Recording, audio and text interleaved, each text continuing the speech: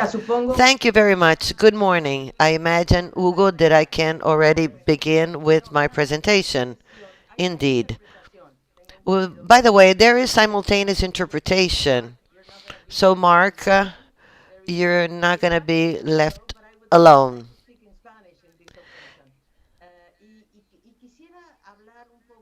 Very well. I continue in Spanish. I'd like to talk about the challenges in the region in order to maintain expansive fiscal policy and in order to expand the fiscal space. So, if you allow me, I will now share my screen.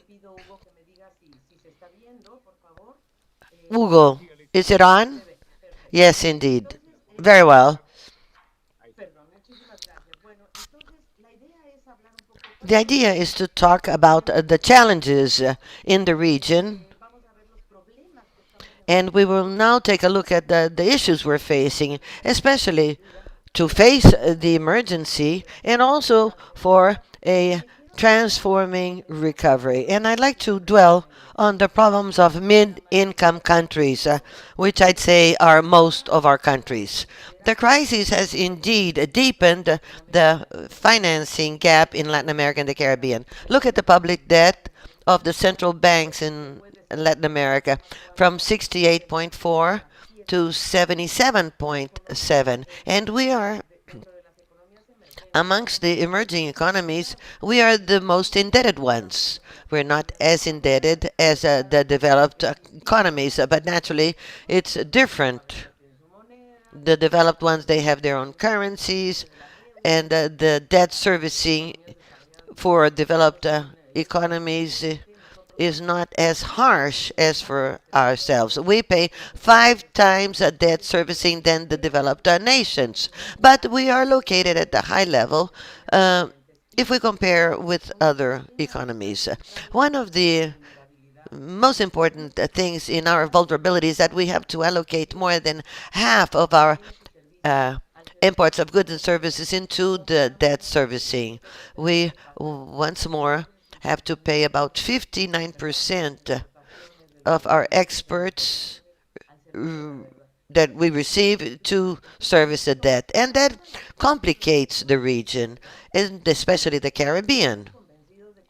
We are convinced that financial institutions must increase the liquidity availability, and we are, as a matter, talking about the redistribution of liquidity in order to cover funding needs in the region.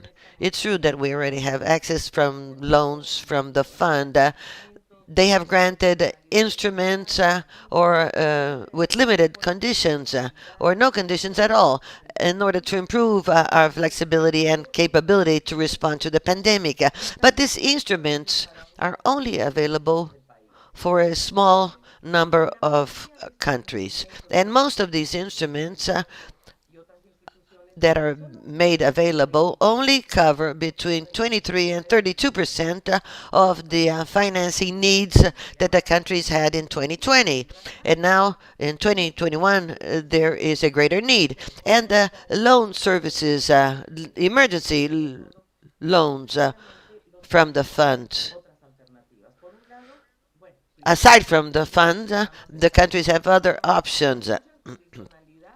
Naturally, they can be candidates for a standard program for the fund and meet the associate conditionalities. One of the countries is Ecuador. They have just rescheduled their debt. They will have to continue facing the conditions by 2023. And naturally, the other option is to go into the international bond markets or to ask for loans from the multilateral banks. Now, in spite of the systemic character of COVID, the response of the multilateral bank has been less strong than during the financial crisis of 2008. The multilateral banks and the international community at large has been focusing much more uh, the other countries. Most has been devoted to small, low-income countries, and the funds offered by the World Bank for the pandemic are responsible for less than what they offered for the 2008 crisis. Naturally, during those days, our region was benefited, yes, but if we look at the global financial crisis, and then if we look at the pre-pandemic and the pandemic, here the financing from the World Bank, for example, has been scarce, 13.2% additional loan. Now, we propose 5 measures in order to face the needs for liquidity and the debt problems and to create an ideal framework for a better future. First of all, we must expand and redistribute the liquidity. Secondly, to strengthen regional cooperation, increasing lending capabilities and the response of the regional financial institutions, whether they be regional, sub-regional, national. And we must have better relations with them. And we also need counter-cyclic instruments. Most are pro-cyclic, and they go along the same rhythm as the crisis. And the other one would be how to push ahead an institutional reform in the multilateral debt architecture. Naturally, ensuring and this, by the way, we heard at EcoSox, the presence of the private players. That's very important. The fourth one is to expand the series of innovative instruments in order to increase the capability to pay off the debt and to avoid excessive indebtedness. And naturally, to also have liquidity measures and measures to reduce the debt. This is very important, especially for the Caribbean countries. And naturally, SDRs, we're already clear that that is coming in. And why is that so important for developed countries? No, she corrects herself, for developing countries. Even though we do not receive the amount we wished for, we do know that there is an impact, and it's a claim. It's automatic, it doesn't create debt, there are no conditions, and it creates a relatively low interest rate, 0.05%, way below market rates. And if we compare that with other mechanisms from the fund, we see that there are lending possibilities, but that depends on the country's behavior. And now there are also poverty reduction and growth trust funds. And emergency funding lines, such as the FAST line and FAST instruments, also bring in debt. Usually, the IMF's funds are not related to the pandemic, have high levels of conditions with strong social costs.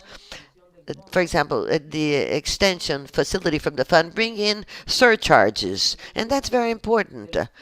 The surcharges that are placed by the fund to highly indebted countries.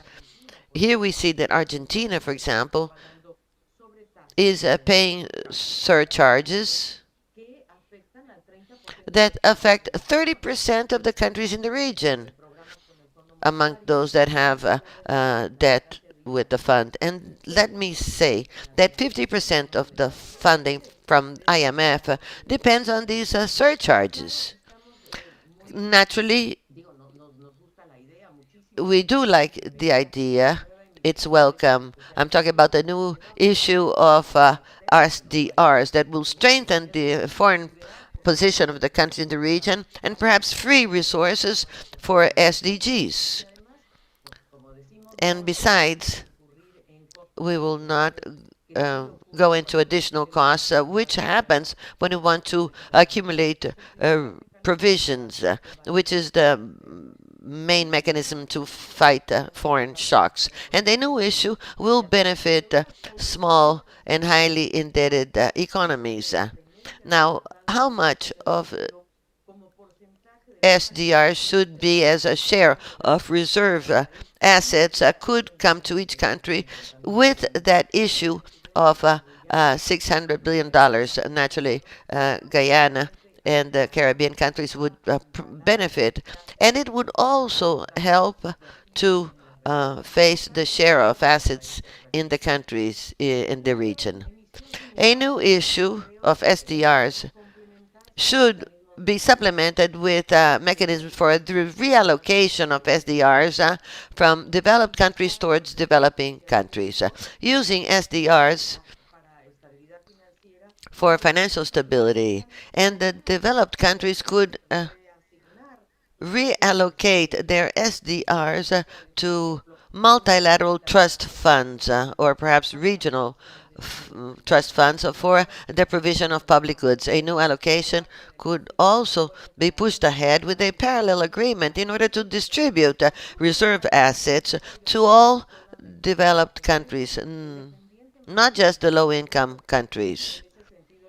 And thus the Power Reduction and Growth Trust Fund from the IMF, that is, by the way, funded with more than 50% of SDRs of developed countries, but now is only limited to low-income countries.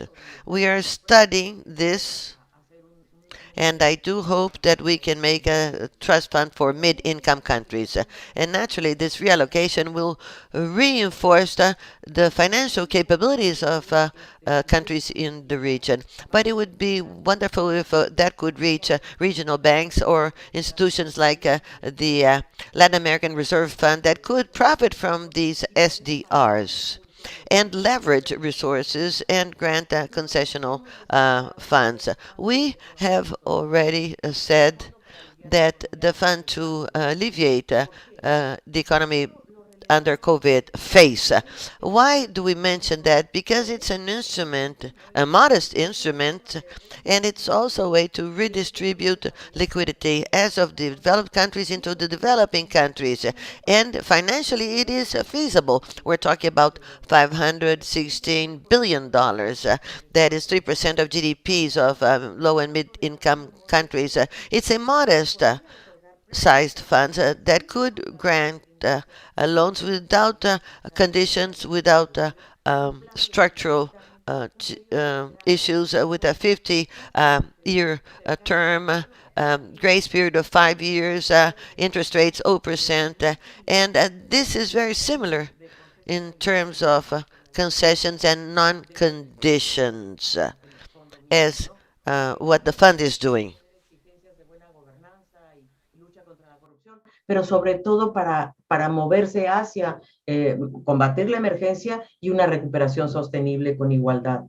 Creemos que fortalece a la banca de desarrollo, porque esa es la idea. Ya nos explicará Don Otón cómo se está planteando esto. Aumente el apalancamiento de recursos de la banca, si es que se va a la banca multilateral. Y es poco complejo, es un mecanismo simple y creemos que carece de esa complejidad y de la prociclicidad que sí ofrece, por ejemplo, el LSF, que es el Liquidity Sustainability Fund, que es facilidad de liquidez y sustentabilidad. Creemos que el FASE es un instrumento público, el LSF es un instrumento privado. Entonces, creemos que nosotros estamos haciendo la comparación entre los dos mecanismos, como a petición de Costa Rica, y pronto lo tendremos, espero, pero lo que creemos es que debe haber FASE nos parece muy importante y debe de ser un mecanismo que se acuerde con asignación, con distribución y en donde participe, como digo, los países desarrollados y la banca de desarrollo. Nosotros creemos que la capacidad de respuesta contracíclica de la banca subregional ha superado a la banca regional y multilateral. Miren, la banca subregional ha puesto 12.360 millones de dólares ya sobre la mesa, 8.000 el BID, 7.000 el Banco Mundial. Entonces, la banca subregional ha jugado un papel importantísimo, y ahí estoy hablando del BESIE, del Banco de Desarrollo Caribeño y de la CAF, básicamente, que han puesto mucho más para esta pandemia que el propio BID o el Banco Mundial. Y entonces creemos que hay que fortalecer la banca de desarrollo, ¿verdad? Sin duda, el BESIE aumentó su capitalización, ¿verdad? 2.000 millones en abril del año pasado. El BID está buscando aumentar su capital, no lo ha logrado. Ellos quieren aumentar de 12.000 millones a 20.000 millones, pero allá hay una serie de problemas internos que habrá que debatir. Utilizar el capital disponible en forma más eficaz para situarla acorde a la banca comercial, ¿verdad? Para que los préstamos realmente sean más rápidos, más flexibles, en fin, y fomentar la cooperación entre la banca de desarrollo regional, subregional y nacional. Miren que la banca de desarrollo nacional ha destinado 93,000 millones de dólares. Comparemos con lo que ha puesto la banca subregional, el BIDO, el Banco Mundial, ¿verdad? La banca nacional ha puesto 93,000 millones de dólares apoyo financiero. Esta banca de desarrollo ha utilizado una gama de instrumentos, entre otros, garantías, que son el instrumento más dinámico. Y claro que creemos que la banca de desarrollo debe modificar sus prioridades crediticias hacia objetivos de mediano y largo plazo, cambiar la composición de las carteras de préstamo, ir hacia inversiones más verdes, relacionados con la acción climática. Bueno, ayer tuvimos la gran cumbre de Biden y con los 40 jefes de Estado, ¿verdad? Que no cabe duda que todos se están moviendo hacia este tipo de inversiones. Y también articular una estrategia de financiamiento de la banca multilateral que apoye a la banca subregional y nacional para que puedan acceder a financiamiento de bajo costo, capital de largo plazo y que permita acceder a fondos y diseñar proyectos. Es importante cómo cerramos la brecha de financiamiento. Debería formar parte de una reforma más amplia de la arquitectura financiera internacional. Primero, una reforma institucional de la arquitectura de la deuda con un mecanismo multilateral de reestructuración y una agencia multilateral de calificación crediticia, ¿verdad? Este es el punto clave, que haya agencias de clasificación crediticia con intereses públicos, menos intereses privados, con metodologías más cuantitativas, menos cualitativas. Ahí Stephanie ha hecho un estudio muy importante y sobre todo que incluye a los países de ingreso medio, ¿verdad? Que somos los que estamos con 75% de la población mundial, 62% de la población que vive en pobreza, 30% de la demanda agregada mundial y 96% de la deuda pública de los países en desarrollo, sin incluir a China y a India. Pero, hombre, si los países de ingreso medio tienen un problema, pues hay un problema de estabilidad financiera de un bien público global que se va a poner en riesgo. Y un segundo bloque es cómo aplicar instrumentos innovadores para aumentar la capacidad de reembolso de la deuda, evitar endeudamiento excesivo. Y ahí nosotros estamos obviamente explorando, por supuesto, la cláusula de huracanes, que nos parece sumamente importante, ¿verdad? Que debe de ser incorporada, los bonos vinculados al ingreso nacional, también los bonos vinculados a los Sustainable Development Goals. Ya hay países que han emitido bonos de este tipo, como México. En la cláusula de huracanes, la negociación de la deuda de Grenada lo incluyó en forma muy eficaz y muy eficiente. Y algo que no está aquí, pero que creemos debe ser parte de esta reforma también institucional, es la inclusión de las cláusulas de acción colectiva, ¿verdad? Que impidan que los fondos pequeños, los buitres, ¿verdad?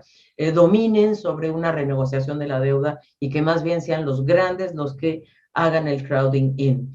Integrar medidas de liquidez y reducción de deuda nos parece muy importante en una estrategia de más amplio espectro para construir ese futuro mejor, incluir bonos sociales y sostenibles. Algunas economías ya han emitido este tipo de bonos, incluso Ecuador emitió uno para construir viviendas, ¿verdad?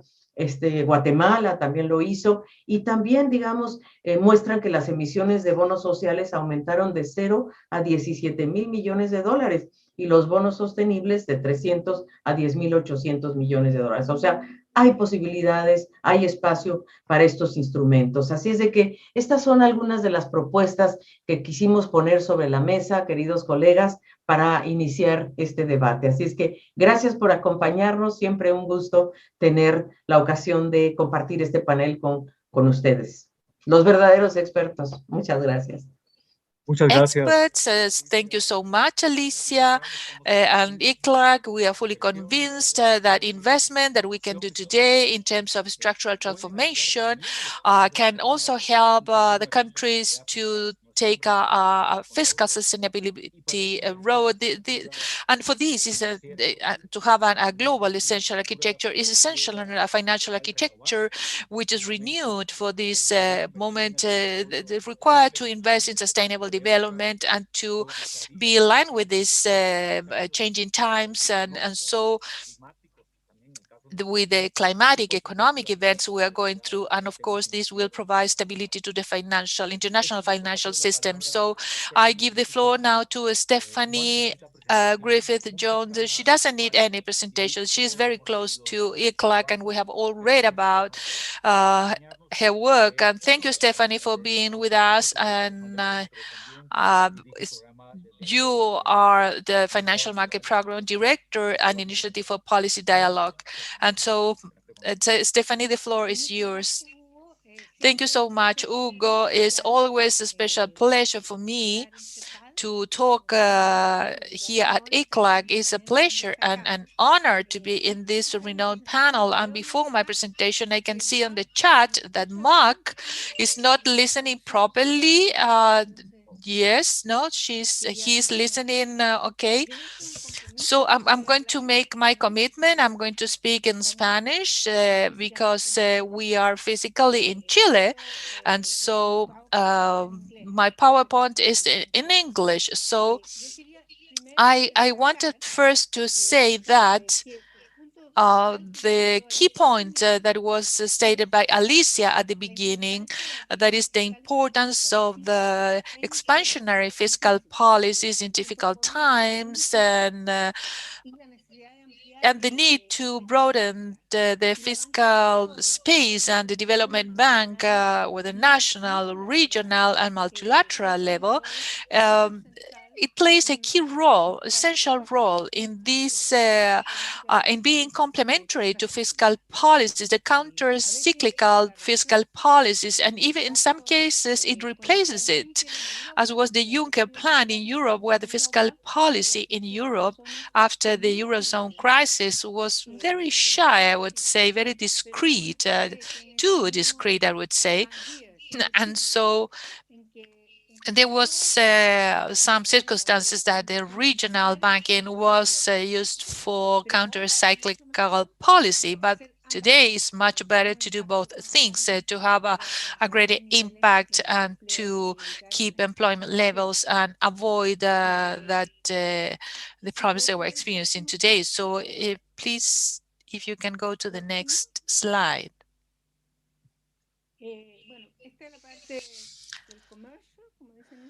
This is the commercial side, as this has been stated in the United States. I'm based my presentation in a book that we prepared with Jose Antonio Campo, very well known here at ECLAC, about national banks in Germany, China, and 5 countries in the region: Colombia, Chile, Peru, Mexico.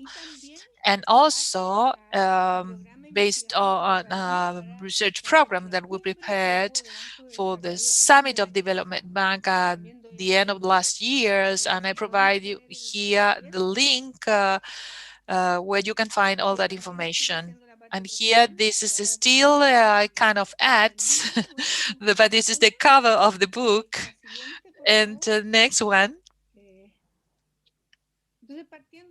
Okay, very briefly, with some theoretical insights, the development banks were not recognized and even was, hidden in the middle of the time of Washington Consensus, that today there is a renaissance of the development banks. Why?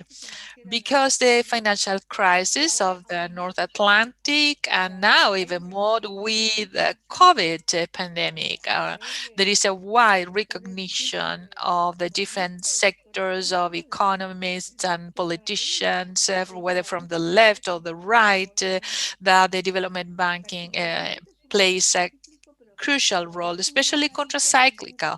But as Alicia said, the role in financing and structural transformation. So I think that it was already clearly stated that by Stiglitz, and why this institution is so important, because the private finance banking has more market failures than government. And this is not necessarily true for every sector, but this is a kind of justification for what we call the visible hand, that is the government, which has 2 branches. One is the financial regulation, and the other one is the creation of the banking itself. So taking this into account, the credit rationing, the market failures, that would be the first justification for this public development banking. But the second approach is more dynamic, that is the private finance system is not willing to fund activities with uncertain return, with externalities. And so these are the key sectors and activities for the structural transformation in a more dynamic, sustainable economy and inclusive economy.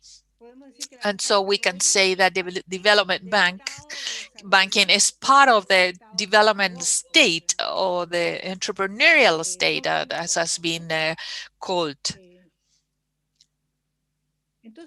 So, for in the case for the public banks, these stems from the limitation of a private finance, which is the lack of a long-term credit, which is, I mean, it's scarce and expensive for small companies and for poor people. And so this is very important for the structural transformation for the new companies, many times the most innovative companies.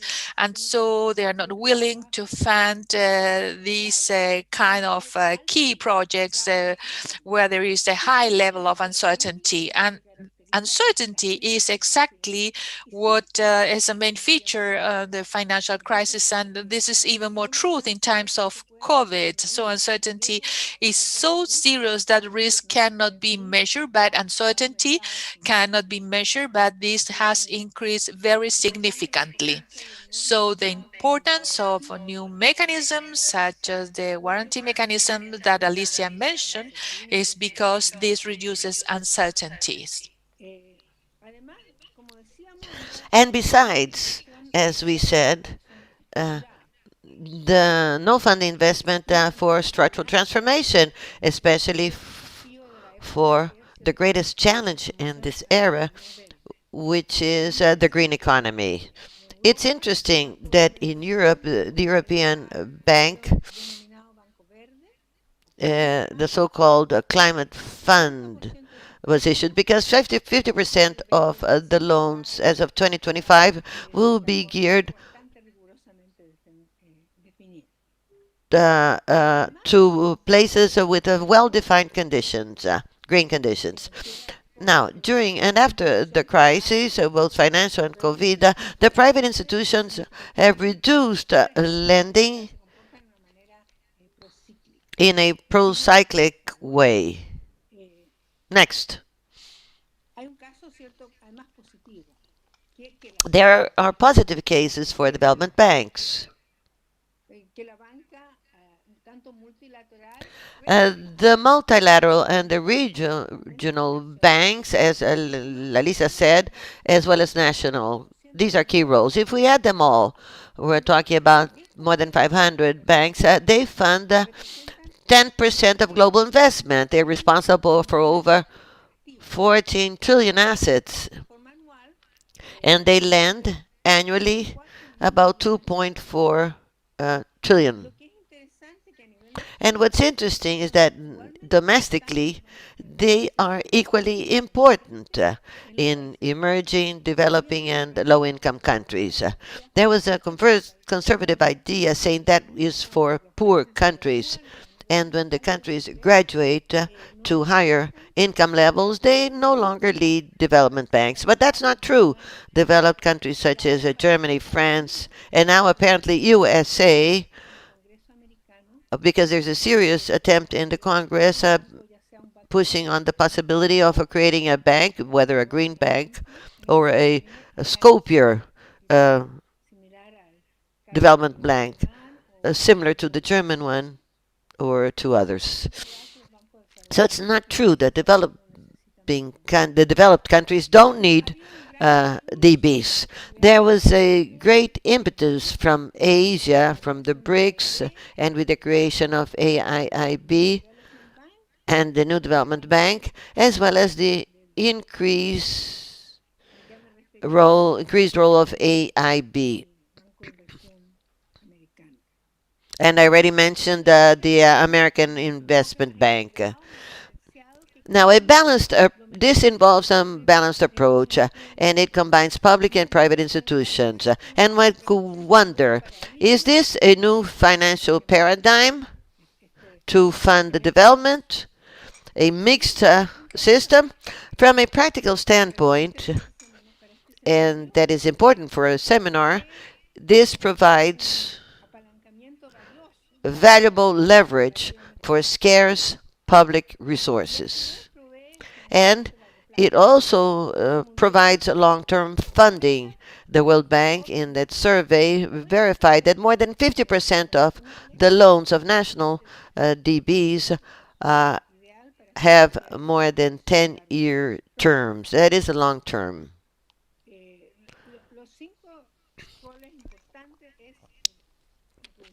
Key roles for development banks. They provide counter-cyclical financing.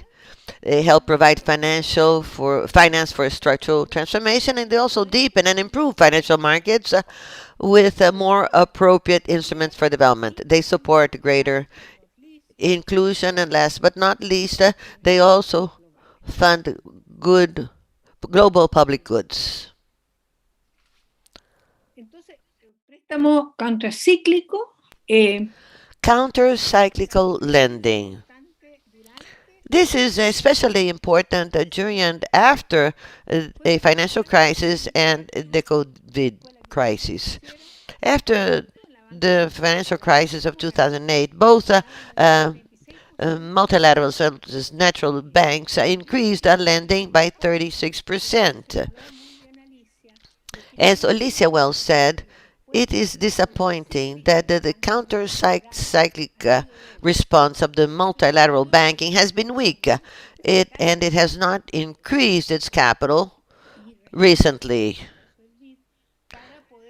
In the case of IDB, the same goes. In order to support the current crisis, I think that's an important failing of the international response to the COVID crisis. It would be very interesting, as some have already suggested, that part of the SDRs, the part that is reallocated to mid-income and low-income countries, be allocated to the MDBs and NDBs. And that then would mean a significant increase in capital, whether through SDRs or through other mechanisms, such as the ones mentioned at FACE. Now, these counter-cyclical lending are crucial to help maintain long-term investment and to mitigate crises. It also helps maintain jobs and to prevent bankruptcies. As we've already said, the counter-cyclical role of NDBs should supplement counter-cyclical fiscal policies. Now, if the fiscal response is limited, for example, in Latin America, because there's no fiscal space, then it's better to increase the role of national banks.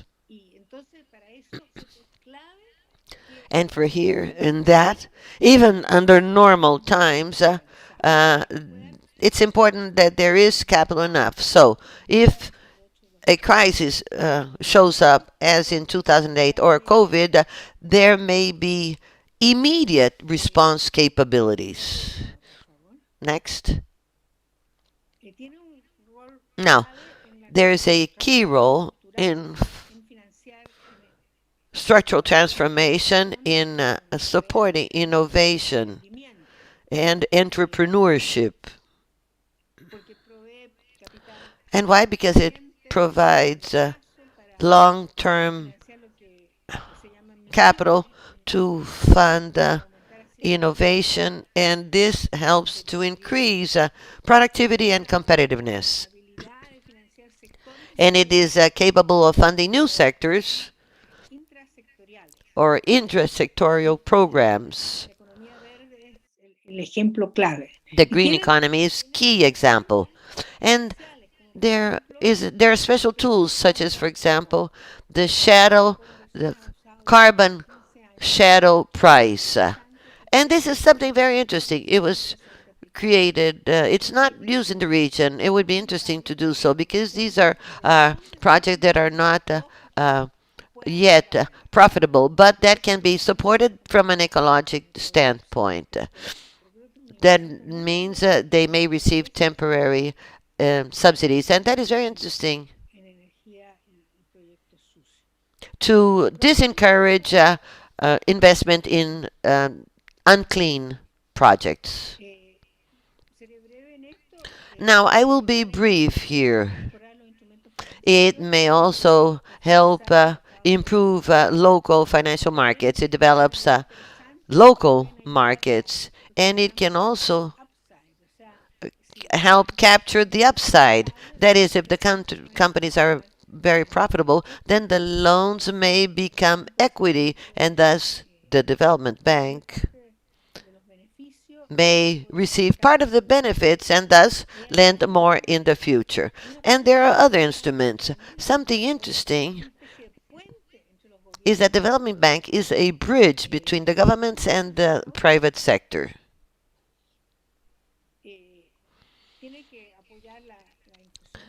They must support financial inclusion. And I remember an excellent book that Sepal Eklak has, and that is how the development banks are also an instrument for the productive transformation. That is, it's not just helping small businessmen, but it's a way to channel resources for a productive transformation. And there are many instruments that can be used, such as a second tier lending, first tier lending to associations and producers, and guarantees. And finally, we have the funding of global public goods, and there is a lot of experience, and they can help not only to fund, but also they may aid the countries to design better policy frameworks. They may also mobilize additional funds, such as private funds. Something that came from that summit of DBs is that the idea is not just to increase their roles, but also to help them channel private funds towards priority goals. An example is how the German and Chinese banks have had key roles in the development of technology for solar renewable energy. China reduced tremendously the cost of solar panels, so much that it increased the competitiveness of solar energy at global levels. And this is very important. China was able to achieve that. The assessment we have conducted in the book and in the project shows that DBs are usually successful at what they do, and they can adapt to new challenges. Can go into new activities, new sectors, and new entrepreneurship. And this has happened speedily under COVID. The DBs, for example, are also lending for working capital, and this used to be scarce. But now it's happening. Next. One of the conclusions, therefore, is we should wonder, is the scale of NDBs large enough to fund development needs in the countries? And right now, because of the COVID, if we look at the most successful economies in the world, such as Germany and China, we see that they have large NDBs as a share of GDP and of financial markets. In Latin America, development banks are very small in countries such as Chile, and in some countries their size is being reduced, unfortunately, such as Brazil, which is going against the world trend, which is to create stronger development banks. Having a limited sized DBs, we will have also low private and public investment, especially after COVID. It is difficult to increase public investment because of the limited fiscal space. So public banking then offers a new possibility to leverage public resources that can be attractive to encourage more investment. That greater investment is key to change the economic model so that it may be more dynamic, greener, and more inclusive. So the conclusion then is that larger scale NDBs are needed, both national as well as regional and multilateral. Next.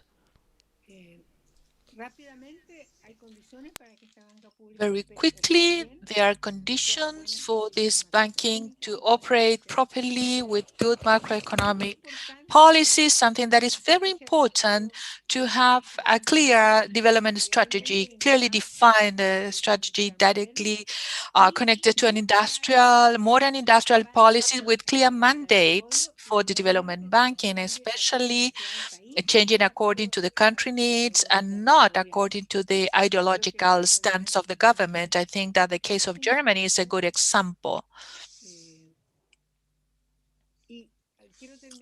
And I would like to finish with some recommendations stemming from the first Paris summit.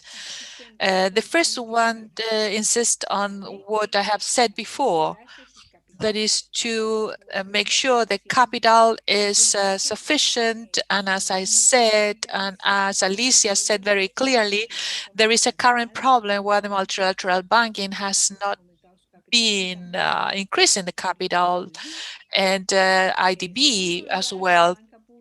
The public banking should include transitions towards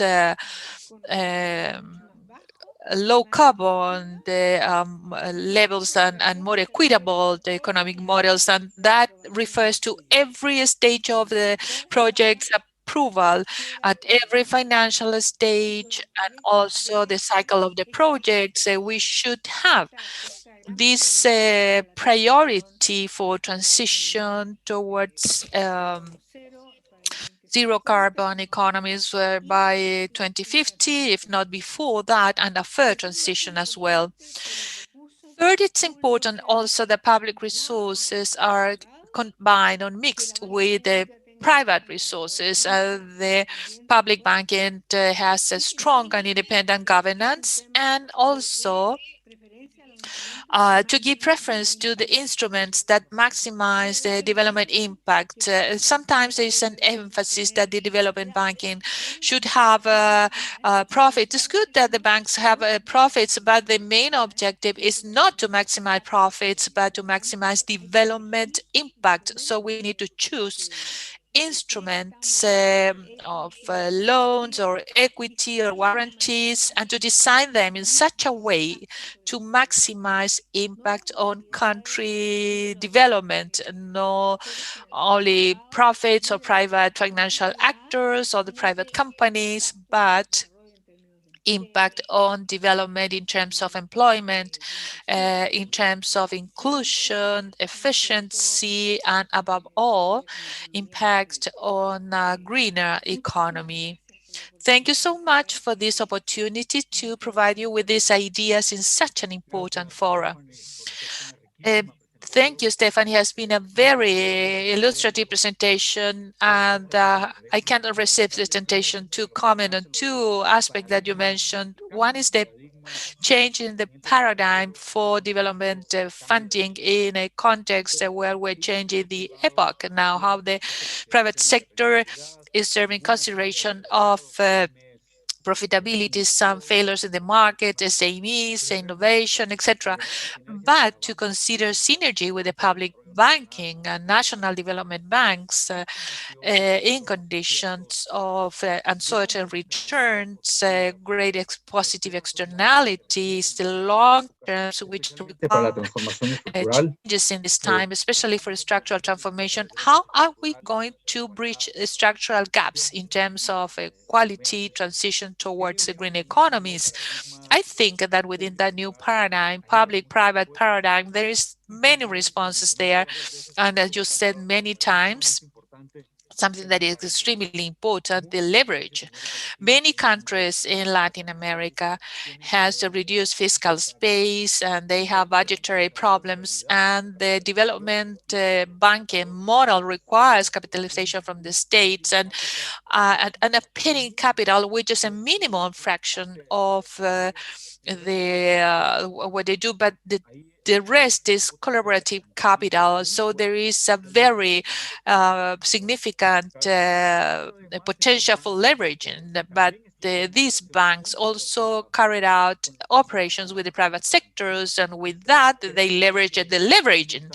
So I think that an important message here is that in this restriction that we're living in, the capitalization of development banks is something essential, especially with a budgetary restriction that we're facing. And I couldn't help to comment on that because your presentation was very rich. Invite him to give his presentation. Mark Planck is co-director of the development finance at the Center for Global Development. He's also a regular in our meetings, and I know he's a very good friend of Daniel and ECLAC and at the UN. So we're really honored to have you here, Mark, and we can all switch to English in this portion. And we're sorry about the translation issues. Thank you for being with us. Thank you for including me, Hugo. Let me share my screen. Let's see if we can do this successfully. There we go. Thank you for including me today. It's a pleasure to be here with my friends from ECLAC and to see many familiar faces. But as both Alicia and Stephanie mentioned, there will be a new allocation of SDRs, potentially in August of this year. This represents really the only intervention of global finance at a scale, both geographically and in terms of amounts of money, that respond well to this COVID crisis. Other interventions have either been national, regional, done by individual banks in certain areas. This is truly global. It will benefit every country in the world. There's an imperative to it to make it work, to make sure that this issuance of SDRs has an impact that all of us hope it will have. But it's not an easy thing to do. And what I want to do today is talk about some of the problems with SDRs and some of the challenges in turning this allocation of reserve currency, if you will, into something that can function well in the countries that are in need. Oops, let me go here. So I'm going to answer 4 questions to guide my discussion. First, what actually will the new SDR allocation yield? Alicia mentioned some of this in her presentation, but I'll go over it a bit. Second, relevant to this seminar in particular, how can SDRs increase fiscal space? Third, and this has been referred to by both Alicia and Stephanie, how can SDRs be recycled or reallocated from countries that don't need them to countries that are in greater need? And finally, what is it that SDR should be used for? Let me go first to what will the new SDR allocation yield. There's been a global agreement reached on a new allocation equivalent to $650 billion. This is the maximum amount that was allowed, if you will, under US law. Under US law, for the US Treasury can vote for an allocation of SDRs at the IMF of up to $650 billion with only notification of Congress needed. If any amount were larger, Congress would have to vote on that amount. And it was considered that, given that it took almost a year to get to this point, that trying to push the allocation through the US Congress, particularly with the slim majorities that the Democrats have, wouldn't be a good idea. So the globe settled for $650 billion. I think there's hope for another allocation at another point in time, but I think there's enough opposition, particularly among the Republicans in the US, that we have to show that this allocation really worked if we're to hope for future allocations in the years that come. The allocation will require approval by the IMF Executive Board. That board meeting is slated for late June. And then again by the IMF membership, each country has to vote on the allocation. And it's expected that the allocation will take place then finally by August 2021. The process of between the executive board and the membership voting takes a bit of time. Of the amount that is the total amount of $650 billion that's offered, the Latin America and the Caribbean will receive just over $50 billion. And Alicia gave a chart that shows which countries will benefit more in terms of their actual reserve position. That's that little 7.9%. It's distributed according to the quotas of the countries at the IMF. So $50 billion will come into the coffers immediately of the Latin American and Caribbean central banks. So that's what, if you will be on the table to work with. Now the question is, how can SDRs create fiscal space? The first thing I want to point out is the SDR isn't a real currency. The SDR is simply a claim on hard currency. It gives each country the right to go to the IMF and say, I have this SDR and I would like to exchange it for $1 or a euro or a yen or one of the other hard currencies. It's not a hard currency itself. It does function as a reserve asset.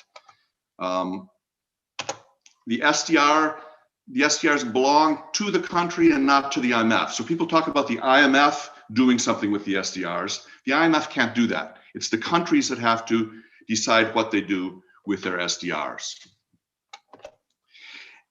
And in most countries, these SDRs are large at the central bank. They function as a central bank reserve asset. And as we all know, central bank reserves are not fiscal space. Central bank reserves are currency held by the central bank to help regulate the flow of international finance in and out of the country, of reserves in and out of the country.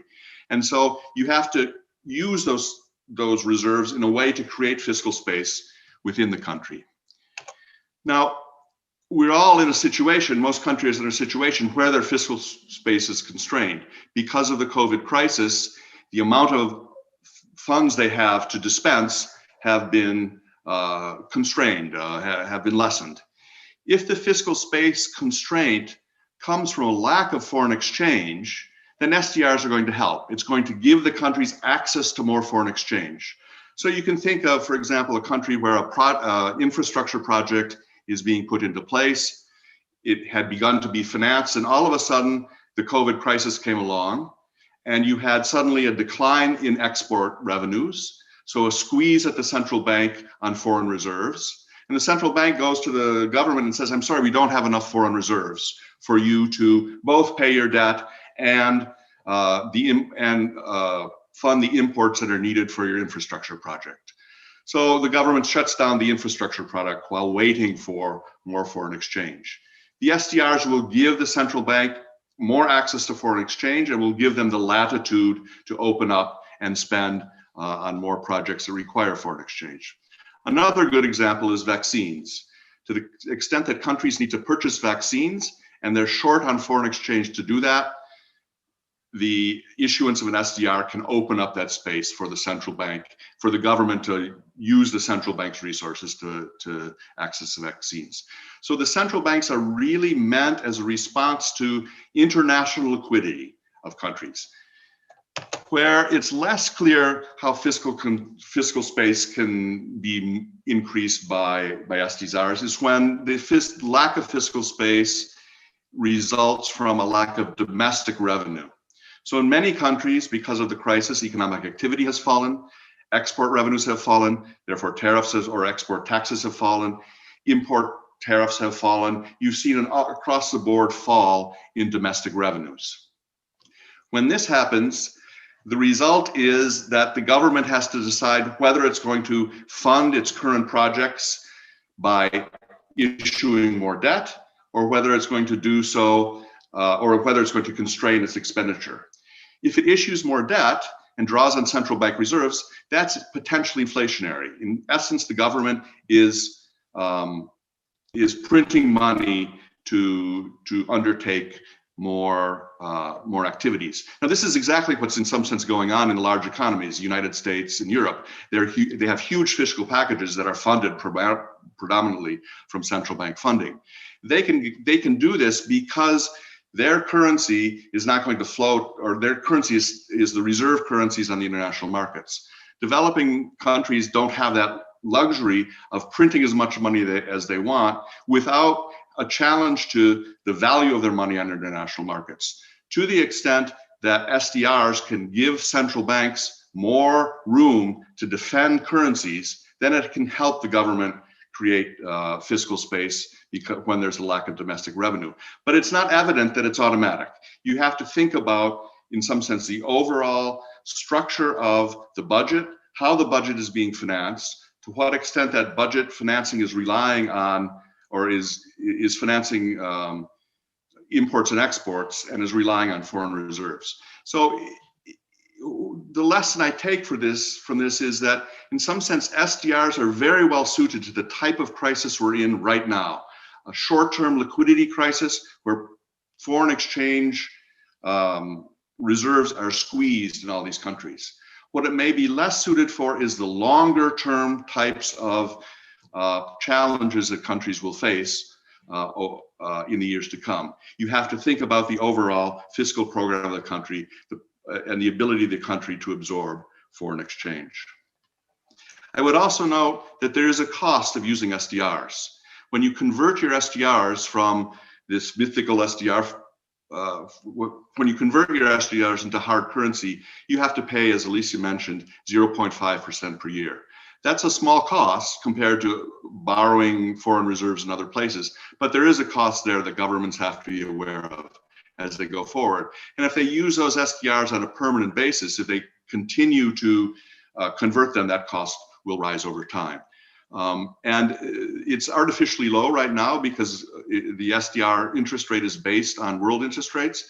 If world interest rates increase, the SDR rate will increase as well. This is the floor that it's reached. So those costs could increase over time. So one just has to be aware of that hidden fiscal cost that sits behind the use of SDRs. Now, as I mentioned at the outset, there's a movement to reallocate SDRs. Rich countries, in fact, don't need more liquidity. They don't need more reserves. The United States, China, Europe are doing fine with the reserves they have, and they are able to print their own money to expand their economies. And so the SDRs don't do them a lot of good. And the question has been raised: can these countries give their SDRs to those countries that are more in need? Is there some way to reallocate their new SDRs? And the IMF has changed the word to recycle for a variety of reasons. The G20, in its last communique, has asked the IMF and countries to work together to find innovative ways to use these SDRs to the benefit of those countries that are more in need. But, and this is an important but, maintain their quality as a reserve asset. So the power of the SDR is that it gives you access to new reserves. That's the quality of reserve access. The G20 wants to spend the SDRs, but keep this quality of countries being able to access them for reserves. That's going to be a difficult thing to do.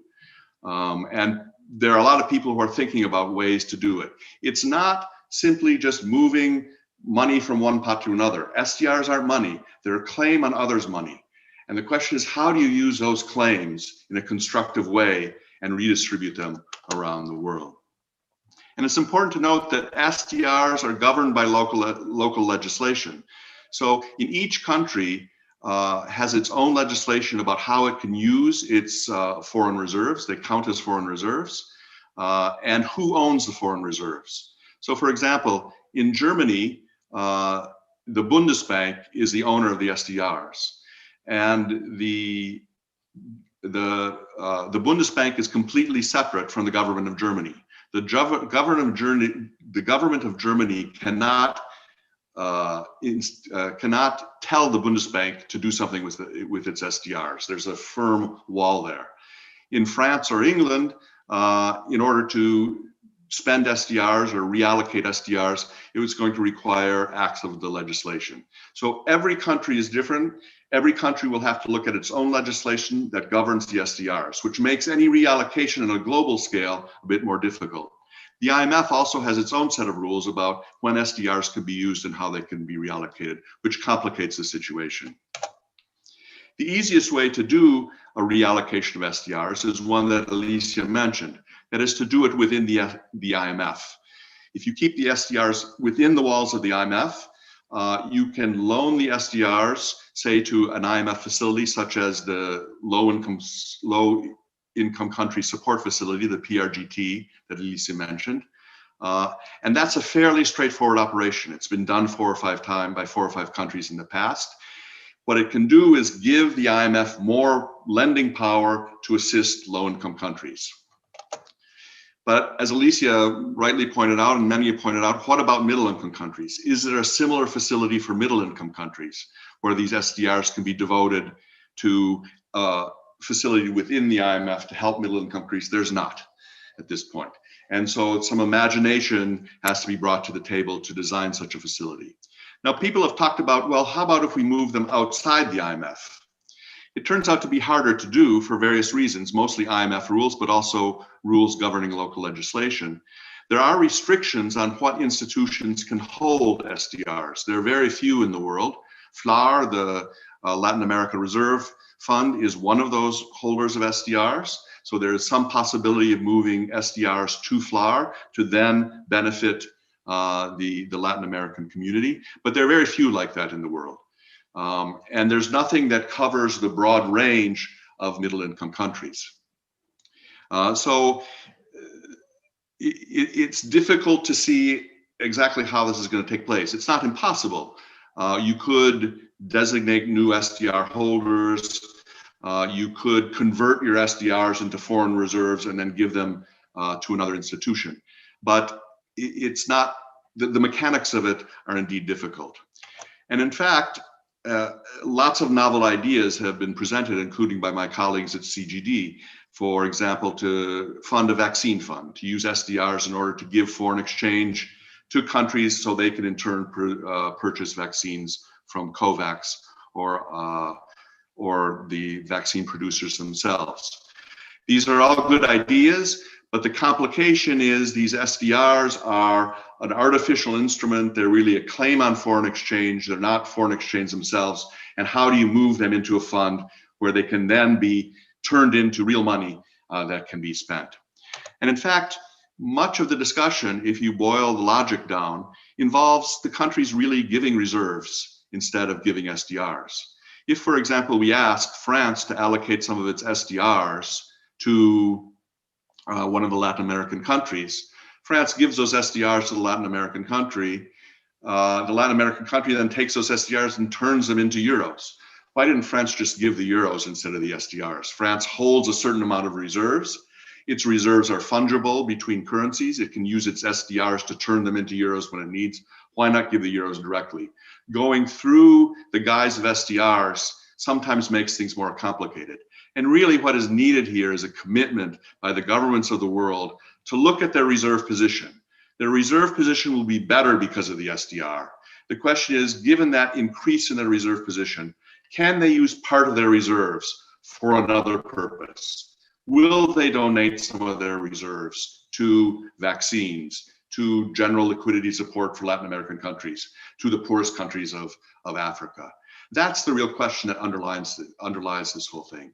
And the hope in the SDR is that it represents an international commitment to do something. And the question is, can you turn that commitment into reality? Can you really convince the rich countries of the world to use their reserves on behalf of the poor countries, or for the poor countries, for the more developing countries, for those countries who have greater need? And that begs the question then of what is it that SDR should be used for? The G20 called for their use in a transparent and accountable way. They don't want it to be used to line Swiss bank accounts of governments who are not transparent.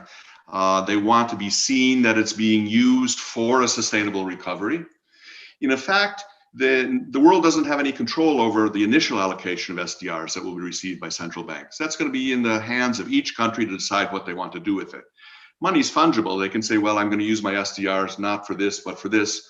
But in the amalgamation of their entire reserves, they get to spend their reserves the way they want. For recycled SDRs, for those where the governments of the world decide to use some of the rich governments of the world decide to use some of their SDRs for those countries that are more in need, then some controls are possible. But that will depend on the nature of the instrument you build in. If you give it to the PRGT within the IMF has a set of rules about who gets the loans from the IMF that are well laid out and people understand. People argue whether they're right or wrong, but that is an accountable way of giving SDRs. If you give it, say, to a vaccine fund, you're going to have some way of knowing that those SDRs are actually used for vaccines. So another step for the international community is say, okay, we have this great pool of SDRs. We have the willingness to reallocate some of them. What do we want to use them for? And how are we going to keep track? And that's not a trivial problem. The difficulty in all of this is time is of the essence. People need the liquidity now. So the great puzzle, I think, for the next 6 months is how do we take the SDRs that are there, make sure countries use the SDRs that they've been given well, and make sure that, or encourage the richer countries of the world to use their reserves to the benefit of the poorer countries in a transparent way. It's a difficult challenge for the next 6 months, but I think there's an impetus within the international community to rise to that challenge. Thank you very much. Thank you so much, Mark. This is I think it's the most clear and comprehensive presentation on SDRs that I have ever seen. I finally understood a few things. I think you're right. This is the one intervention that matches the scale of the crisis at the global level, and we have to pay intense attention to it. And from your presentation, I keep the idea that really this issue opens up the world to new possibilities and challenges as well, to increase cooperation to solve our shared programs. Thank you so much. We're running into the last presentation by Oton Solis. I don't think we have time for questions. This has been a very rich session, but we're receiving questions, but we will have to close after Oton. But Oton, the floor is yours. Thank you so much, Mark, for being with us, for a great presentation. Oton, regresamos al español. ¿Qué pasó? We now switch to Spanish. Can you see my slide? Indeed. And we can hear you perfectly well. I don't know why I don't see it.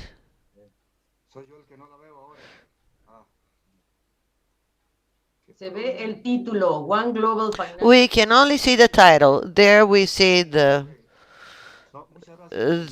PPT. Thank you very much for the invitation to be here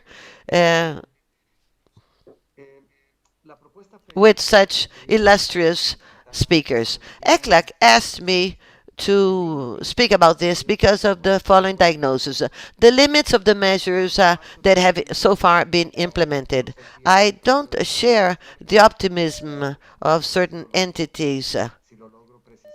Let's see if I can make it clear here. First, let us take a look at the banks and the limits of lending institutions. There's a problem in capital adequacy.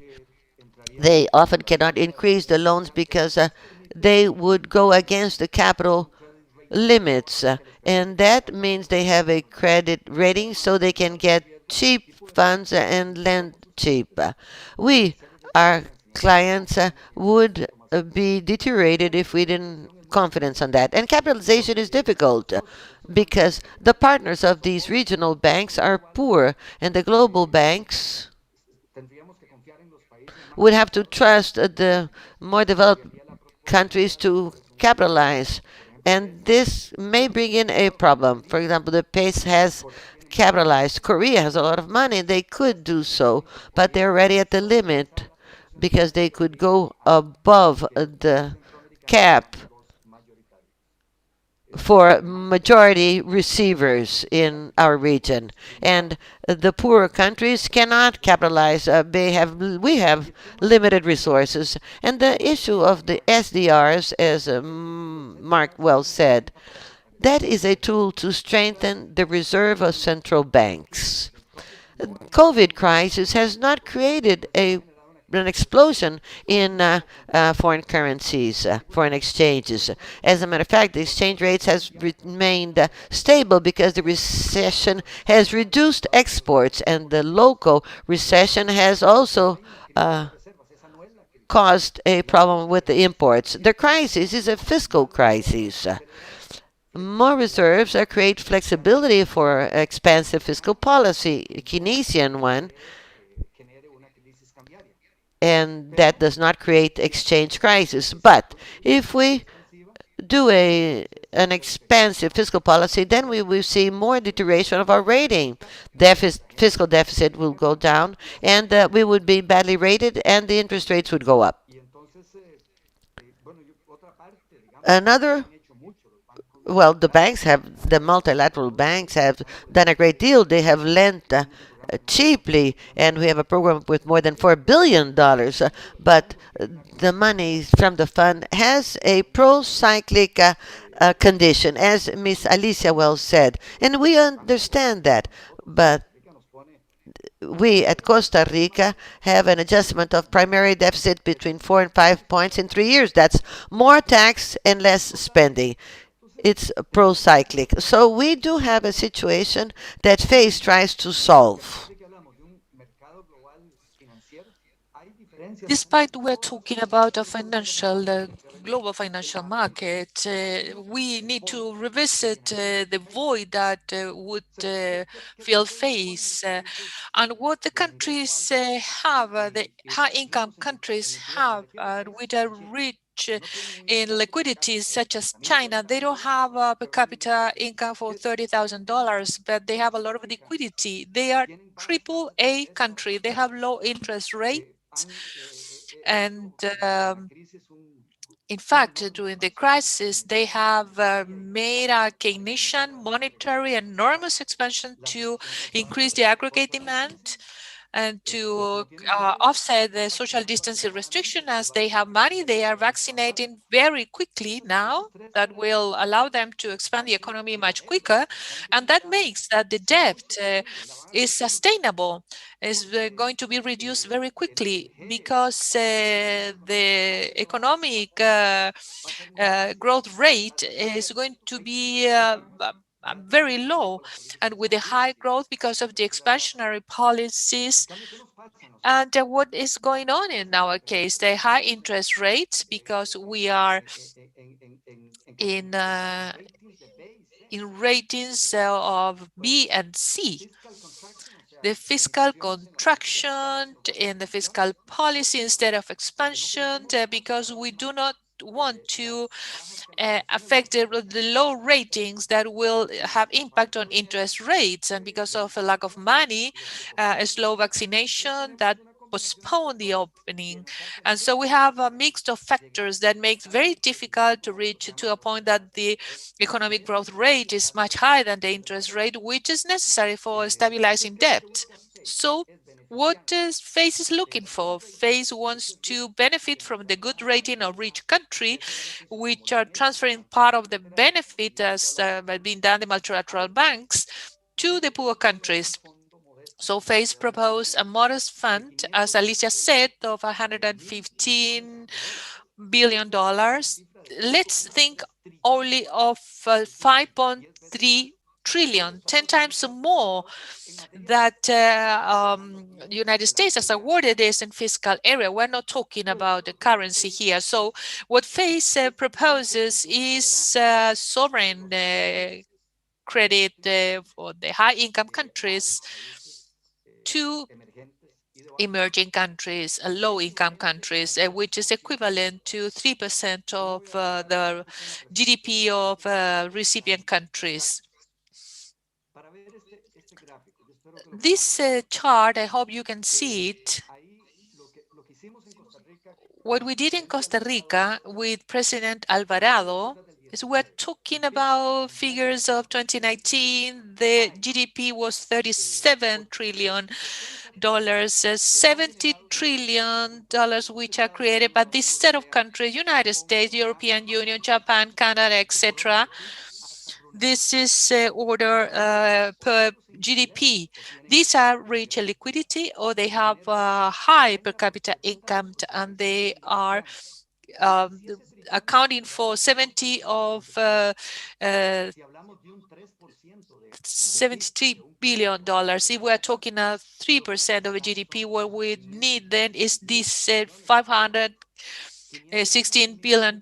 So this is would be distributed among the countries which are accounting for 70 trillion.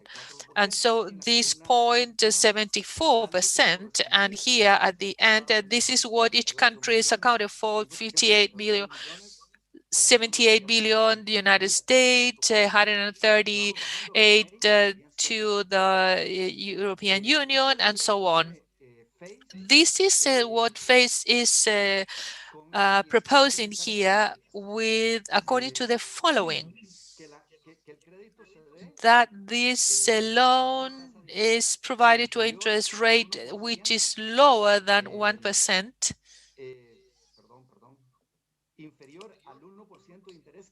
lower than 1%, that is fixed rate for 50 years, and a grace 5-year grace period. That is to allow us to change the profile of this debt in such a way that we can have an intergenerational responsibility of the cost to face this problem without deterioration of the indicators and ratings affecting the interest rates.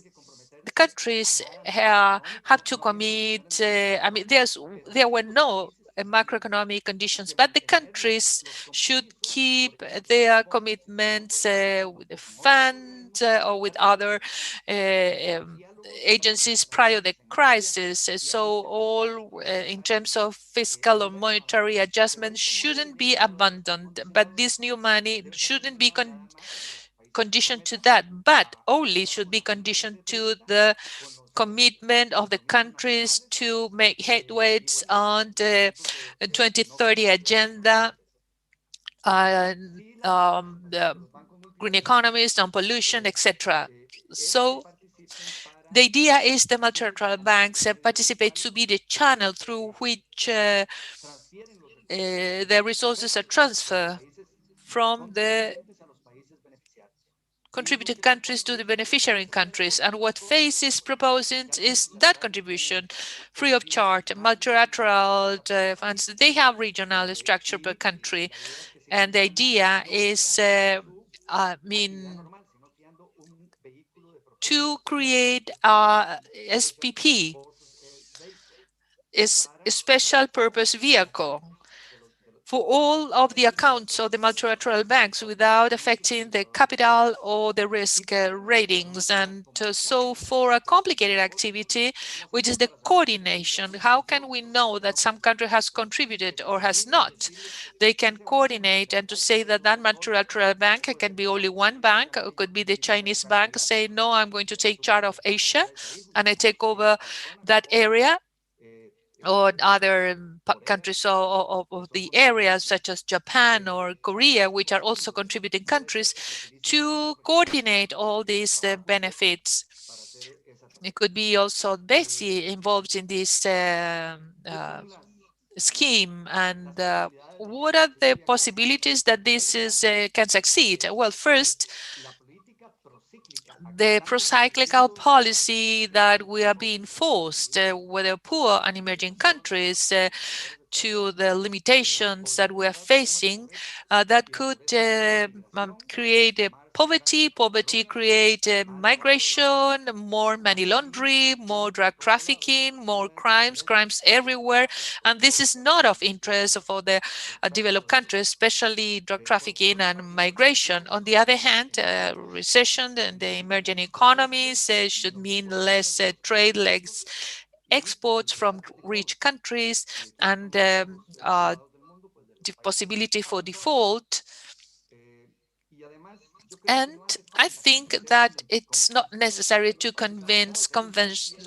conceptually to the developed countries. They did this massive Keynesian expansion through monetary policies because why the rationale should be different for our countries. They have even invested millions of dollars, billions of dollars or euros or marks. And so in terms of the globalized economy, wouldn't be more important to rescue countries than to rescue corporations? And extended recession because of this procyclical obligation could create instabilities in the political system of many countries and will associated problems, of course. And this is the proposal put forward by the government of Costa Rica. Thank you so much, Maria Alicia. Thank you for this opportunity. But I think that we need to put these proposals forward and to see what the COVID crisis is doing in terms of filling the gaps that we have, what the multilateral banks are doing, but transferring the rating to the countries with the resources from the treasuries of the advanced countries to go deeper into the profile of our debt to facilitate the higher growth rates. And so in this way, we can stabilize debt. Thank you so much for the invitation. Thank you, Oton. Thank you for providing us your perspective of a middle-income country and what's a reality and the problems faced by countries such as Costa Rica, which is common to many other countries as well.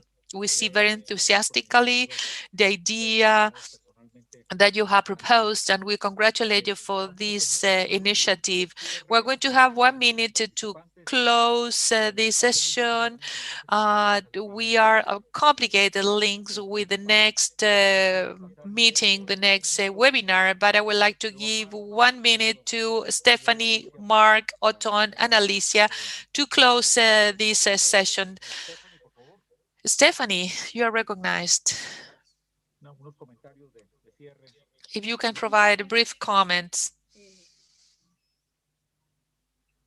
Muchas gracias. Thank you. Excellent panel. I learned a lot.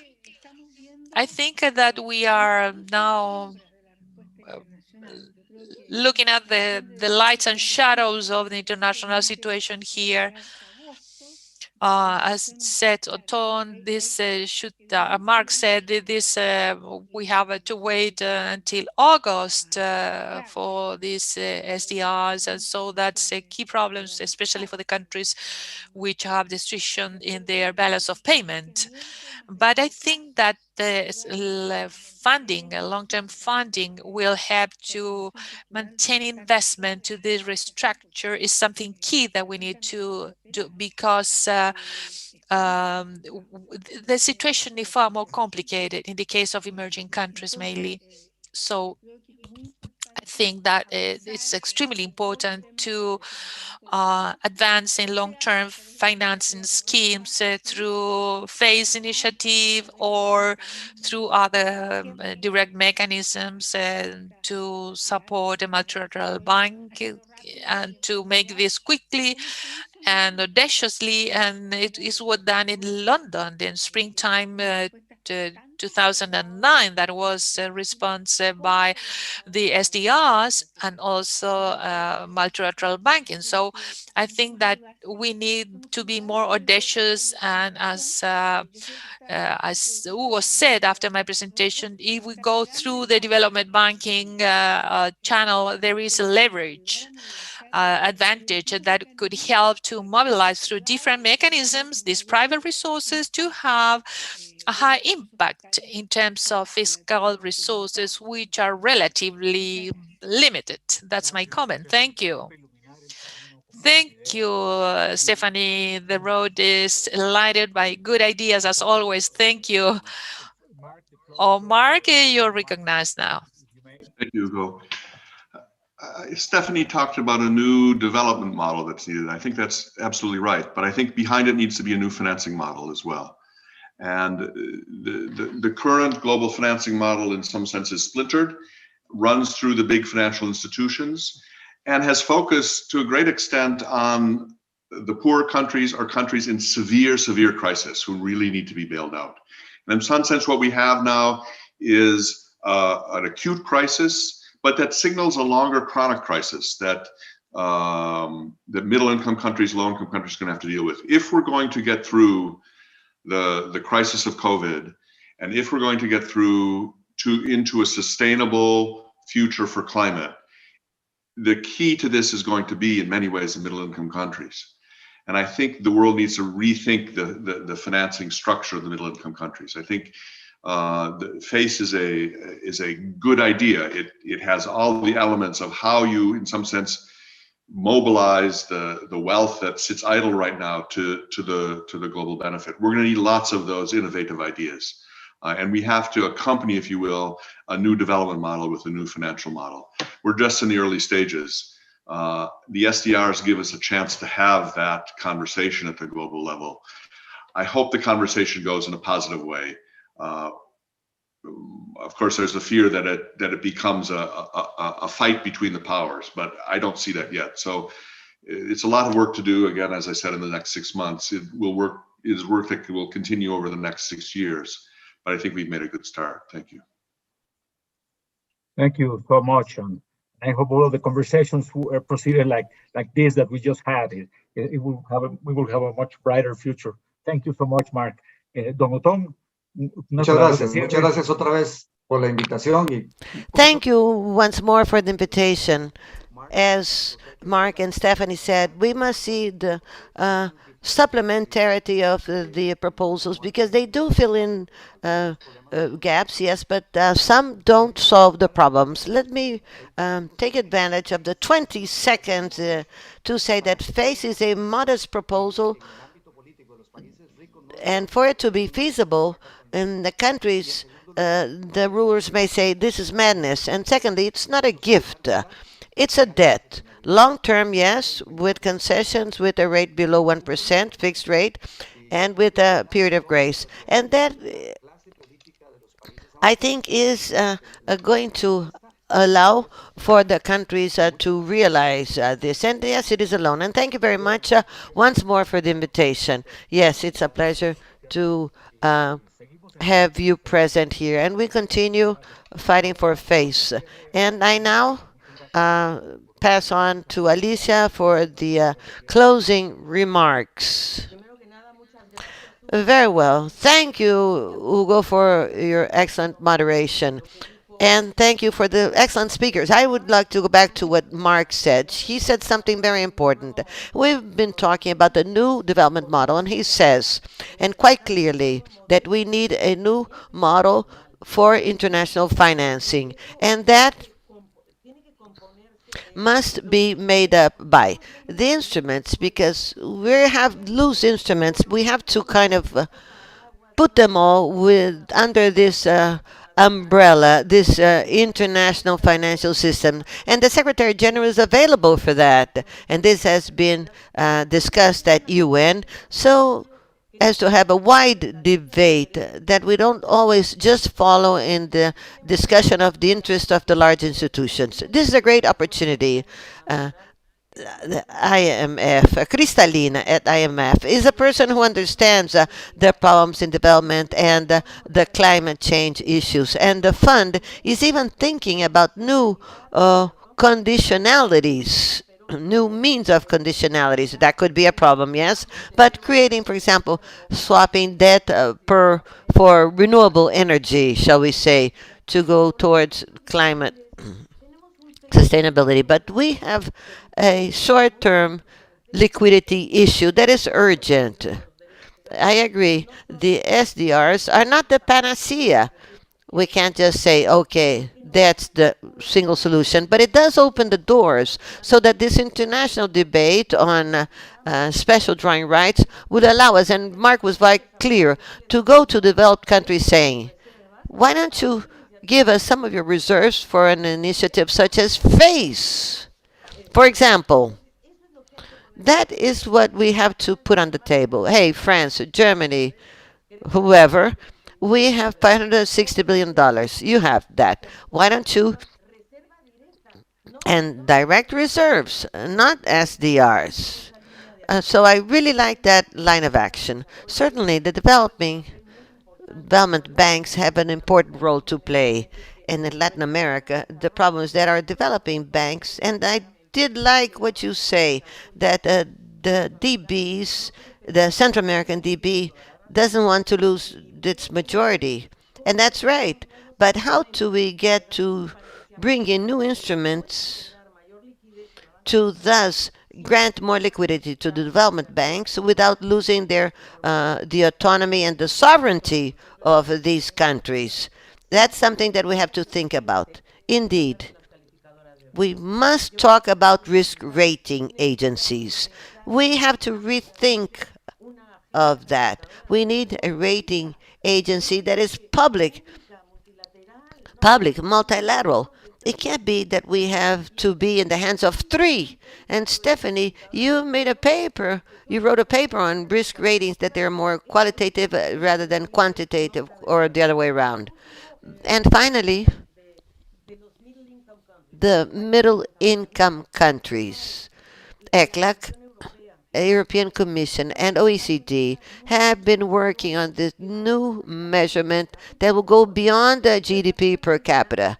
That doesn't really measure much. Costa Rica, Uruguay, and Chile, they stated that we should go forward in a new way of measuring this, because this absurd reading of mid or high income gives room for the developed countries to create what they want. And what happens with the 96% of the other of the countries that are in the hands of the public debt?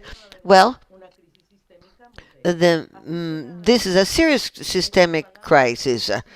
I wanted to say then you can still always count on us, on ECLAC. We are available to go forward to convene this kind of meeting, and the next panel should be what are our ideas on the change or the reform that Mark brings in, a new model for international financing.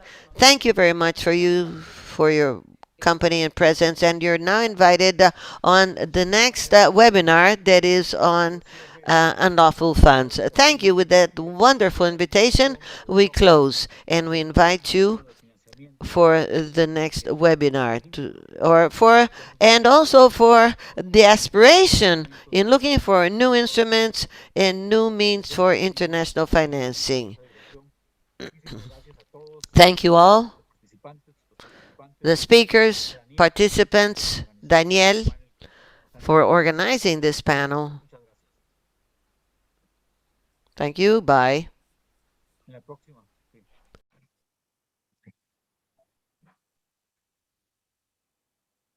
Bueno, muchas gracias, Hugo, y muchas gracias a los panelistas que participaron. Thank you, Hugo. Thank you for all the speakers. And I welcome the new speakers. Very busy morning with very interesting webinars and very intensive webinars in very key and issues for Latin American and the Caribbean related to, as a webinar before, related to how the financing for development and the financial architecture can provide liquidity and financial resources to support fiscal phase and support financing for development and developing strategies in our countries. This next panel that is coming now is on a very key and a very important issue for Latin American and for the whole world, as Africa and other regions, which is related to tax evasion and illicit financial flows. And to discuss that, we have a very distinguished panel with Ms. Alicia Bárcena, Executive Secretary of United Nations Economic Commission for Latin America and the Caribbean, Dr. Vera Songwe, Executive Secretary of the United Nations Economic Commission for Africa, Jose Antonio Campo, Professor of Professional Practice in International Public Affairs in Columbia University, and Richard Kosul-Wright, Director of the Division of Globalization and Development Strategies of the United Nations Conference on Trade and Development. So we have a very distinguished and an excellent panel to discuss the issues of illicit financial flows and tax evasion and tax avoidance. So to start the panel, I will give the floor to Ms. Alicia Bárcena, who will have a presentation on tax evasion and tax avoidance from the perspective of Latin America and the Caribbean countries. Thank you. Alicia, you have the floor. Muchas gracias, and thank you so much. I'm going to speak in English for the purpose of engaging in a debate internally. I want to really thank Vera Songwe, my colleague from ECA, for being with us this morning. Thank you, Vera. You have done such wonderful contributions to the international financing for development. I think ECA has been really a star on this process. And to Richard Kosul-Wright from UNCTAD, I really believe, Richard, that we share so many things that it's a pleasure to see you and to have you with us today. I think Jose Antonio has disappeared. Maybe he will come back, I hope. No, he's there. Yes. Hello, Jose Antonio. As always, you are so well regarded in our commission, as you very well know. So let me share some thoughts about illicit financial flows and to share my screen with you. Just let me know, Daniel, if you can see it, please. Yes, we can see it. Perfect. If you put it on presentation mode, it will be better. Is it not in presentation mode?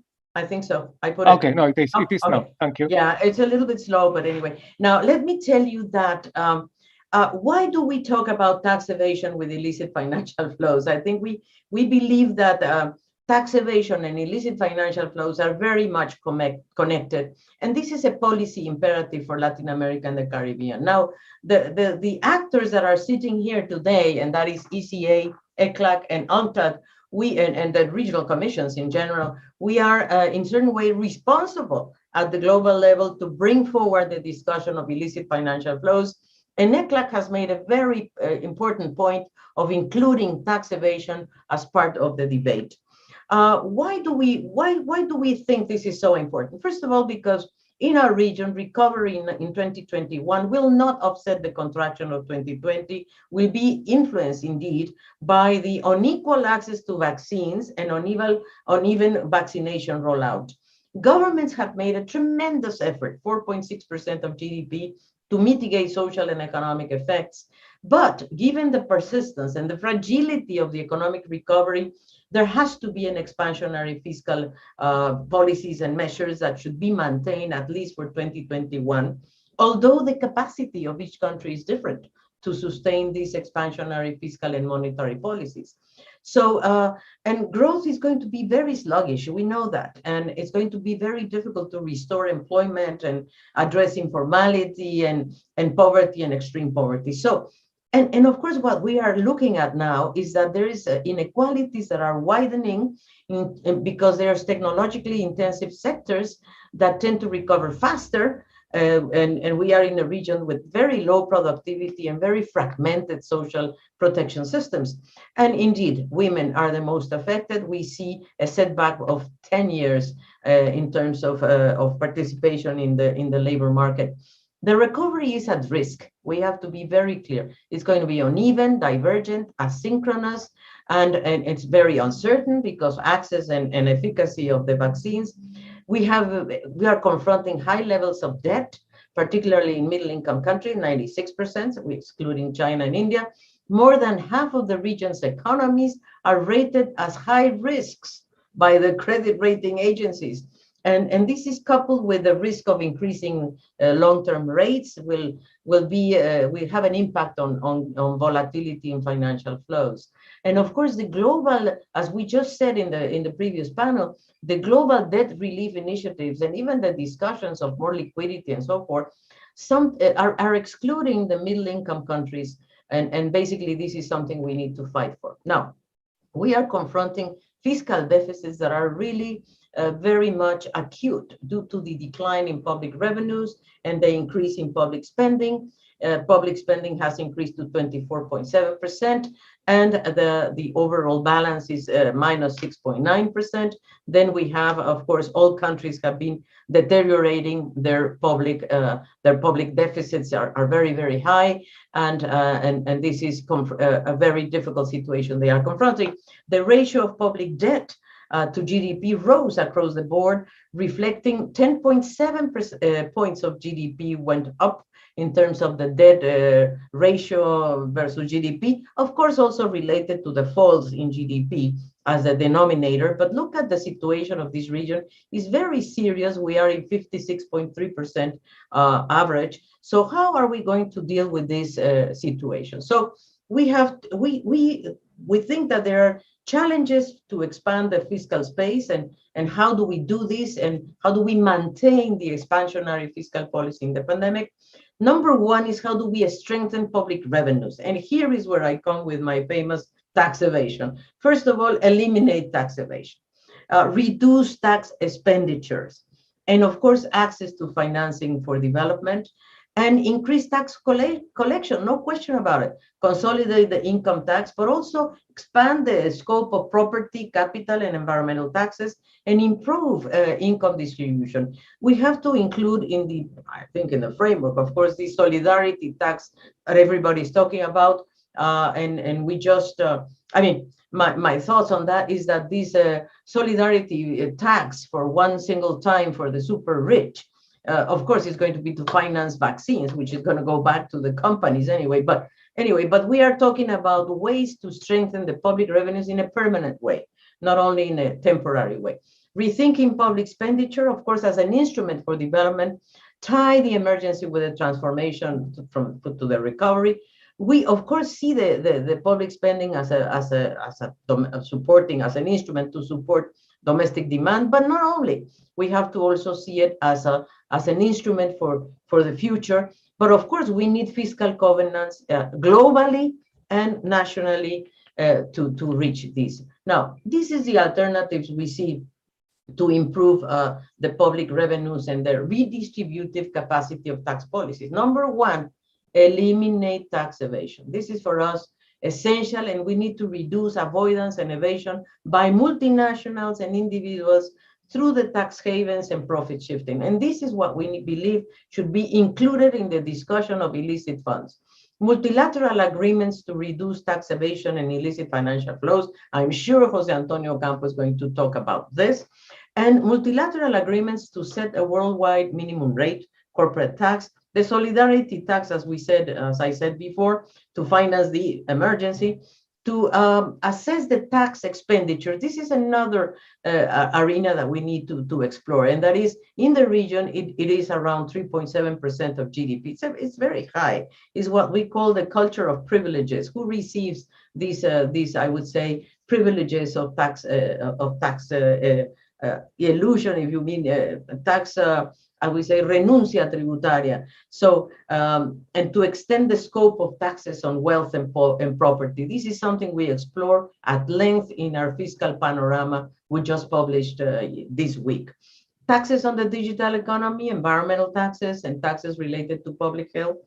And last but not least, to the royalties for extractive industries. And I'm sure Vera is going to tell us a little bit about that. Now look to the right hand and see what is the comparison we have between Latin America and the OECD countries of income, of property, of goods and services. Of course, we are over OECD on the goods and services taxing. I mean, the IVA, you know, the VAT.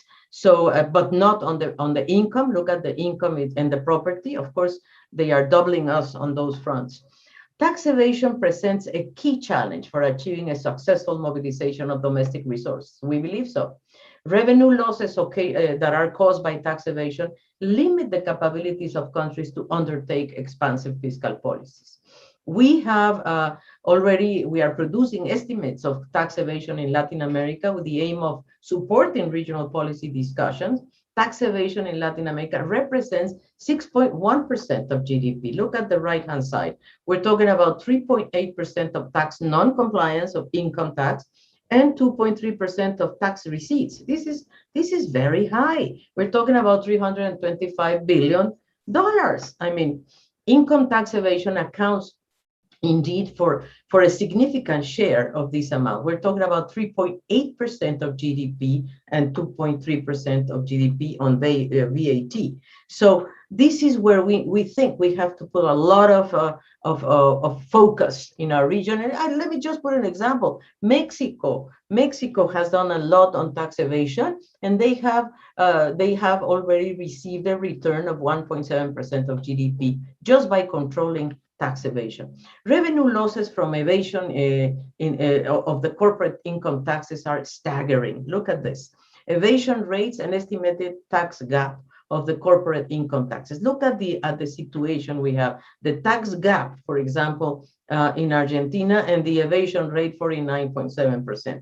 Ecuador, I mean, it's incredible how much the tax evasion rate is so high in the countries of our region. And this is something that we really need. Guatemala is really a case that we really need to look into carefully. And so these are the evasion rates, the estimated tax gap of the corporate income taxes. And the revenue losses due to the tax losses from non-compliance of the value-added tax are also very significant. Look at the evasion in the case of Bolivia, for example, or in the case of Dominican Republic, in the case of Chile. So Chile, which has a very important tax administration, but indeed, still, tax evasion is very high. Tax evasion is very high on the corporate income tax. Look at this, and also on the value-added tax. So our proposals, we have 5 proposals. Number 1, that the United Nations should be the center of international tax and financial affairs. We have to expand the role of the UN Tax Committee.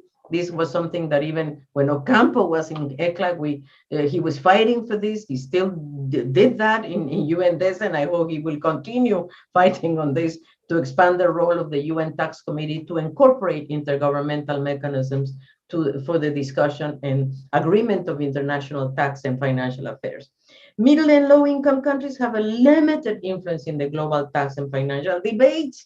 This is part of the problem. This asymmetry has to be reduced by bringing the UN system to the center of tax and financial affairs.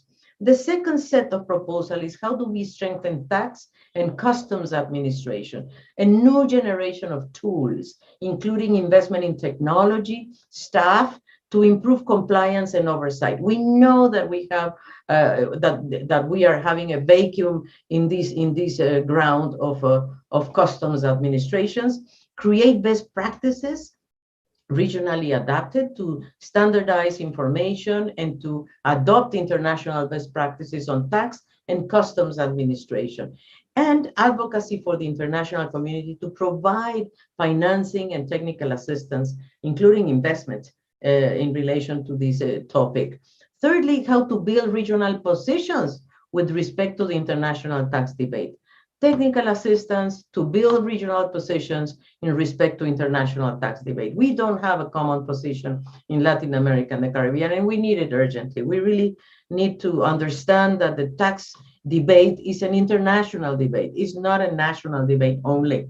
And we need to analyze the different international tax reforms proposals with a regional view, including the taxes on or the royalties for the natural resources, which are raising to the bottom. Many of our countries are, because they want to welcome all the foreign direct investment at any cost, even if it's the lowest cost possible.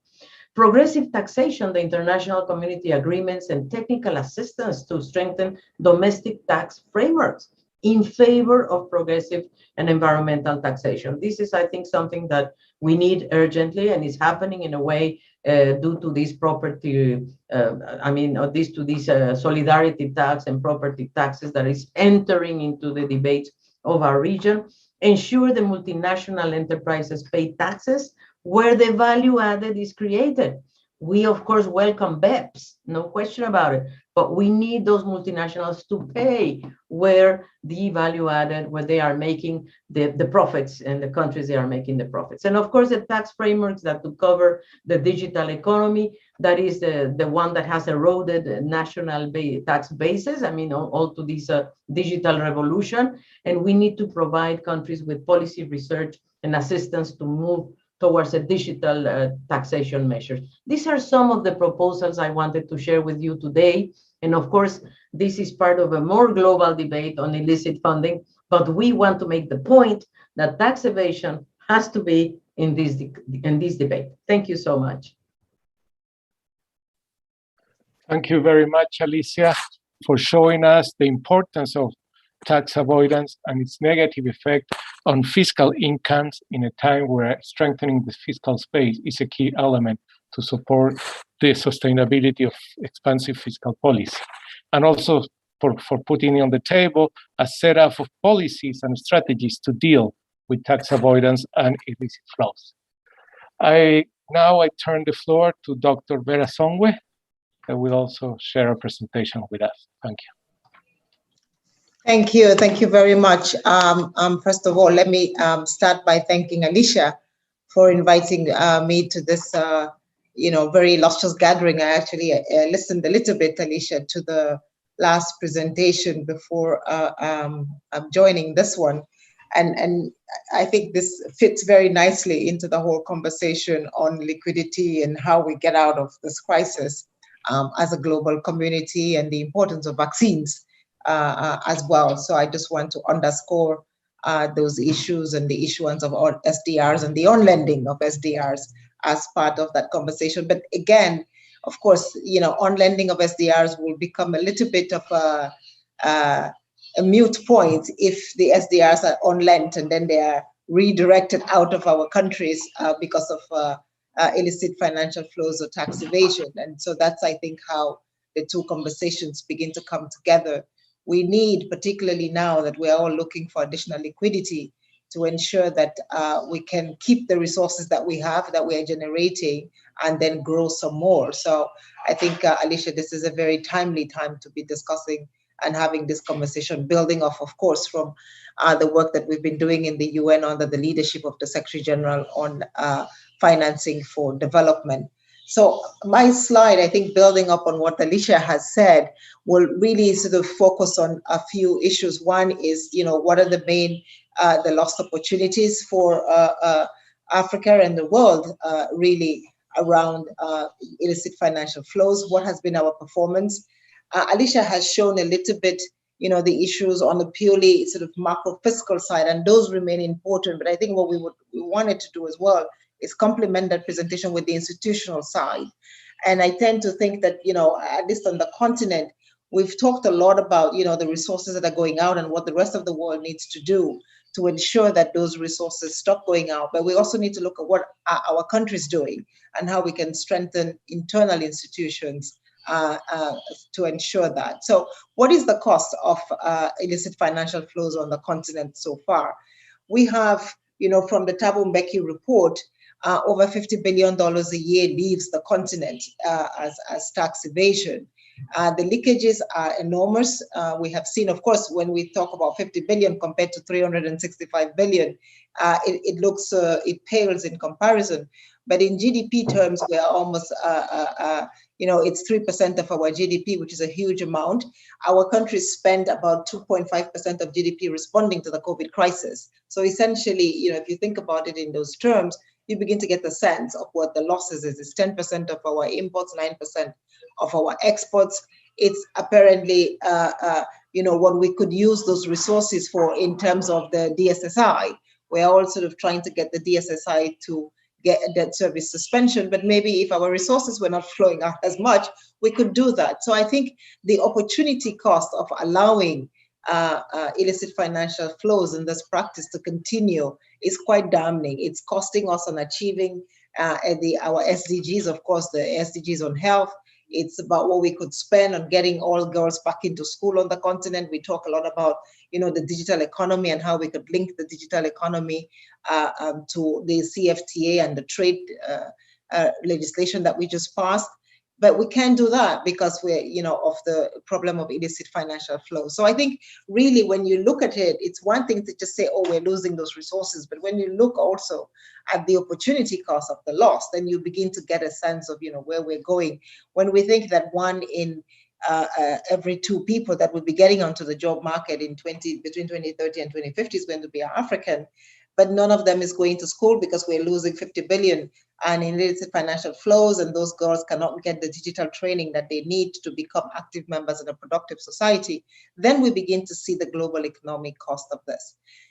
So we're looking at, what else can be done and how can we begin to work together as a global community to do this? And first starting with the continent and the institutions. I kind of feel, and I think in the beginning there was a little bit of a surprise when I said, we've been talking about illicit financial flows now.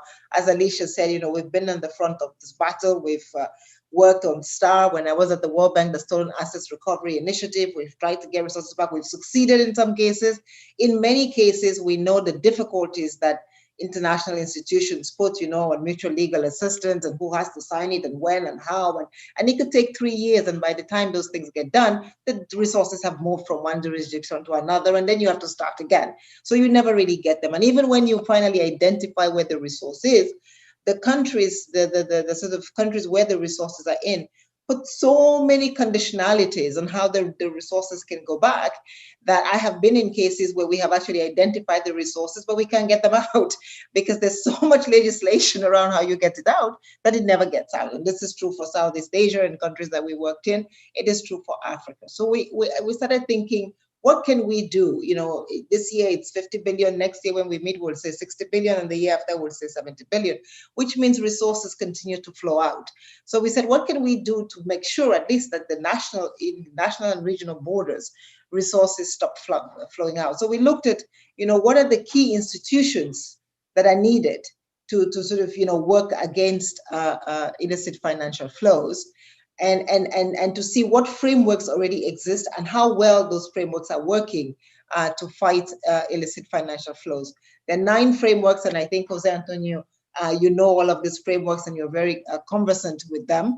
It's the Global Forum on Transparency, Common Reporting Standards, Mutual Administrative Assistance, country-by-country reporting, the BEPS, which Alicia spoke about, the Mutual Competent Authority Agreements, beneficial ownership laws, and transfer pricing legislation. So we have a huge package of sort of legal frameworks to do this. We have, institutional frameworks for setting policies, administrative taxation, large taxpayer bases in many of our countries, entities dealing with transfer pricing, the Supreme Audit Institution, and this is all a myriad of internal, international, and national institutions to fight illicit financial flows. The question then becomes, are we succeeding in any one of this and are we doing well? And I think this is the big question. What we did when we looked at the African countries to see how well countries were doing, we saw that many countries, yes, they are on the legal space, all these institutions exist, but we saw that many countries did not yet have them, had not yet domesticated those institutions. And even when so there are 8 institutions that you need at the very least. And really, when you try, we've had incidents in many of our African countries. I think some of them are public: Egypt, Tunisia, DRC, and many others. Bangladesh, if one wants to get out of Africa, Malaysia, of course, Indonesia, where you've tried to follow the resources, but then very quickly you hit. Oh, but you don't have the institution that should help you with your mutual legal assistance. Yes, you have it, but you don't yet have the implementing rules and regulations. And all this is still happening on the national borders. And so I think that we do really need to stop a little bit and look at what we can do to strengthen, those institutions. So on the continent, we only have 5 institutions, 42% of our countries that have 5 institutions to deal with illicit financial flow. So of course, we will not be able to get the kinds of reforms that we want, or even the kinds of returns that we want on the illicit financial flow fight, if the institutions don't exist that can do this work. So one of the things that we're doing is to say, okay, well, now let's go. Not all of them can have the 8 at the same time. Can we begin to look at what are 3 or 4 mission critical ones that we can work on? If you're an economy that is more focused on the extractives, again, as Alicia said, then what are those relevant institutions in terms of, so those are more customs, those are more BEPS, and so, let's look at that and let's see whether we can begin to work more on that. Next slide, please. And so I think this is one of the things that we're trying to do, is then say, where is the compliance weak? Can we make sure that we can then, once you have, if you're not members of the OECD initiative, then the OECD cannot help you when you get into a problem. So, and we know that the best time to go after illicit financial flows or to look at this problem is when there is a change in government, because there is immediate goodwill and there's things to do. But by the time we finalize, trying to walk through those institutions, it's 2 years later, and those governments have now settled into bad behavior, and then nothing happens. And many of us know about this because we've seen it in so many countries, that goodwill that gets lost very quickly. So we need to very quickly, I think, Jose Antonio and OECD and all of us, just see, what are the 5 things when you have a new government in place that can help us to push the policies, get those institutions in place, and then begin to work on collaborative actions that can make this work. African countries are still signing on to international frameworks, but then there is then the implementation process that needs to happen. Is yes, you sign on to the framework. Some go as far as creating an institution, but then there is never any implementation. When we look at our countries, how many of them have tax evasion departments inside the revenue office, inside the customs authority? And I think, Alicia, we should work on this to see, how well we can do it. And one of the, I think, fantastic examples in the world is the Philippines, which was able to create a sort of legal tax evasion institution inside its revenue department. And within 2 to 3 years, you've begun to see returns, because the legal structure for combating illicit financial flows was created at the source of where illicit financial flows was happening, and the right kinds of capacity were put into it. And so I think there is good examples in different parts of the world that we could crowd into our countries and see how that could work. Next slide, please. So I think as a conclusion, we are trying to look at 3 different interventions for illicit financial flows. One is continuing to do the work on understanding exactly how it's happening, what is happening, doing a lot more peer learning and experience sharing to see, what are people doing well, what are they not doing well. I've just mentioned the example of the Philippines that we believe is doing quite a good job. Indonesia, that has made some progress on these issues. Global and regional forums. I think we also need to, because we know that illicit financial flows move jurisdiction, right? One, you go to Singapore, then they move to Indonesia, then they move to Cayman Islands and different places. And so we need to be able to collectively work at saying, how do we target these jurisdictions? As the receiving jurisdictions change their legislative processes, can we make sure that there is full information on that? And that's the whole intellectual property conversations that we need to have. And then, of course, convening and advocacy forums like this one, where we continue to make the point about the lost opportunities for development. Because at the end of the day, yes, it's a few individuals probably making a big profit, but the cost for the global society is quite expensive. Today on the continent, we have many countries that cannot afford vaccines, and this is my closing, but we're talking about 60 billion leaving the continent. This could buy us vaccines for another 2.5 years and open our economy. So I think really, when we put it like that in terms of what is the opportunity cost to development, it becomes, I think, a global imperative that we come together to solve this problem. Thank you very much for your attention. Thank you very much for putting on the table and making us aware of the opportunity cost of illicit financial flows for developing needs, as example that you said on the vaccine. So it's an issue that is really taking away a lot of resources that could be used, could be put to a better use for development purposes, and also for strengthening the need to strengthen the implementation process of the frameworks, which is also very important. Thank you very much. Now I turn to Jose Antonio Campo. The floor is yours. Thank you. Well, thank you very much. I'll also speak in English. Let me thank Pan for this invitation to be with you today in this forum.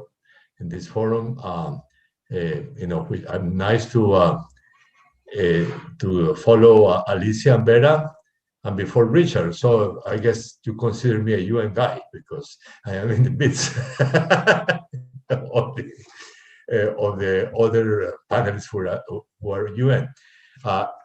So let me actually refer to this high-level UN panel that prepared this report called Global Pact for Financial Integrity, which was released a few weeks ago. But also, I mean, that panel worked with on several dimensions of the issue of illicit financial flows. So not only tax evasion, but also money laundering and the flows of money from corruption. And then propose general issues on all of them, but I'm going to concentrate on taxes, which is actually the area which I coordinated in the work of the report. And let me start by saying that in institutional terms, that following what Alicia already said, that we actually proposed a UN tax convention as a framework for to manage these issues, and that UN tax convention would include an intergovernmental tax committee in the United Nations. So transforming the committee, the expert committee, into an intergovernmental organ. By the way, this is the proposal that the group of 77 brought to Addis Ababa.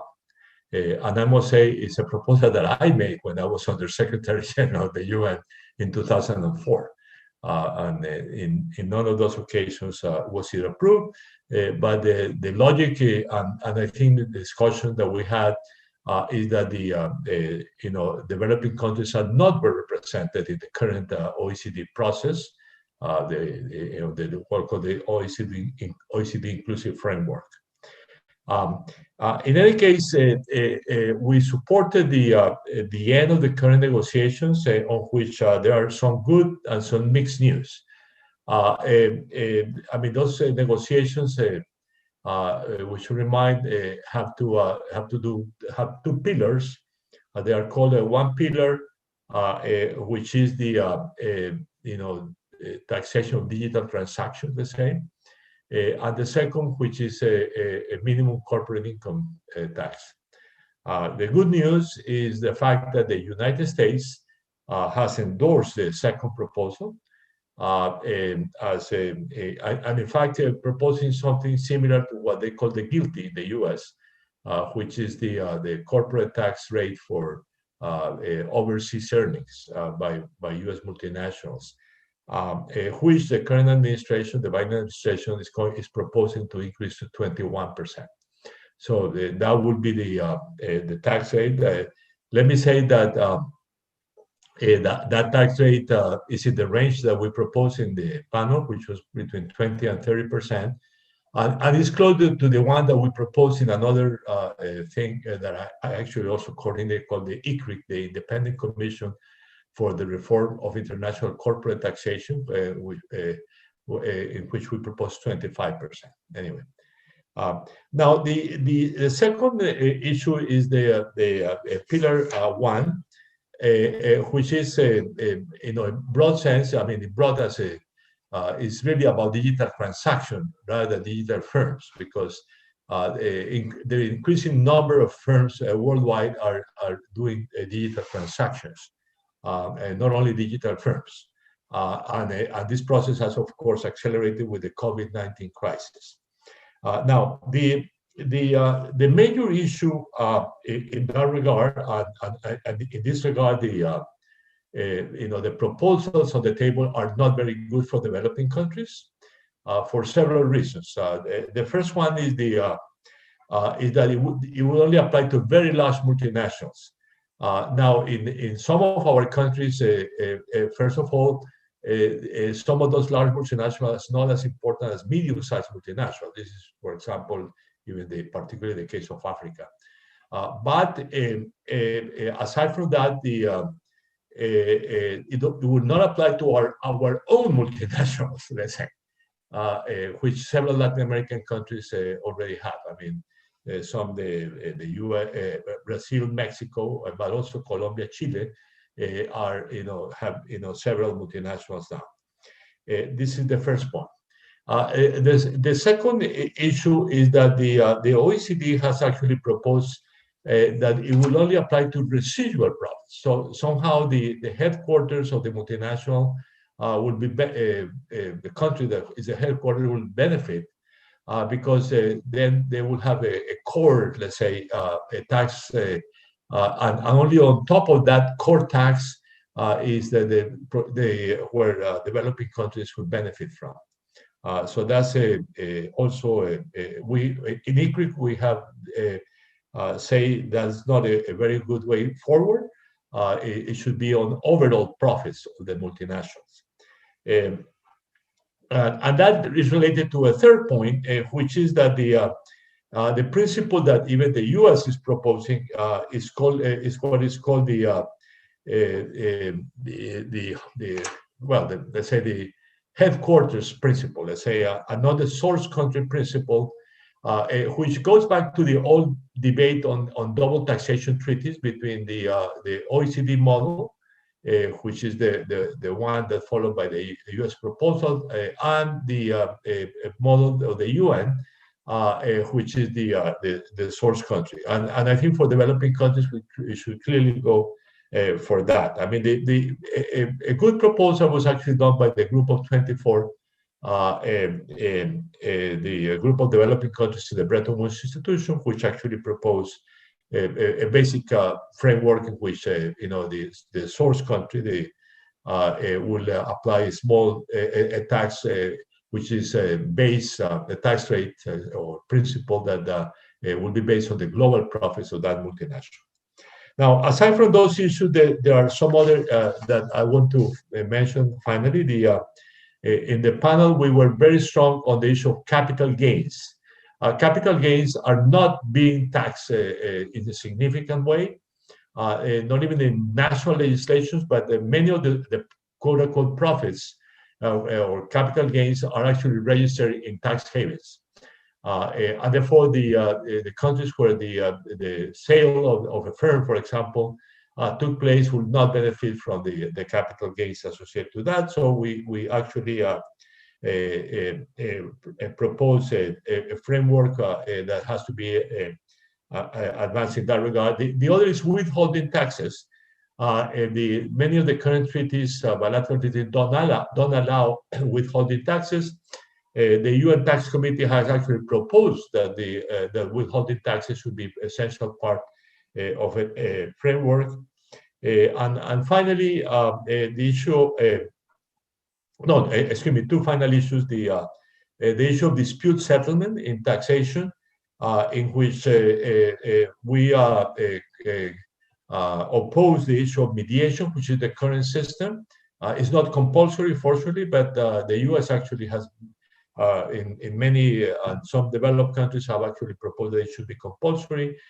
We said that that's not the principle. The tax authority that the world accepts in the UN Tax Convention will have to manage a dispute settlement mechanism. And finally, the asset registry, which is a proposal that actually cross-across the three themes that the panel analyzed.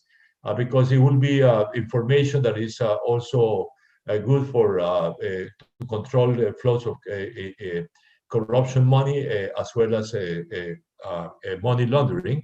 And the idea is that there has to be a global registry, a global asset registry based on beneficial ownership. So the final owner of a specific asset will be the subject to will be known. and in order to be able to control the taxes. So that's the overall framework of what we have been doing. And as I said, both in this UN panel on financial integrity, but also in the work of ICRIC, this independent commission. Thank you very much. Thank you very much, Jose Antonio, for bringing on the table the debate in terms of a UN tax convention and also the issues that the committee has been working in terms of minimum tax for international corporations, that you put the range between 20 and 30%. So at one point you had put 25%, the issue of digital taxation, and also putting on the table the very important debate on where the taxes should be laid on, not on residual profit, but more from a perspective of overall profits, and also how that global profits should be dealt with, so we don't have the headquarter principle, and also bring in the issue of how any settlement dispute on taxation should be resolved through more institutionalized mechanisms. Thank you very much. Now I give the floor to Richard Kosel-Wright. Daniel, thanks a lot, and thanks to ECLAC for the invitation. I'm kind of doubly handicapped here. When I clicked on my link for this webinar, I entered a seminar on learning about Umoja, which is about the worst way I could think of spending a Friday afternoon. But I did finally get the link, so very much appreciate the invitation. But I'm doubly handicapped, I think, because Alicia, Vera, and Jose Antonio, I think, have covered extensively and in great detail most of the issues, I think, that we also struggle with in UNCTAD. Let me just try and make a few points about the way in which we look at and analyze the challenges that are posed by illicit financial flows. I guess fundamentally, for us, illicit financial flows are not a bug in the system. They are a feature of rentier capitalism that has kind of metastasized since the early 1980s with the rise of hyperglobalization. And as such, while these flows undoubtedly reflect a kind of culture of secrecy and manipulation, they cannot be eliminated simply by more transparency, but require the kind of collective action at the multilateral level to change the rules of the game in the way that the previous panelists talked about as well, to help mobilize the resources that we desperately need if we're going to deliver the Agenda 2030 and from the work that we do in UNCTAD to push for the kind of investment-led global Green New Deal that we think is essential to build an inclusive and sustainable future. So this is part of a wider systemic problem. I think the previous panelists have shown how illicit financial flows adversely affects countries and citizens within countries through reduced tax revenues. The whole question of squeezing fiscal space is obviously uppermost on policymakers' minds, not only in least developed countries, but also in middle-income countries. The way in which they worsen inequality, both income inequality and wealth inequality.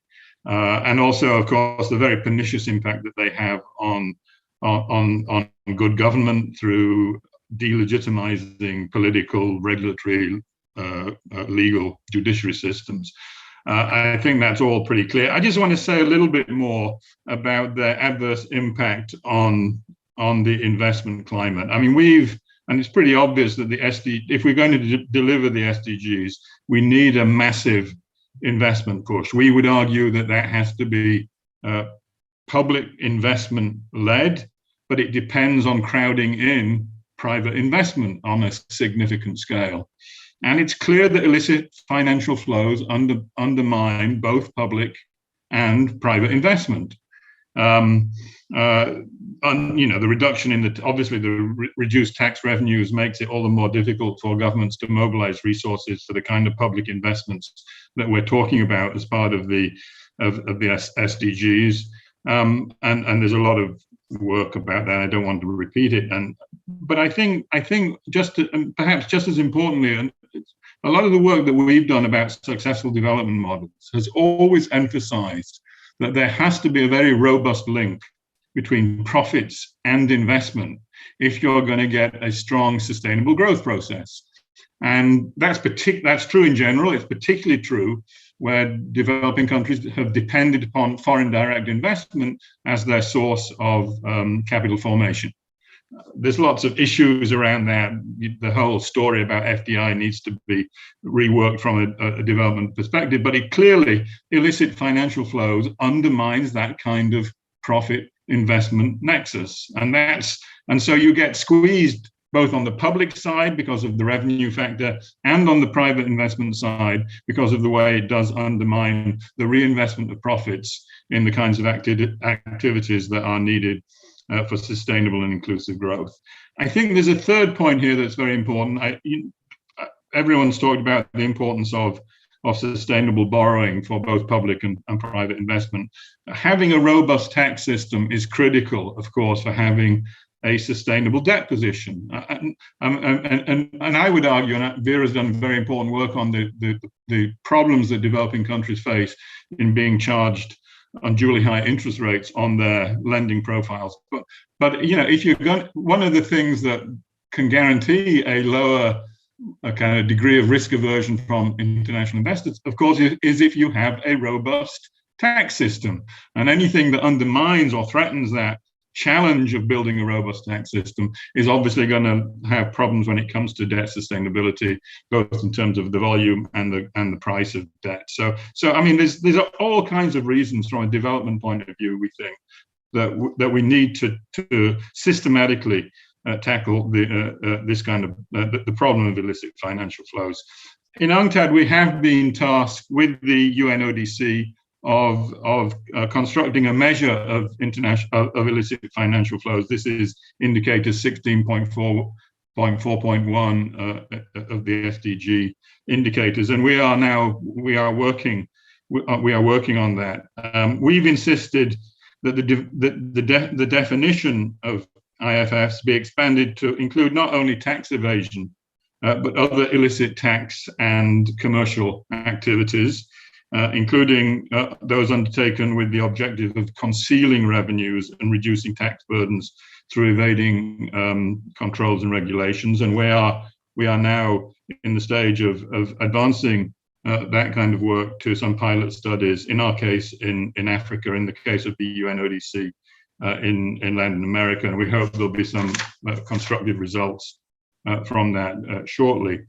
I guess on a more kind of conceptual level, from the perspective that we take, we see IFFs as very much resulting from political decisions about the financial and tax-related systems, institutions, and strategies that have been nurtured and supported globally. I think including by a small number of very large international financial and accounting firms. Alicia talked about the problem of credit rating agencies and the kind of oligopolistic structure that you see there. I think it's also true of accountancy and financial advisory firms that kind of have so far had a free pass, but are very, I think, play a very pernicious role in the landscape of illicit financial flows, and I think we should be focusing on those a little bit more assiduously.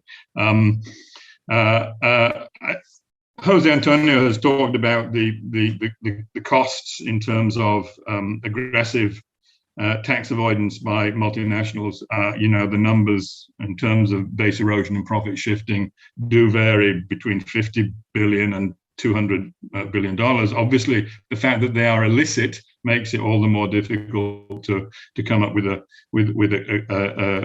precise number.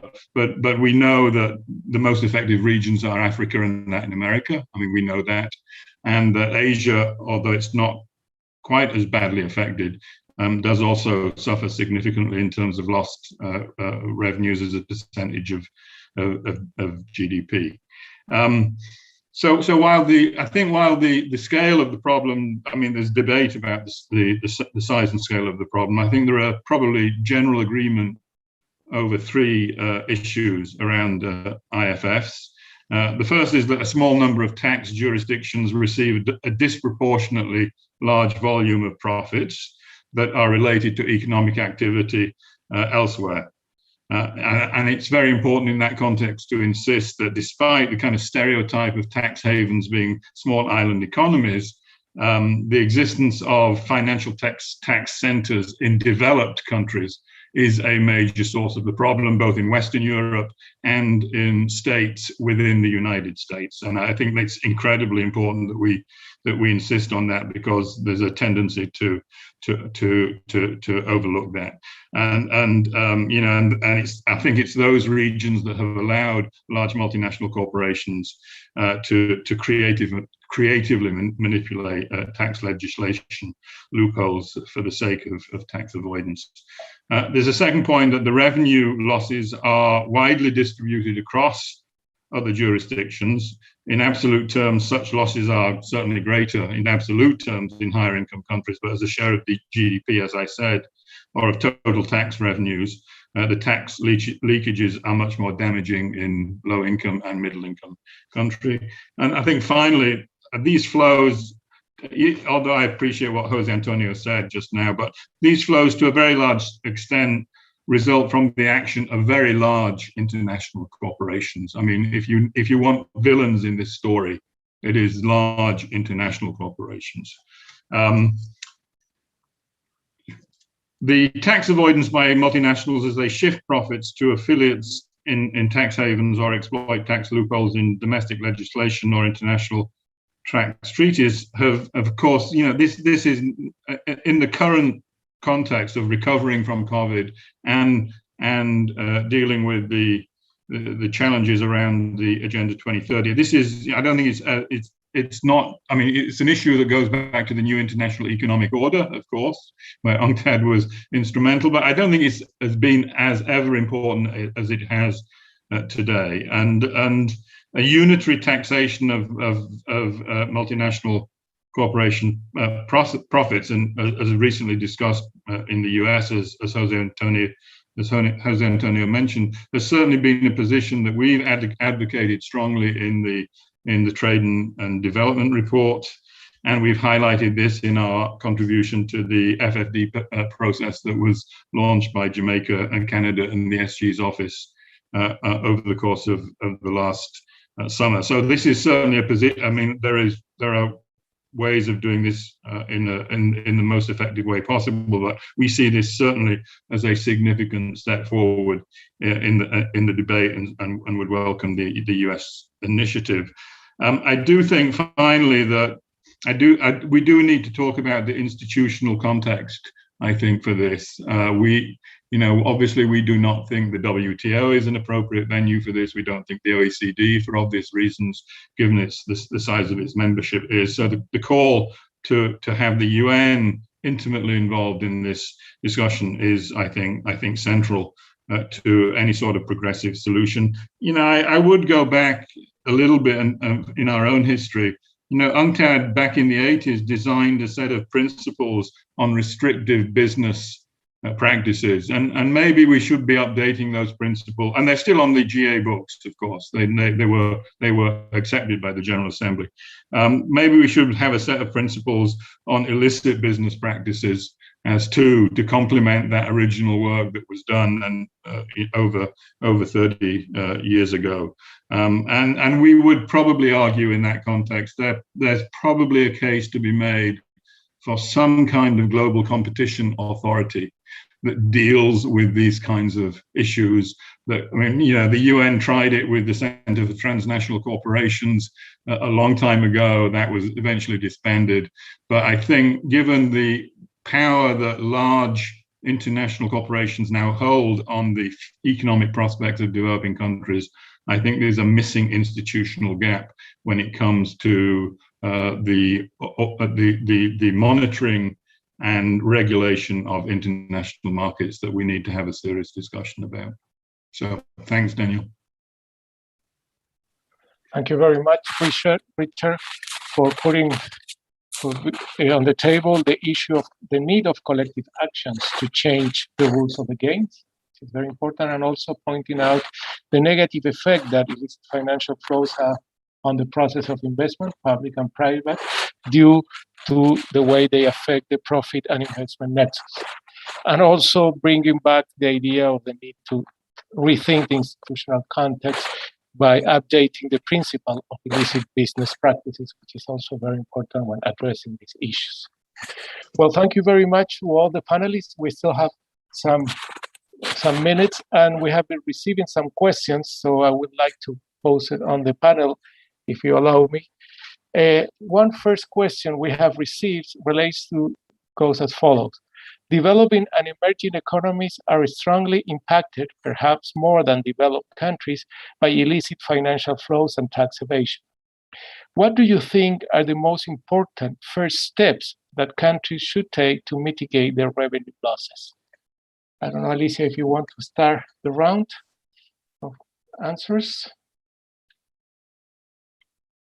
Let me be the last. Okay, sorry. Dr. Vera Songwe, Jose Antonio? Daniel, why don't you read several questions and we answer? Okay, we have received two questions. And the other one is, illicit financial flows and tax evasions are cross-border problems. How do you think international consensus can be forgot to tackle these issues? Do you think existing international projects like BEPS can deal with illicit financial flows and tax evasions from the perspective of developing countries? What role is there for the United Nations? Yes. Well, I can certainly refer to that one. Sure, go ahead. No, because that was exactly the first point that I made. I mean, the G20 decided after it launched the tax negotiations following the 2008-2009 crisis, that the negotiations will take place in OECD. OECD is of course not a representative international institution. Historically, it was made of developed countries. I mean, by now, I guess 3 Latin American countries are members, but those are the only developing country members. But then they launched and developed this inclusive framework, which includes, I don't know, something like 120 countries. But the perception is that the negotiations are not balanced in terms of the role of developing countries. In fact, when you see the position of developing countries, I mean, some have been very active, particularly India. But as a grouping of developing countries, it was some proposal from the G24 that were the group of developing countries, the Bretton Woods institution, that were taken really into account in the negotiations. But generally, the role of developing countries is minimal, and in the consultation that we have for this high-level UN panel, in particular, the African countries were very negative on their participation in that inclusive framework. Therefore, after lots of discussion, we went to the idea that even though the negotiations should finish in the inclusive framework, and hopefully they will this year, around June, this role should be in the future in the hands of the United Nations through an intergovernmental process, in the committee, let's say commission, and a reinforced secretariat, let's say, associated to those negotiations. That's the conclusion that we had. By the way, there is also this peculiarity of this. Since I read quite a bit on this, when you think of the balance and the analysis done by OECD, is much less balanced than that done by the IMF. I mean, I find that the IMF has been much better in analyzing For example, the cost of tax evasion and tax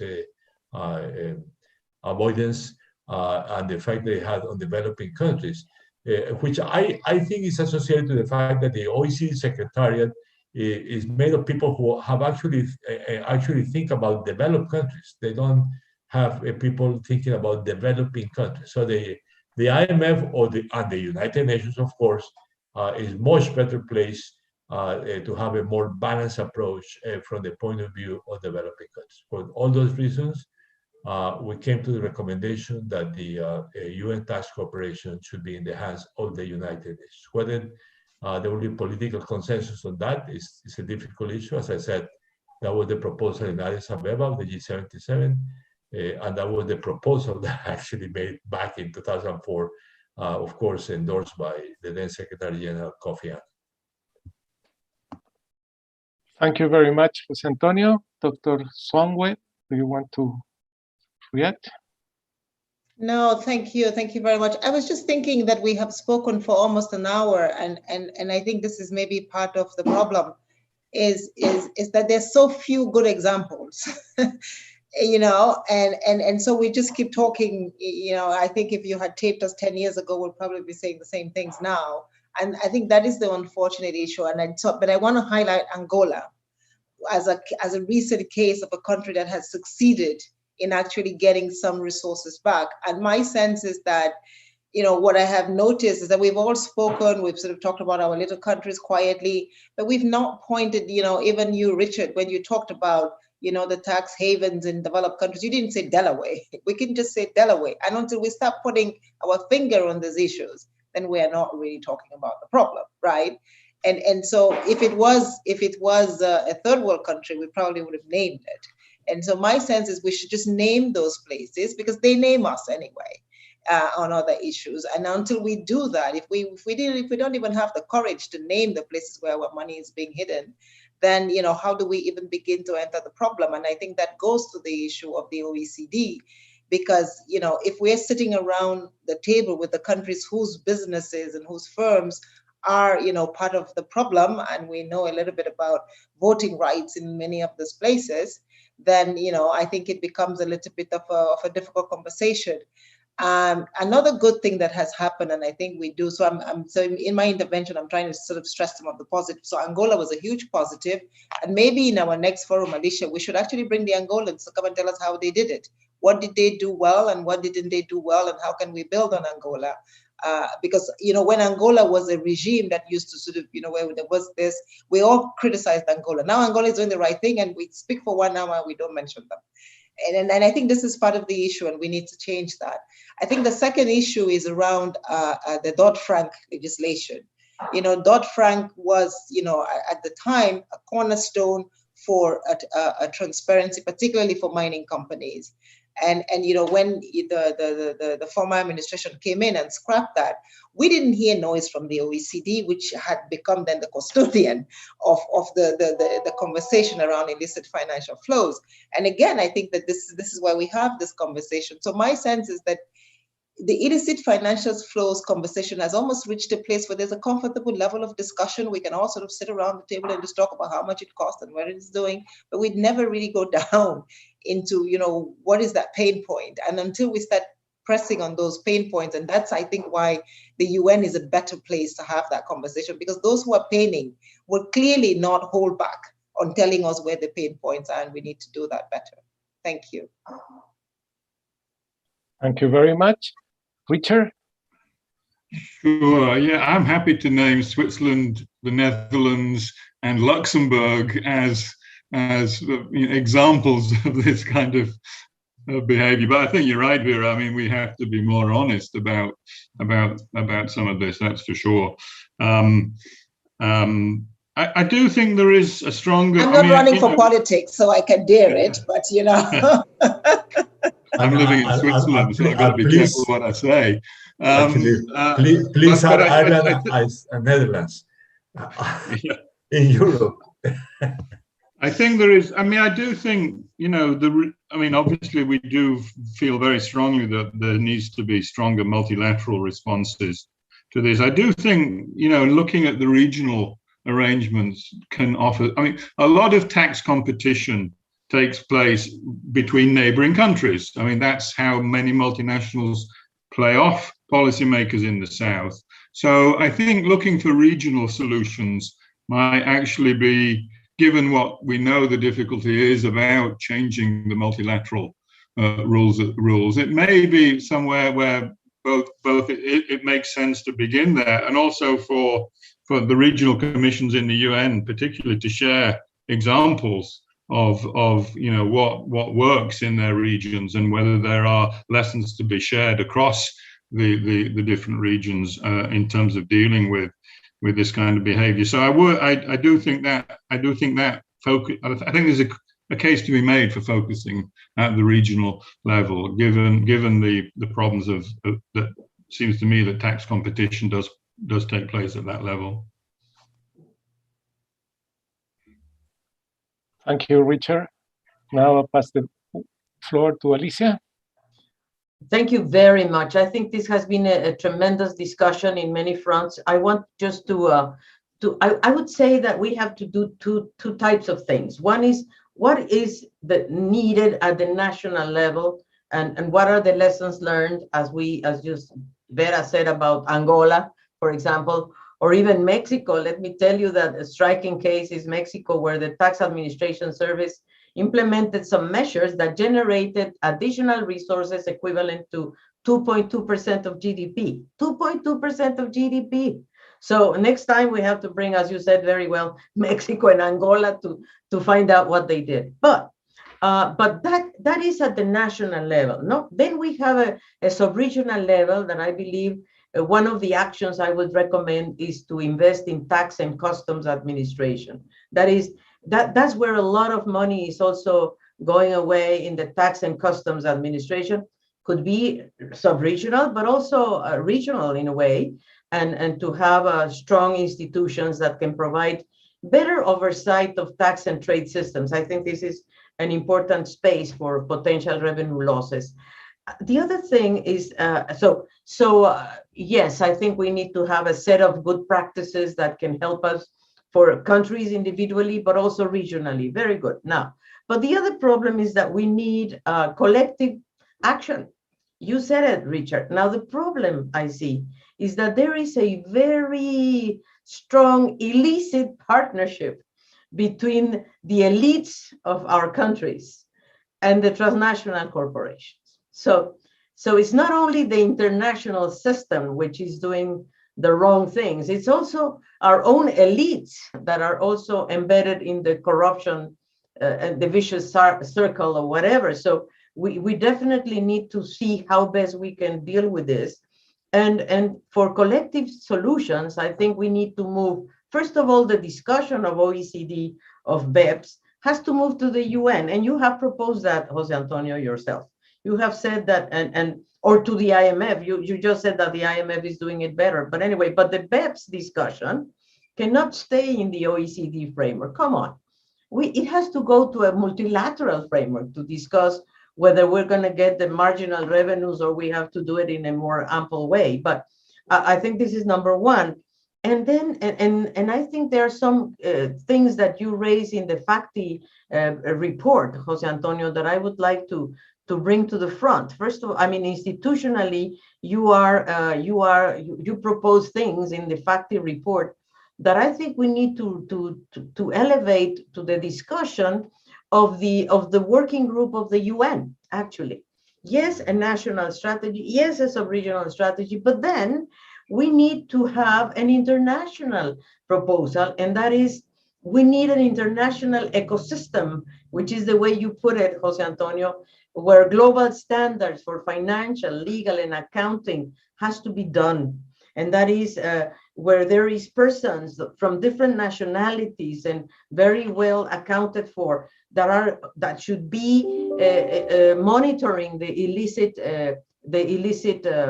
ways of funding, I guess, and the illicit transactions, let me put it that way. We need lawyers and accountants that have to be there, sitting there. So these global standards, we need global standards to be there in a way, and that protect these, and also how to protect the whistleblowers, because we have some whistleblowers indeed, but they might be, it's like the environment. We have the defenders of the environment that are being killed. What about those that are raising their voices on the role of illicit funding? So, and we need an international institution. And I think, Richard, I mean, here we are. I think UNCTAD has to take the role that we don't have the role.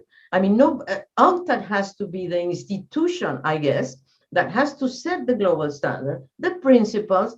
This has to be the role of UNCTAD, honestly, because we're talking here about trade, which has a lot of illicit flowing going there. We're talking about investment, and we're talking about transnational corporations. And that is the job that has to be the centerpiece, from my perspective, of UNCTAD, honestly. So the regional commissions, we can help, of course, in our regions, we can bring the information forward. But I don't think DESA is going to take this role, honestly. I think UNCTAD has to take this role.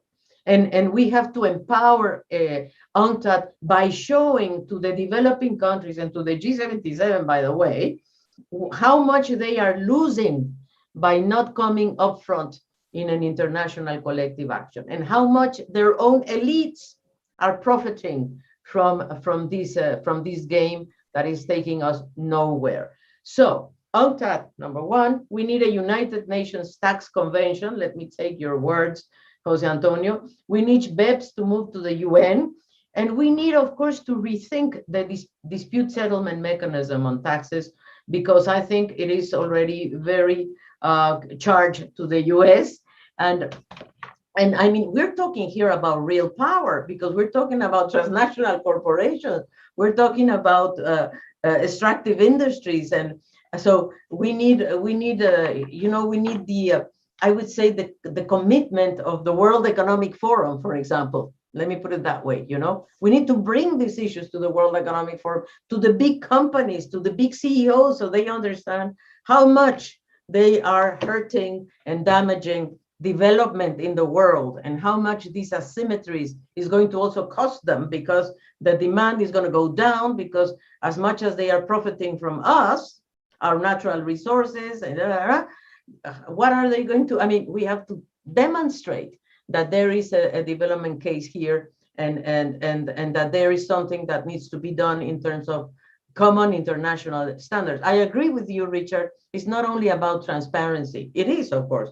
We need the transparency. We need international norms, tax transparency standards. All that is needed. We need an international anti-money laundering standards. All this is in the FACTI report. So the FACTI report, from my perspective, is a very good report to start with. But the role has to be given to UNCTAD. That's my view. Thank you. Thank you very much, Daniel. Thank you very much, Alicia.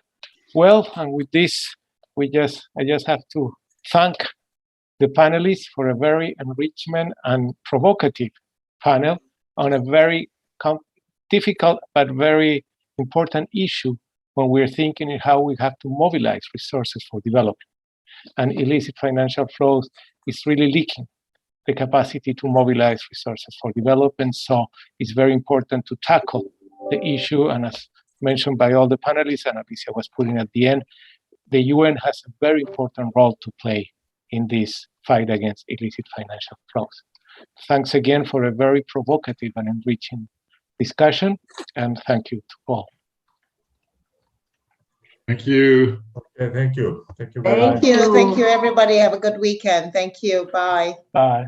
Thank you so much to all of you. Thanks, Alicia. Bye. Bye. Pero, thank you so very much for being with us today. Gracias, Jose Antonio. Thank you. A ti. Bye, Jose Antonio. Chao, Jose Antonio. Bye, bye. Chao. Muchas gracias, Daniel. Gracias, Dani. Chao, Alicia. Nos vemos. Chao, chao.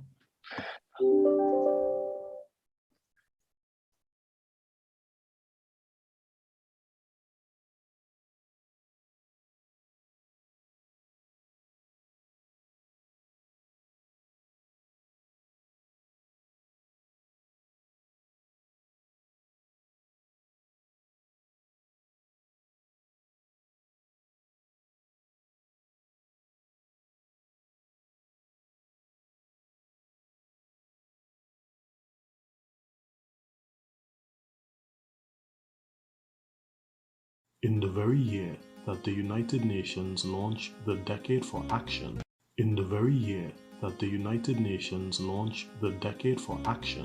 to ignite a more purposeful understanding of the part of the international community towards advancing the 2030 Agenda for Sustainable Development, the world has confronted unprecedented change in the specter of COVID-19.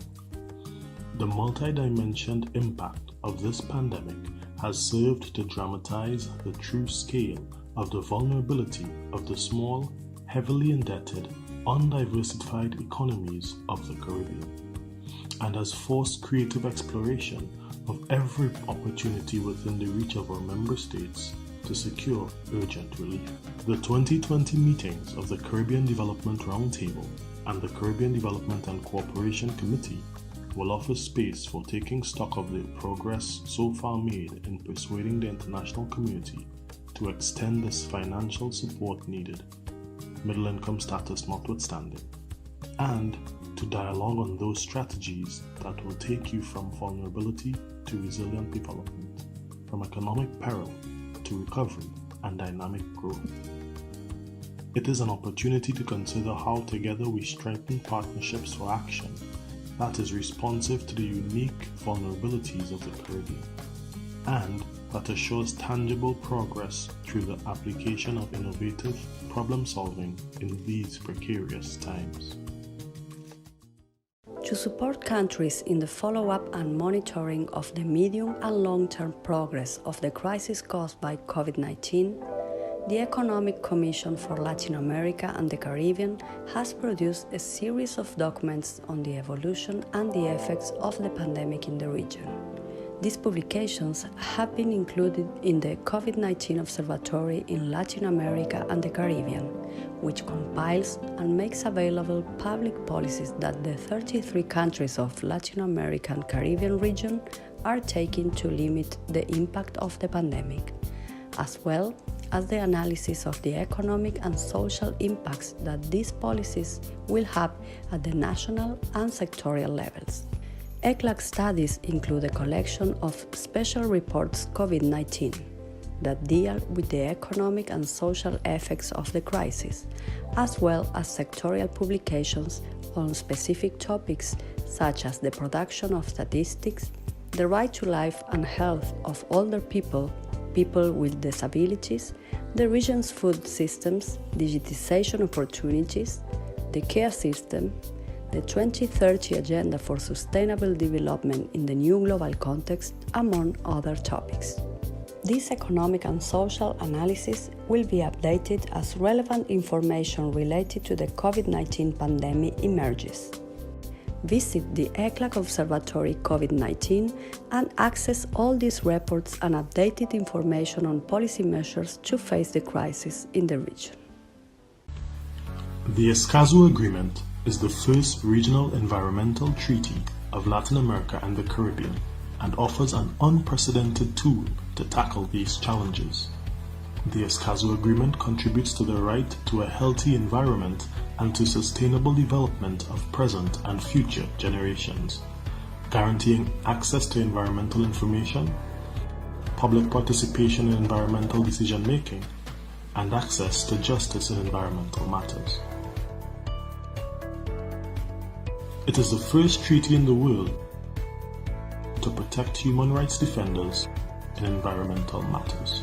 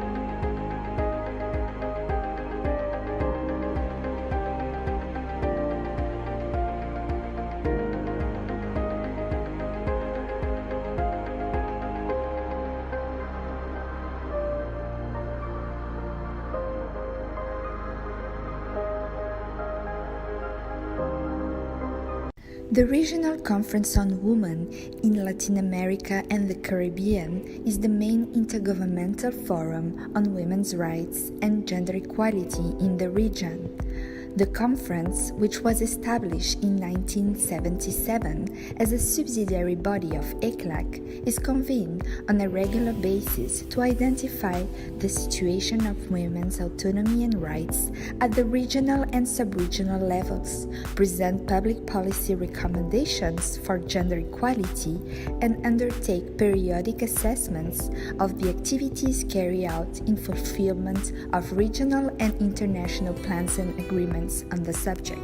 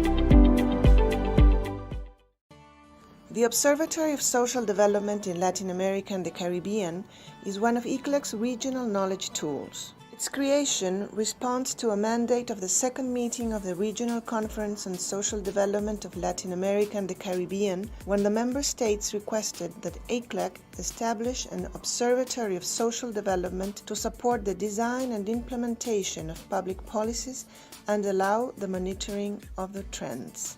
This way, the Observatory promotes the integral development of Latin America and the Caribbean with a focus on rights and equality through the analysis of the social situation of the region, public policies and technical assistance to the countries that request it. The Observatory also integrates a set of digital platforms. The databases are social investment, non-contributory social protection programs, institutional frameworks for social policy, youth and social inclusion, and regional and sub-regional commitments in social development. Through its Social Development Division, ECLAC publishes, updates, and expands these bases, which are available to governments and the general public. The Statistical Conference of the Americas of ECLAC is a subsidiary body of the Commission, whose mandates include promoting the development and improvement of national statistics and their international comparability, bearing in mind the recommendations of the United Nations Statistical Commission, the specialized agencies, and other organizations. The mandates of the conference also include the promotion of international, regional, and bilateral cooperation between national offices and international and regional organizations, as well as the preparation of a biennial program of regional and international cooperation activities that, subject to the availability of resources, responds to the demands of the countries of the region. The Strategic Plan 2015-2025 of the conference establishes as main lines of action the institutional strengthening and leadership role of national statistical offices, the development of human resources and statistical production to ensure their quality, and regional and international coordination and cooperation for the development of official statistics in the region. The 10th meeting of the Statistical Conference of the Americas, to be held from the 19th to the 21st November 2019, will bring together authorities and representatives of the national statistical offices and national statistical systems of ECLAC member countries to discuss the future of economic statistics in Latin America and the Caribbean, among other topics. At present, Latin America is home to 826 indigenous peoples, which, by the year 2010, included nearly 45 million people, accounting for 8% of the region's population. The countries with the greatest proportion of indigenous peoples are Bolivia, Guatemala, Peru, and Mexico. There is huge diversity among indigenous peoples, with some remaining in voluntary isolation and others coexisting in big cities. Brazil has the greatest amount of indigenous peoples, followed by Colombia, Peru, and Mexico. Indigenous peoples represent one of the most disadvantaged groups in the region and have suffered the systematic loss of their lands, with severe consequences to their well-being. Nevertheless, the Economic Commission for Latin America and the Caribbean, ECLAC, has found some progress in recent years related to the recognition of their territorial rights and political participation. There have also been improvements in their living conditions, with greater access to healthcare and education. The United Nations has championed the promotion of indigenous peoples' rights and relies on 3 special resources for this purpose: a permanent forum, experts, a special rapporteur. At a regulatory level, indigenous peoples are protected by Convention number 169 of the International Labor Organization of 1989, which recognized their rights as peoples for the first time, and the United Nations Declaration on the Rights of Indigenous Peoples of 2007, which considers these peoples' rights to self-determination. In the context of these efforts, ECLAC calls for the region's countries to put policies in practice to end inequality suffered by indigenous peoples. Policies based on human rights standards and the perspectives and contributions of these peoples. This is crucial for the construction of a new development agenda beyond 2015, with equality at its heart.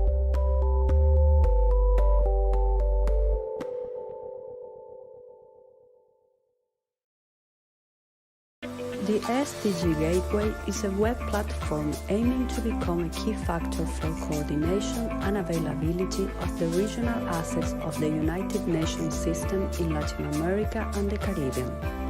The main goal of this online knowledge management center is to serve as a meeting point and reference to all the information related to the Sustainable Development Goals, including activities, informational resources, statistics, regional data, specific analytic tools, and knowledge products developed and provided by the United Nations Development System in the region in response to its member countries.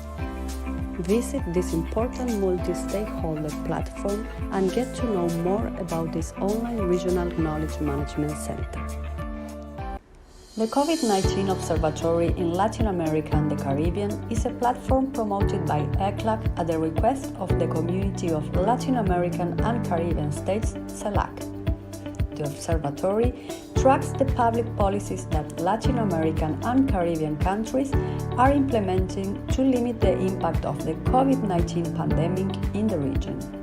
Through reports and documents, it offers analysis of the economic and social impacts that these policies will have at the national and sectorial levels, in addition to supporting the review and monitoring in the medium and long term. In an interactive map, those interested can clearly visualize the actions taken by each country in the areas of movements, health, economy, labor, social protection, education, and gender. Visit ECLAC's COVID-19 Observatory and access updated information on policy measures to address the crisis in the region.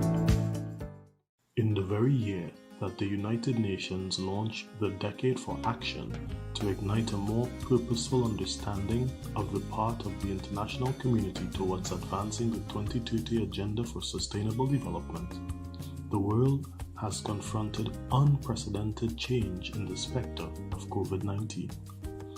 The multi-dimensioned impact of this pandemic has served to dramatize the true scale of the vulnerability of the small, heavily indebted, undiversified economies of the Caribbean, and has forced creative exploration of every opportunity within the reach of our member states to secure urgent relief.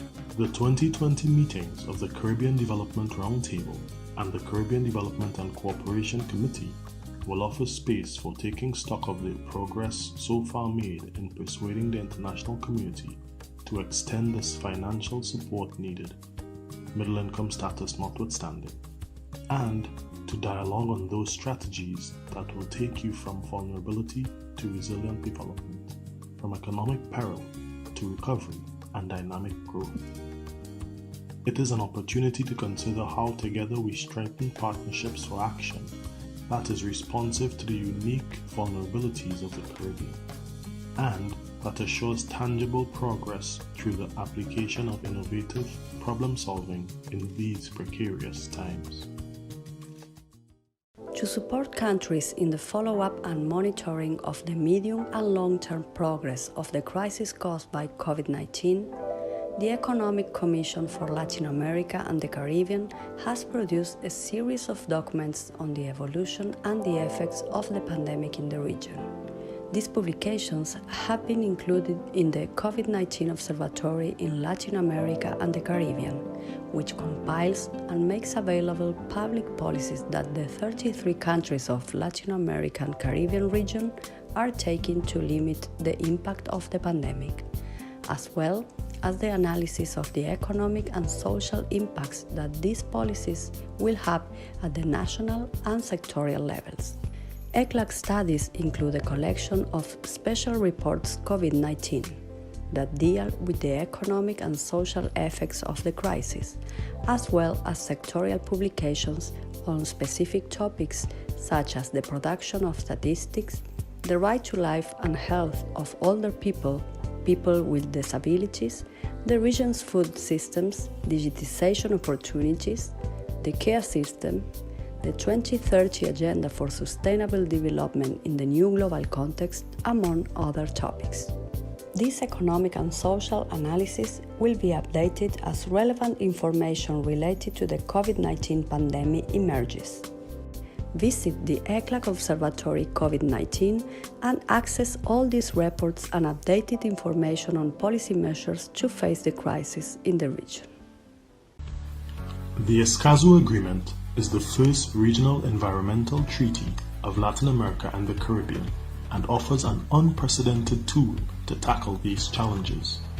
The Escazú Agreement contributes to the right to a healthy environment and to sustainable development of present and future generations, guaranteeing access to environmental information, public participation in environmental decision-making, and access to justice in environmental matters. It is the first treaty in the world to protect human rights defenders in environmental matters.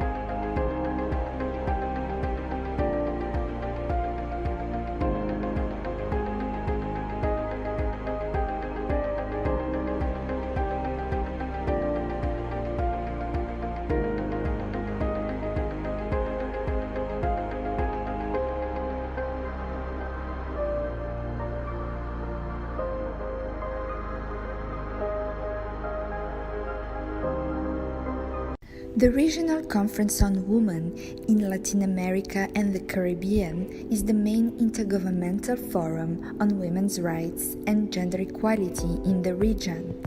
The conference, which was established in 1977 as a subsidiary body of ECLAC, is convened on a regular basis to identify the situation of women's autonomy and rights at the regional and sub-regional levels, present public policy recommendations for gender equality, and undertake periodic assessments of the activities carried out in fulfillment of regional and international plans and agreements on the subject.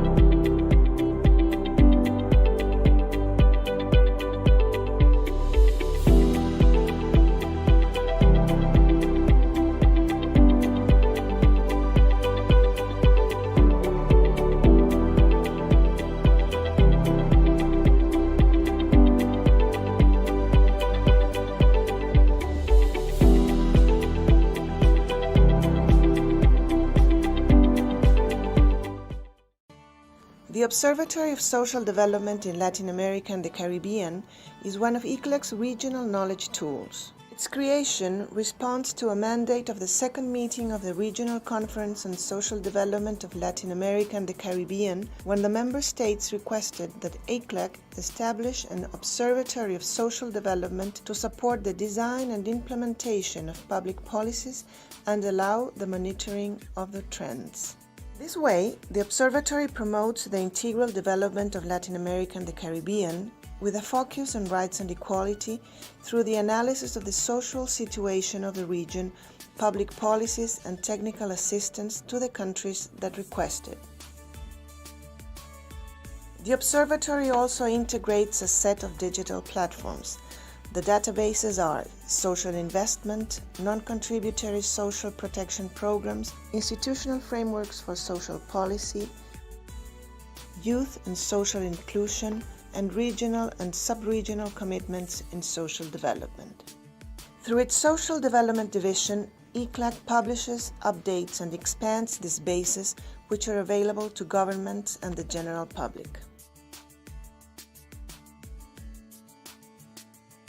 The Statistical Conference of the Americas of ECLAC is a subsidiary body of the Commission, whose mandates include promoting the development and improvement of national statistics and their international comparability, bearing in mind the recommendations of the United Nations Statistical Commission, the specialized agencies, and other organizations.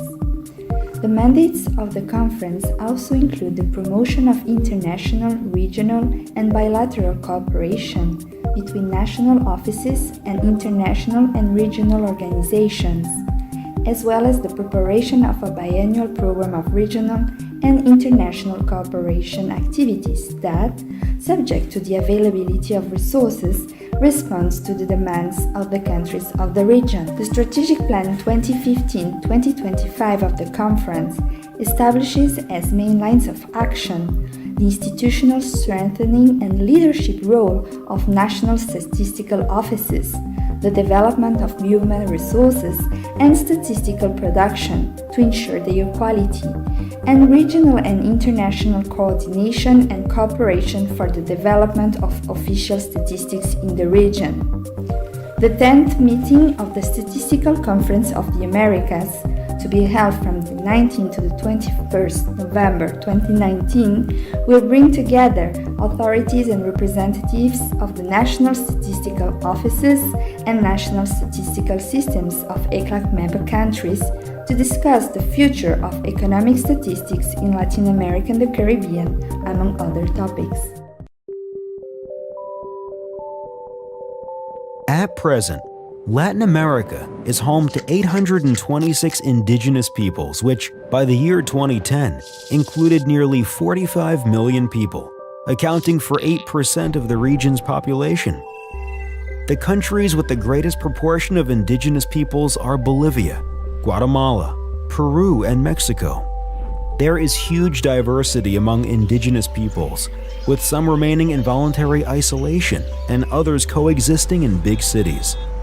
Brazil has the greatest amount of indigenous peoples, followed by Colombia, Peru, and Mexico. Indigenous peoples represent one of the most disadvantaged groups in the region and have suffered the systematic loss of their lands, with severe consequences to their well-being. Nevertheless, the Economic Commission for Latin America and the Caribbean, ECLAC, has found some progress in recent years related to the recognition of their territorial rights and political participation. There have also been improvements in their living conditions, with greater access to healthcare and education. The United Nations has championed the promotion of indigenous peoples' rights and relies on 3 special resources for this purpose: a permanent forum, experts, a special rapporteur. At a regulatory level, indigenous peoples are protected by Convention number 169 of the International Labor Organization of 1989, which recognized their rights as peoples for the first time, and the United Nations Declaration on the Rights of Indigenous Peoples of 2007, which considers these peoples' rights to self-determination. In the context of these efforts, ECLAC calls for the region's countries to put policies in practice to end inequality suffered by indigenous peoples. Policies based on human rights standards and the perspectives and contributions of these peoples. This is crucial for the construction of a new development agenda beyond 2015, with equality at its heart.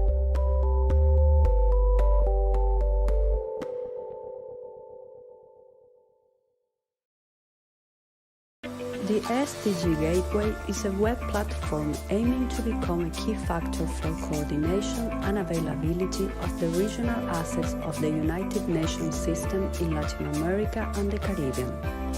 The main goal of this online knowledge management center is to serve as a meeting point and reference to all the information related to the Sustainable Development Goals, including activities, informational resources, statistics, regional data, specific analytic tools, and knowledge products developed and provided by the United Nations Development System in the region in response to its member countries.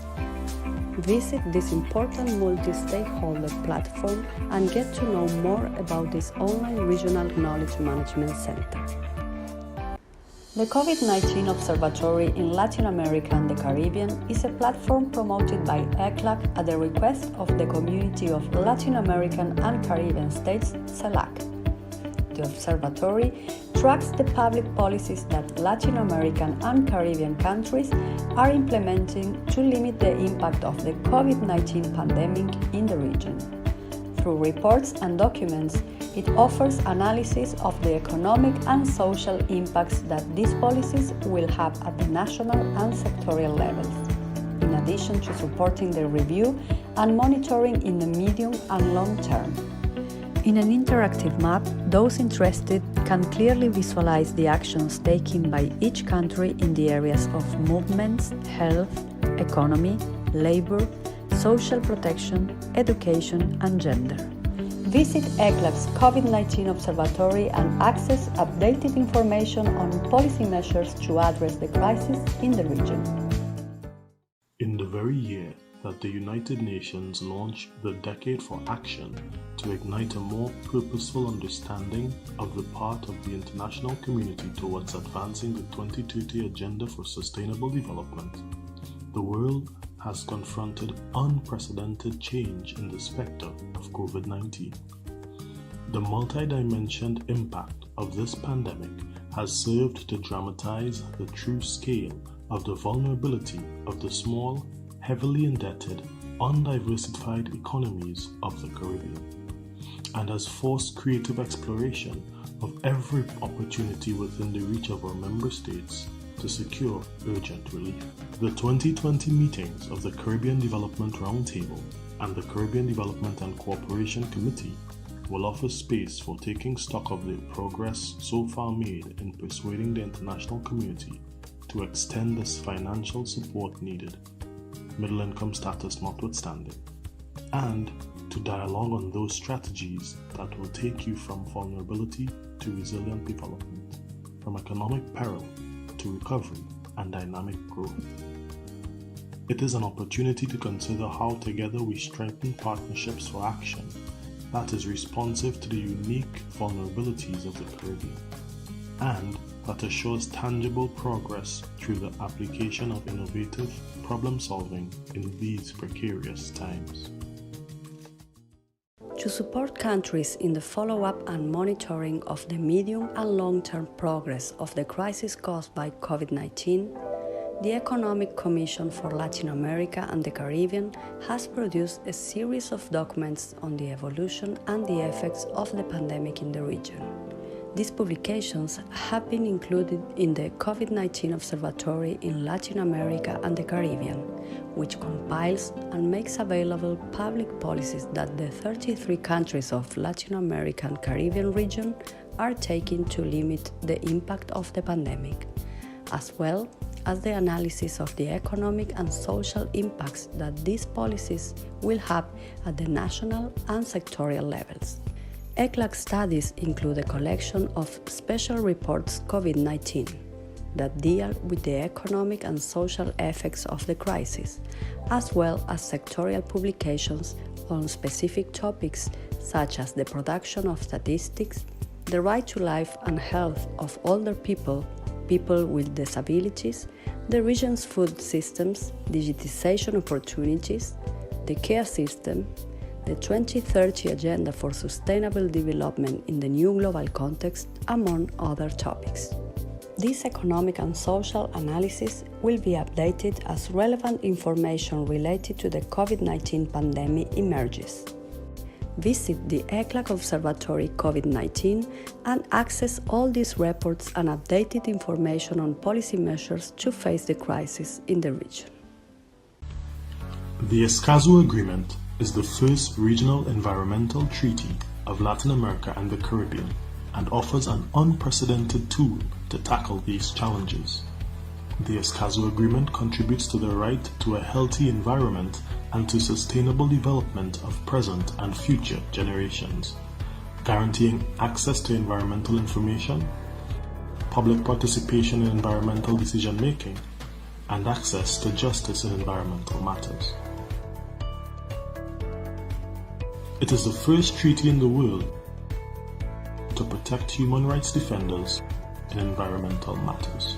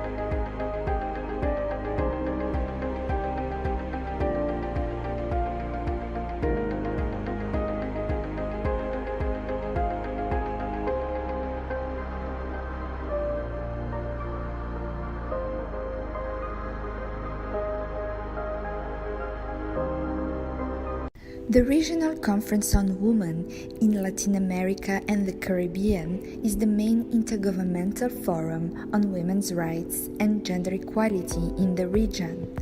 The conference, which was established in 1977 as a subsidiary body of ECLAC, is convened on a regular basis to identify the situation of women's autonomy and rights at the regional and sub-regional levels, present public policy recommendations for gender equality, and undertake periodic assessments of the activities carried out in fulfillment of regional and international plans and agreements on the subject.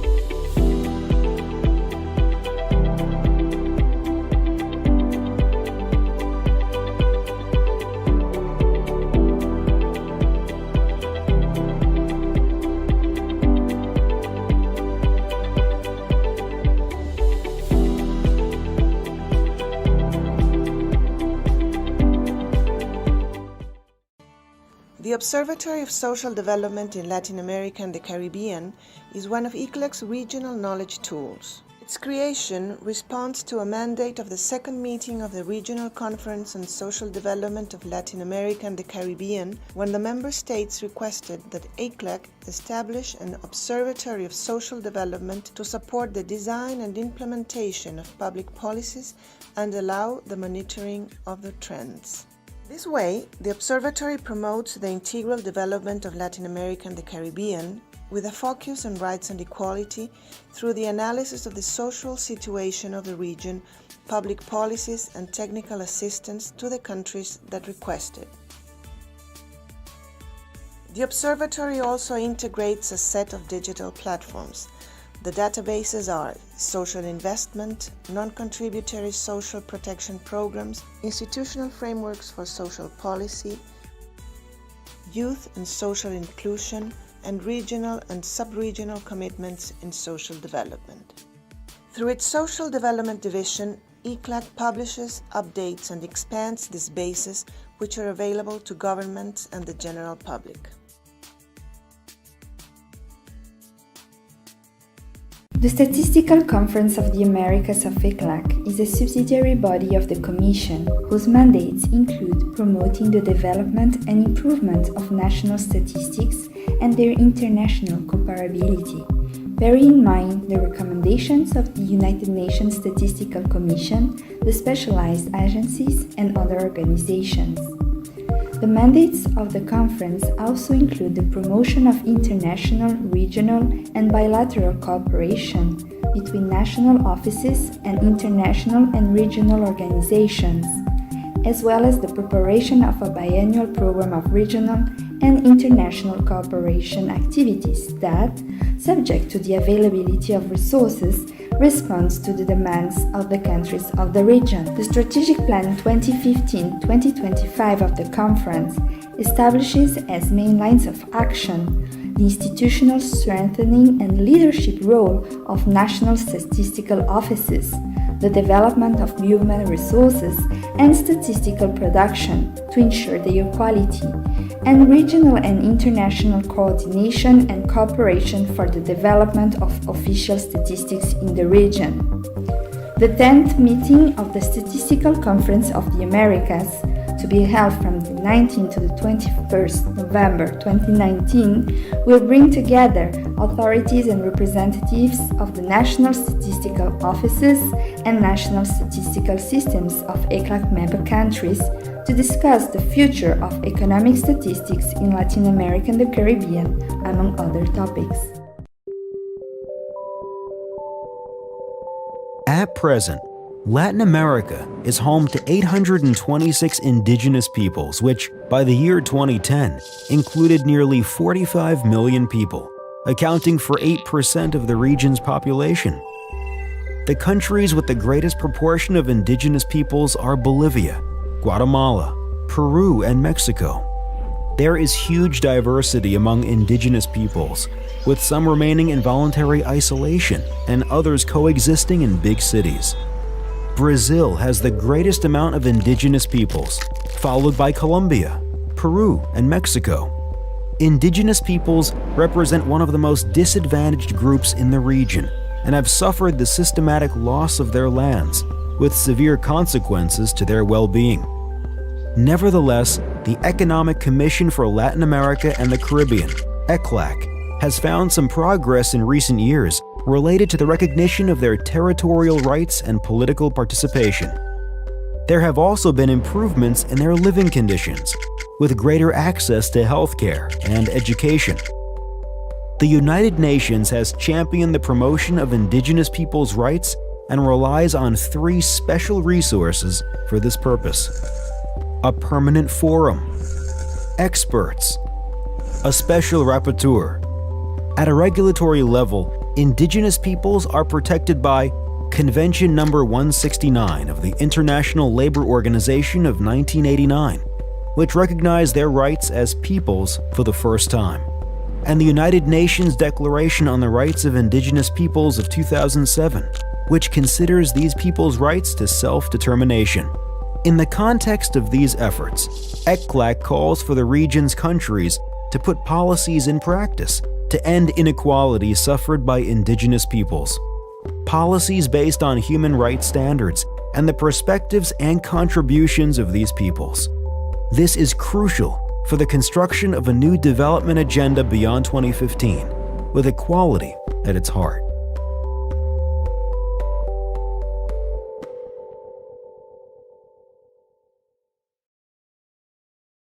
The SDG Gateway is a web platform aiming to become a key factor for coordination and availability of the regional assets of the United Nations system in Latin America and the Caribbean.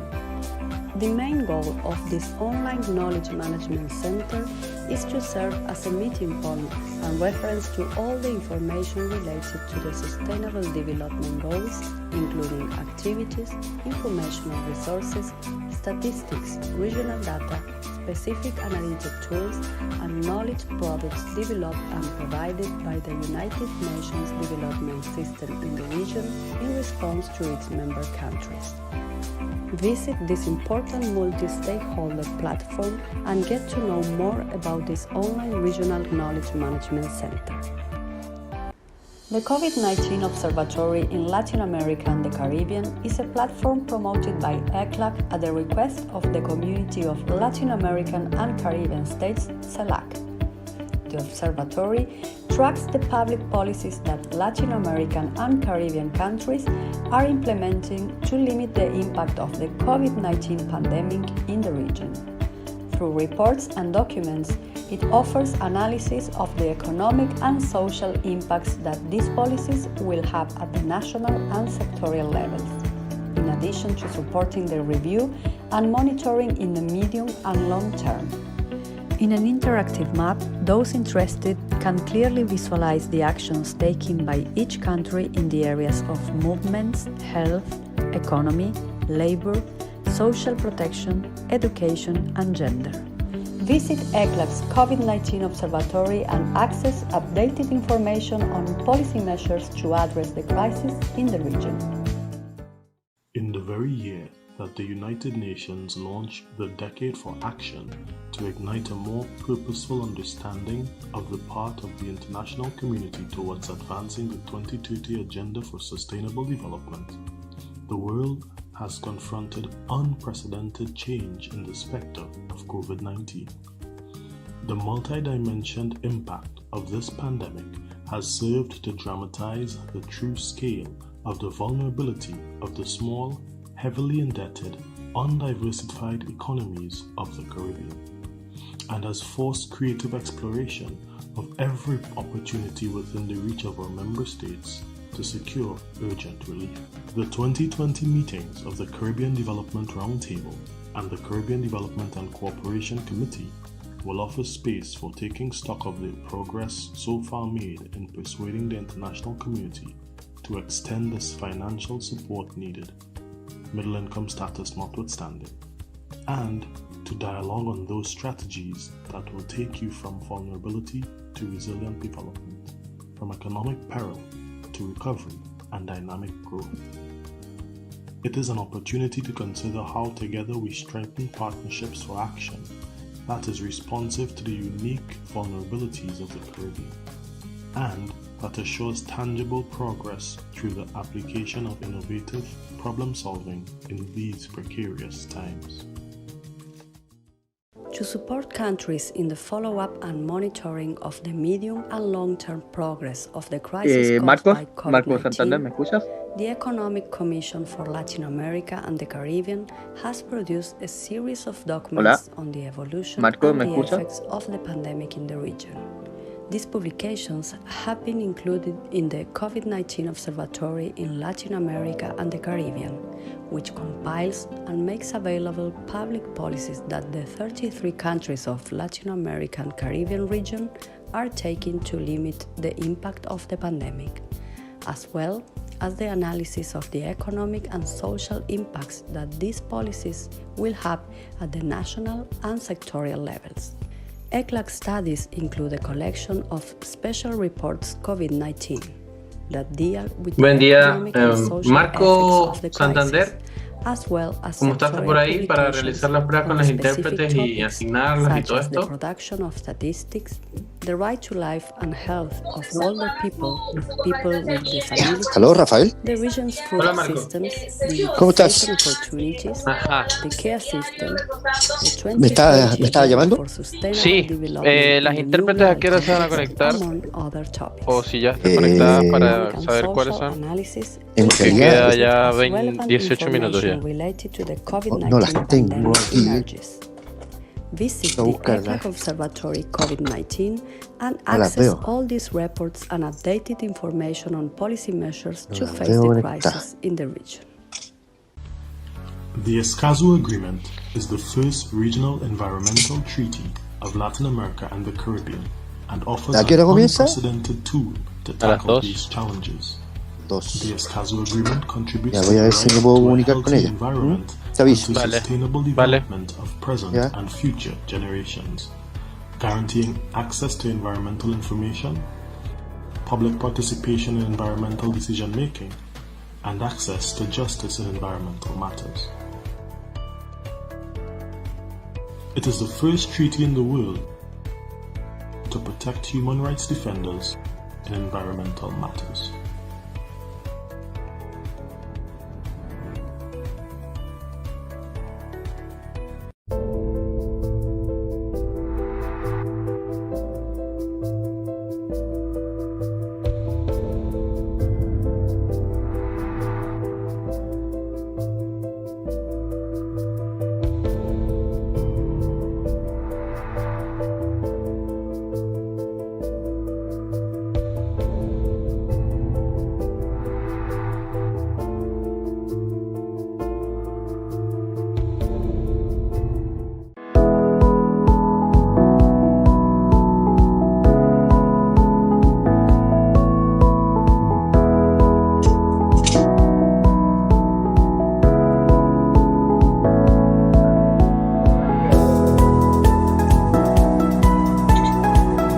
Rafael.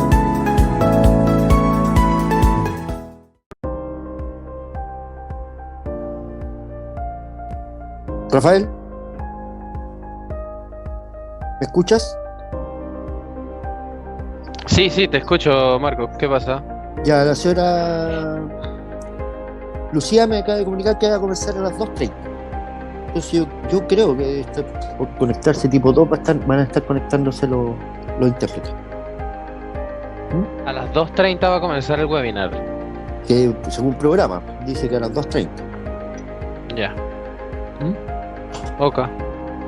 Colegas. Aquí O sea, por Samaniego. lo que... Aquí ¿Cómo está, señor señor Samaniego? ¿Cómo está? ¿Cómo están? Buenas tardes.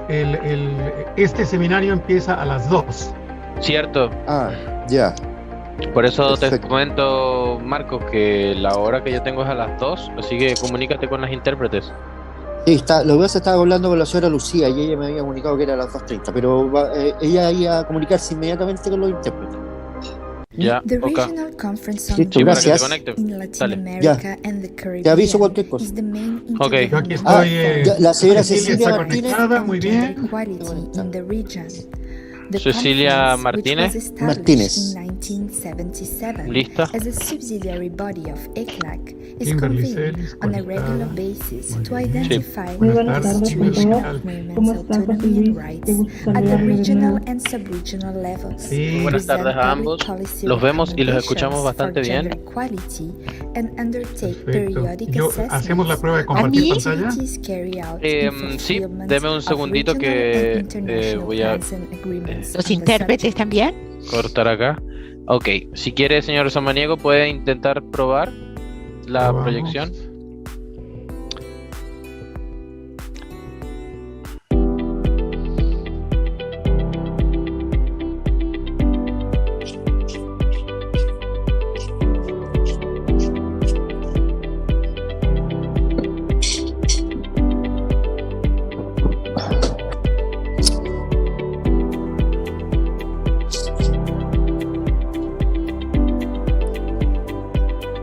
Ahí lo ven bien. Perfecto. Ahí se ve toda la presentación. Muchas gracias. Ahora, si la señorita Kimberly Celis quiere probar, también puede hacerlo.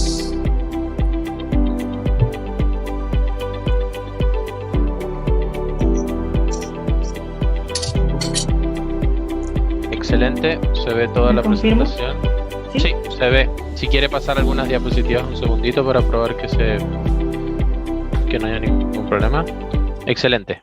Súper. The Observatory of Social Development in Latin America and the Qué bueno que van a Gracias a ustedes. presentar la One of estrategia ICLEC's en el regional knowledge seminario. Es tools. súper Its interesante. creation responds to Es a la más mandate nueva of en the América second Latina, meeting así of que the muy bien. Regional Conference on Social Perfecto. Development in Gracias por Latin America and the oportunidad. Caribbean, when the member Sí, states señora requested Cecilia that Martínez. ¿Podrías, por favor, Observatory of Social falta mi Development colega to Juan support the Pinto? design and Está conectado ya, implementation ¿cierto? of public Sí, él está Sí. conectado, pero dice que nadie lo oye. Sí, sí, sí, porque está de Ah, ya. asistente. Unos Ya, segunditos. perfecto. Perfecto. Hola, buenas tardes, Juan Pinto acá. Buenas tardes, señor Juan. Marco, atento, voy a asignar la interpretación para que realices las pruebas. Perfecto. ¿Me escuchan? Sí, te escuchamos, Ah, te perfecto, escuchamos. Sí, que tengo dos conexiones y yo no sabía cuál era la que tenía abierta. ¿Cómo estamos, Juan Pinto? Bien, Señora Marco. Cecilia. Bien, aquí estamos. Ya, ahora van a Listos. hacer la conexión y hacemos la prueba, ¿ya? Sí, que nos asignen y ya. Perfecto, muchas gracias. Ya están asignados. Sí, sí, estamos asignados. Ahora, perdón. Ya. The Statistical Conference of the Voy a Americas of cerrar ECLAC un momento is a el micrófono subsidiary mientras body que of the hacemos esta prueba. Commission, Vale, whose muchas mandates gracias. include promoting the development and improvement of national statistics and their international comparability. Bearing in mind the recommendations of the United Nations Statistical Commission, the specialized agencies, and other organizations. The mandates of the conference also include the promotion of international, regional, Estoy en este and momento con el bilateral celular. ¿Tú me podrías cooperation ayudar, between Rafael? national offices and ¿Qué necesitas? international and Que regional no me aparece organizations, la interpretación aquí. as en well el as the celular. preparation of a biennial program of Que no regional veo, no and sé qué celular international tienes. Tendrías que ir a los cooperation tres activities puntitos o that, a las subject opciones to the availability y of irte a la parte de resources, lenguaje. Le das responds to the lenguajes y demands ahí of the countries of the region. seleccionas. The Strategic Plan Tiene un ajuste seminario, 2015-2025 of the fondos, conference filtro, interpretación. establishes Aquí as está, main lines of perfecto, action ya. institutional ¿Podemos strengthening comenzar and con el leadership inglés, por role favor? of national statistical Entonces, offices, 1, 2, the 3, 4, development of 5, human 6, 7, 8, resources, 9, and 10. statistical 1, 2, production 3, to this is ensure the the English equality. booth. and This regional is and the English international booth. Ahora coordination Juan. and cooperation for Probando the el canal de inglés development también, of probando el canal de official inglés. statistics in the Juan Pinto por region. acá. Ahí está. The 10th ¿Cómo está? meeting Probando of the canal de inglés. ¿Qué tal? Statistical ¿Qué tal? Conference Y of the Cecilia por Americas acá, to be Cecilia held por from acá, 1, 2, 3, canal de inglés. November Señora Cecilia, le escucho 2019 will bring perfectamente. together Ya, ahora pasamos al español. ¿Sí? Exactamente. Statistical Pasemos al offices español. and Vale. national statistical systems of ECLAC member countries to discuss the future of economic statistics in Latin America and the Caribbean, Sí, among other topics. Lo escucho perfectamente, At sin ningún present, problema. Latin America Ya, is home estamos to chequeados. 826 Muchísimas indigenous gracias, que tengan peoples, buena which, tarde. by the year 2010, included nearly 45 million people, Rafael. accounting for 8% of the region's Sí, population. perfecto, ya veo The que countries probaste, with the está todo bien. greatest proportion of Cualquier cosa, indigenous excelente. Cualquier peoples are cosa, Bolivia, por WhatsApp, Guatemala, me avisa. Peru, Vale, and excelente. Igual yo voy a Mexico. estar escuchando. There is huge diversity among Vale. Que estén indigenous bien, que tengan peoples, buena tarde, with gracias. some remaining in voluntary Gracias, Marco. isolation and others coexisting in big cities. Brazil has the greatest amount of buenas tardes. indigenous peoples, José followed by Javier Gómez, Colombia, ¿me escucha? Peru, and Mexico. Indigenous peoples represent one of the most disadvantaged groups in the region and have suffered the systematic loss of their Sí, lo lands, escucho with perfectamente. severe Y ahora lo consequences veo to their perfectamente. well-being. Estamos Nevertheless, bien, entonces, the Economic cuando Commission for vayamos a Latin empezar, yo le America tengo and que the decir Caribbean, lo de equipo ECLAC, has técnico. found some Estamos progress in listos para recent transmitir. years related to the recognition nos of their confirma y ahí territorial nosotros rights estamos acá. and political participation. There have also been improvements in their living conditions, with greater access to healthcare and education. The United Nations has championed the promotion of indigenous peoples' rights and relies on 3 special resources for this purpose: a permanent forum, experts, a special rapporteur.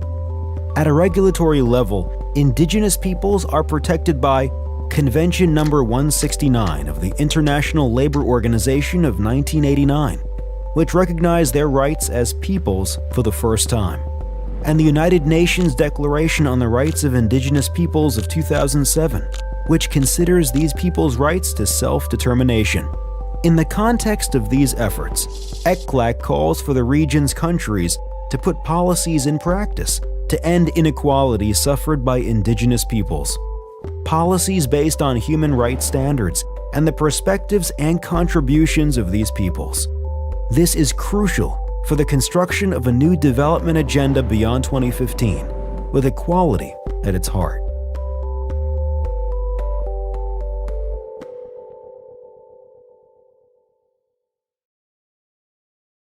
The SDG Gateway is a web platform aiming to become a key factor for coordination and availability of the regional assets of the United Nations system in Latin America and the Caribbean.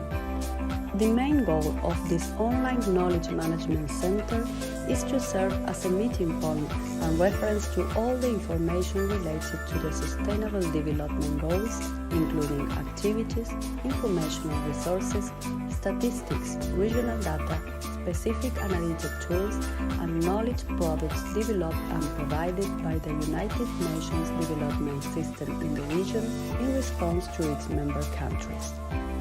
Visit this important multi-stakeholder platform and get to know more about this online regional knowledge management center. The COVID-19 Observatory in Latin America and the Caribbean is a platform promoted by ECLAC at the request of the Community of Latin American and Caribbean States, CELAC. The observatory tracks the public policies that Latin American and Caribbean countries are implementing to limit the impact of the COVID-19 pandemic in the region. Through reports and documents, it offers analysis of the economic and social impacts that these policies will have at the national and sectorial levels, in addition to supporting their review and monitoring in the medium and long term. In an interactive map, those interested can clearly visualize the actions taken by each country in the areas of movements, health, economy, labor, social protection, education, and gender. Visit ECLAC's COVID-19 Observatory and access updated information on policy measures to address the crisis in the region. In the very year that the United Nations launch the Decade for Action to ignite a more purposeful understanding of the part of the international community towards advancing the 2030 Agenda for Sustainable Development. The world listo, José? has confronted unprecedented change in the specter of COVID-19. The multidimensioned impact Señor José Luis, me faltarían todavía el señor Manuel Pulgar, Gustavo Mañez y la señora Alicia. Les voy a mandar un recordatorio. Sí, todavía quedan 6 minutos, pero de igual forma faltan ellos 3. Esto cuando lleguen nos avisan, por lo menos, bueno, quizá Alicia sería la primera. Sí, ellos van, me imagino que van abriendo las cámaras, cuando yo los voy pasando, ellos abren las cámaras y ahí cuando los tengamos a todos, o prefieren ir como empezando ya con Alicia y que se vayan uniendo para empezar a tiempo, ¿qué prefieren? Manuel sería el segundo, Manuel Pulgar. Sí. Sí, o sea, sí, no sé, si no llegara, te puedo pasar a ti, José Luis, pero al segundo lugar, pero... Esperemos un poco. Sí, ustedes nos avisen de igual forma. Estamos pendientes a que se vayan conectando y a lo que ustedes nos notifiquen.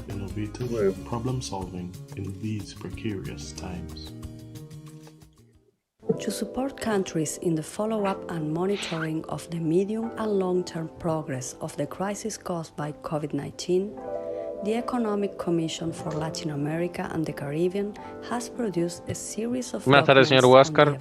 Eguino, ¿cómo está? Está muteado, pero igual lo vemos ahí. Muchas gracias. Un saludo. saludo, Ahí lo escuchamos. un saludo a todos. Hola, Huáscar. Hola, José Javier, ¿cómo estás? Gusto saludarte. Igual. Señor Huáscar, de casualidad, ¿quisiera probar alguna presentación o solo va a hablar? Sí, no es mala idea. Hagamos eso. Voy a hacer un share screen. Excelente. Voy a dar una presentación. Creo que es esta. La ven ustedes en este momento. Está cargando. Ahí está. Si quiere ponerla en modo presentación en grande y...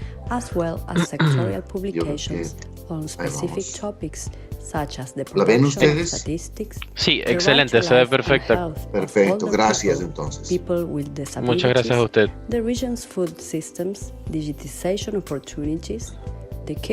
¿Quiénes más van a ser parte del panel?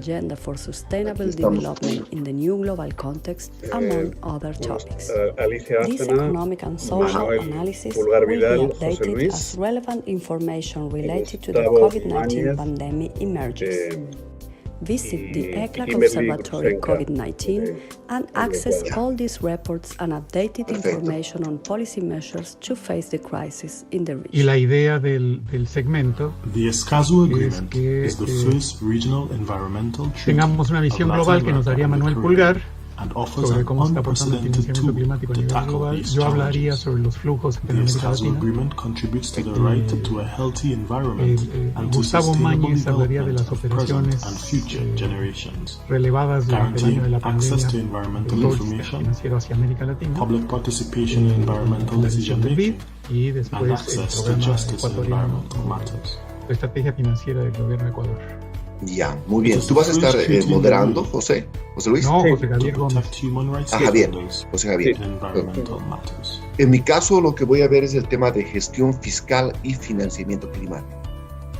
Muy bien. No me voy a concentrar, como yo vi que ya se tocaron muchos temas de financiamiento climático en las diferentes sesiones, incluso la anterior, pues preferí concentrar la presentación sobre temas de gestión fiscal y financiamiento climático.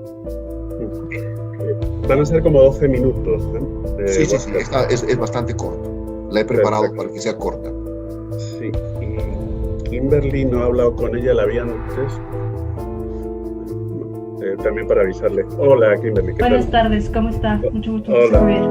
Igual, buenas tardes. No, para avisar que son como 12 minutos de tiempo. Yo les aviso si quieren. Les aviso si quieren cuando falten 1 o 2, ¿les parece? ¿O? Sí, es lo mejor.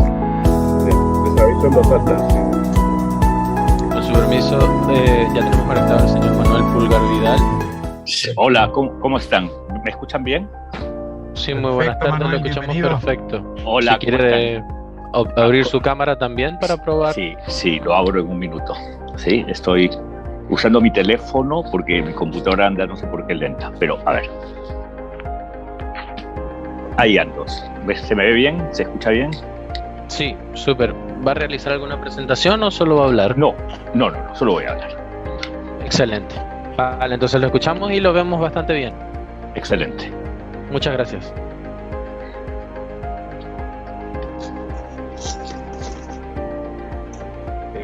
Nos faltaría entonces a Alicia y Gustavo. Sí. Gustavo ya me acaba de avisar que en un minuto se conecta. Entonces simplemente estamos esperando a Alicia y ahí damos la partida.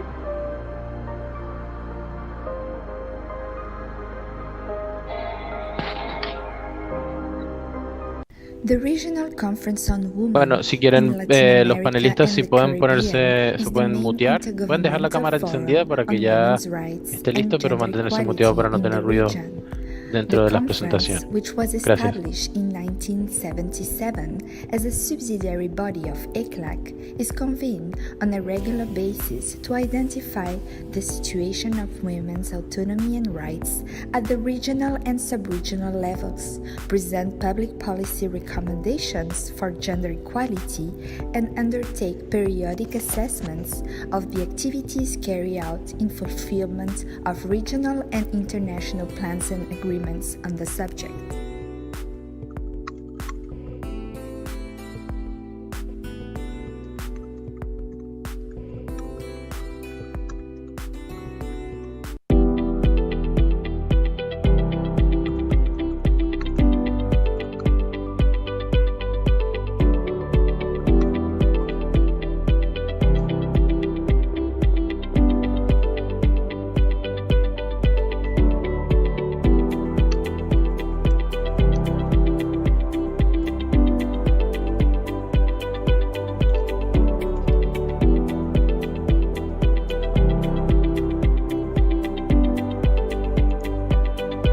Y a los organizadores en algún momento puede ser que me conecte desde otro equipo, que es la computadora. Entonces me autorizan porque al final preferiría utilizar ese equipo, ¿sí? Vale, si quiere conectarse en la computadora, puede hacerlo. ¿Ya la tiene conectada? Estoy en eso, estoy esperando, la tuve que reiniciar porque algo pasó. Pero mientras tanto estoy acá y estoy atento. Súper, lo único que sí que cuando haga el cambio tiene que mutear uno de los dos para que no haya elección. Está bien. Ok, perfecto, muchas gracias. Its creation responds to a mandate of the second meeting of the Regional Conference on Social Development of Latin America and the Caribbean, when the member states requested that ACLAC establish an observatory of social development to support the design and implementation of public policies and allow the monitoring of the trends. This way, the observatory promotes the integral development of Latin America and the Caribbean with a focus on rights and equality through the analysis of the social situation of the region, public policies and technical assistance to the countries that request it. The observatory also integrates a set Hola, of buenas digital tardes. platforms. Don Gustavo The Mañez, ¿me databases escucha? are social investment, Hola, buenas tardes, non-contributory social protection Sí, lo programs, escucho, lo veo institutional perfectamente. frameworks for social policy, Estimado, tengo una youth consulta. and ¿Usted tiene social alguna inclusion, presentación? and regional and sub-regional voy a hablar commitments de in yoga. social development. Through its social development A las division, personas, ECLAC publishes las personas que updates se han on incorporado expansive ahora, spaces which are available to les indico governments que and the tienen 12 general public. minutos. Yo cuando falten 2 les aviso. The Statistical Conference of the Americas of ECLAC is a subsidiary body of the Commission whose mandates include promoting the development and improvement of national statistics and their international comparability. Bear in mind the recommendations of the United Nations Statistical Commission, the specialized agencies, and other organizations. The mandates of the conference also include the promotion of international, regional, and bilateral cooperation between national offices and international and regional organizations, as well as the preparation of a biennial program of regional and international cooperation activities that, subject to the availability of resources, responds to the demands of the countries of the region. The Strategic Plan 2015-2025 of the conference establishes as main lines of action the institutional strengthening and leadership role of national statistical offices, the development of human resources and statistical production to ensure their quality, and regional and international coordination and cooperation for the development of official statistics in the region. The 10th meeting of the Statistical Conference of the Americas, to be held from the 19th to the 21st November 2019, will bring together authorities and representatives of the national statistical offices and national statistical systems of ECLAC member countries to discuss the future of economic statistics in Latin America and the Caribbean, among other ¿Cómo estás? topics. Hola, buenas tardes. Buenísimo. La vemos y la escuchamos súper bien. At Muchas gracias. present, Latin America is home to 826 indigenous peoples, which, by the year 2010, included nearly 45 million people, accounting for 8% of the region's population. The countries with the greatest proportion of indigenous peoples are Bolivia, Guatemala, Peru, and Mexico. There is huge diversity among indigenous peoples, with some remaining in voluntary isolation and others coexisting in big cities. Brazil has the greatest amount of indigenous peoples, followed by Colombia, Peru, and Mexico. Indigenous peoples represent one of the most disadvantaged groups in the region and have suffered the systematic loss.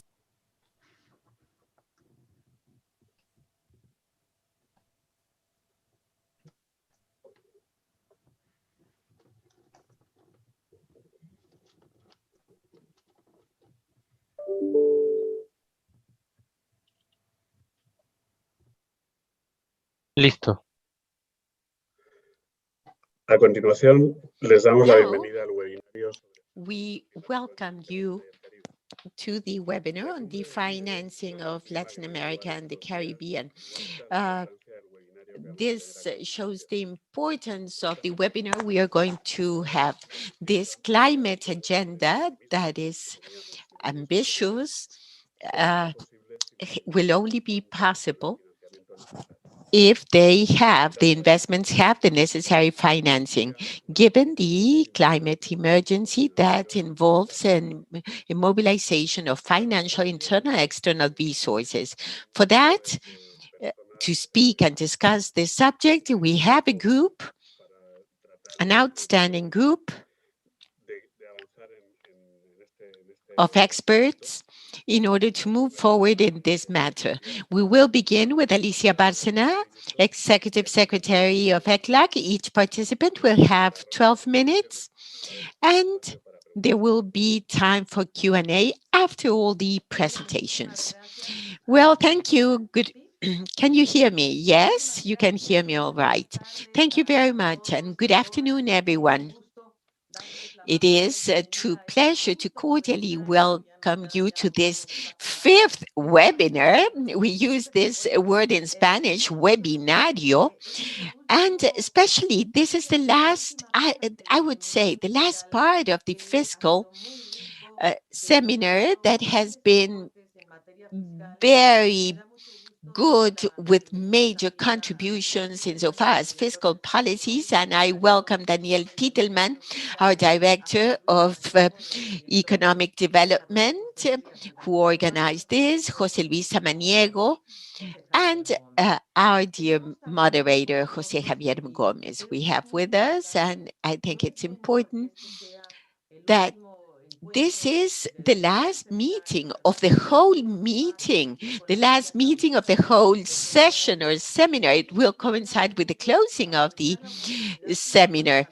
And I would like to take this opportunity to greet our dear panel members, Manuel Pulgar, leader of World Wildlife Fund. Dear Manuel, Gustavo Mañez, he's a regional coordinator on climate change of UNEP, Huáscar Eguino, leader specialist of the fiscal division of IDB, Kimberly Tellis a coordinator of the financial system of the Ministry of Finance and Economy of Ecuador. And of course, Jose Luis will be a speaker. As I was saying, truly, we are having this last panel coinciding with the closing of this 33rd Regional Seminar on Fiscal Policy. We hold it every year, and truly, fiscal policy, more than ever today, is so important because in pandemic times, governments have had to act very fast with expansive fiscal policies in order to support the most affected sectors, either homes or productive sector.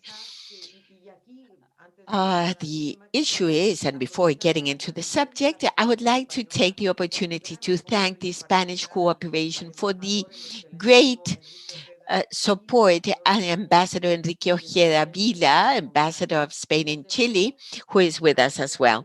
And of course, express appreciation to the IDB, well represented in this panel, Organization of Cooperation and Economic Development, OECD, World Bank, and IMF, that have helped us in all of this organization. And really, I would like to tell you that during this week that we have discussed so many topics related to fiscal policy, it's true, we have focused on how to expand the fiscal space in order to live up to or face and address the higher expenses of governments. But at the same time, we have discussed the financing of a transformation, or rather recovery, transformative recovery. And I think there lies the key to what we are addressing in this webinar. Because although we have talked about expansive fiscal policy, fiscal space for emergency and for transformative recovery, we are also concerned very much about the fact that in these crises, environmental budgets have undergone reductions, significant reductions in different countries. And it is disquieting because what happened yesterday in the climate summit with Biden, and we want to be clear that our region is not heading in the opposite direction as it is sometimes the case. Instead of being together in the international current, going to the coordination of investments and expenditure for this transformation, which is so important. Secretary General Guterres said yesterday, this should be the year of climate action, the year of the success or failure. He spoke about that. And 2020, we know it was one of the 3 warmest years ever experienced, where world temperature was around 1.2% above pre-industrial levels. We know that the average level of the sea is going up and that the Antarctic and the Arctic circles are experiencing major problems. Of course, we know that there has been greater severity and frequency of fires, meteorological events. Even in Central America, the hurricanes, a wave of hurricanes that impacted very poor and vulnerable populations. And the truth is that our region is facing a twofold asymmetry. We emit 8% of global emissions, and we are one of the most vulnerable ones for the climate change effects. But the funds allocated to adaptation are too low. The Secretary General is calling to increase them from 20 to 50%. We are not there yet, and it is an asymmetry vis-a-vis the world and also in our countries, because the poorest are the most affected ones, as we saw this in the recent hurricanes of Honduras, Guatemala, Nicaragua, El Salvador. And yes, pandemic has given rise to the worst fall in the 20 years of 7.1% drop. Tourism, poverty has increased. We have 209 million people in poverty in our region, 98 million in extreme poverty. Yes, we do acknowledge there has been efforts by countries, indeed, in order to act and react right away. But how do we manage? And that is why we call on you. How do we manage to have a reorientation, reallocation of public and private investments towards more resilient, lower carbon activities? We see that the largest economies, yes, have made major investments. Look what the US is announcing, an investment in infrastructure. Hopefully, it will be a sustainable infrastructure. But anyhow, the largest economies have made important investments, almost $14.6 trillion, and 1.9 of them allocated to infrastructure. Indeed, we see with optimism the commitments signed by countries yesterday, 40 or some, or maybe, I don't know if it's enough or too little or too late. As we say it in English, will we achieve or succeed in this necessary change? And finally, tell you that in ECLAC, we have put on the table a proposal that's called the Great Push for Sustainability. In key sectors that are technologically mature or in a process of maturation that can provide jobs or to shrink the environmental footprint and to bridge the major gaps in the region. One is the huge external restrictions, our major reliance on, I'm not going to give you figures, external public debt in our region grew 10 percentage points. We're close to 57% of the GDP. And the region, in order to pay or to service that debt, has to devote 59% of what comes in terms of imports in order to service the debt. That is what we call the external restrictions, in the sense that we rely on exports. And the problem that we see in Latin America and the Caribbean is that recovery, at least many countries, are actually focusing on a primary recovery. Once again, going back to silver extractive industries or copper, because commodity prices are going up. China will grow more than 8.4% of the GDP. And of course, that's a major challenge that we need to face. So we have identified 8 sectors, very specific ones. We have identified the energy transition. We even did some math about how much we could get if we were to invest 1.3% of the annual GDP. We could create 7 million jobs, lower emissions by 30%. Jose Luis will cover that for sure. But we also identified circular economy. We've identified electromobility. We have identified bioeconomy, the ecology, sustainable tourism. So we've identified 8 different sectors that can render social benefits, because we need to close that social gap. And we propose to bridge it from what the international community is discussing. Taxes on the super rich, not a single time, but we were able to do a transfer from the 1% of the richest people to the 1% of the poorest. We would defeat extreme poverty in the next years. And what do we talk about that external effect? Because we need to strengthen our own industries. Instead of importing everything, let's try to see if we can produce batteries with the lithium in the region, or if we can create a pharmaceutical industry so we can produce vaccines as Brazil, Mexico, Cuba are doing it. So how we strengthen the manufacturing industry in our region. That is the purpose of that major drive, that idea. And today, even in one of the webinars, we discussed that this change in terms of the development model also requires a change in the financing model internationally. We cannot continue to develop the financing tools as it is today because it has been great, but it's not the silver bullet, and not necessarily what is going to help us to redistribute the liquidity, which is abundant in the north for it to get to developing countries. And there are many reasons in order to receive that in our region. So as don't let me continue here because I will never stop. But this webinar is extremely important, exactly because of what's going on internationally. What's going on is that the narrative is changing. Finally, we seem to be understanding that this is so urgent to adopt quick and deep action in order to focus on mitigation and adaptation.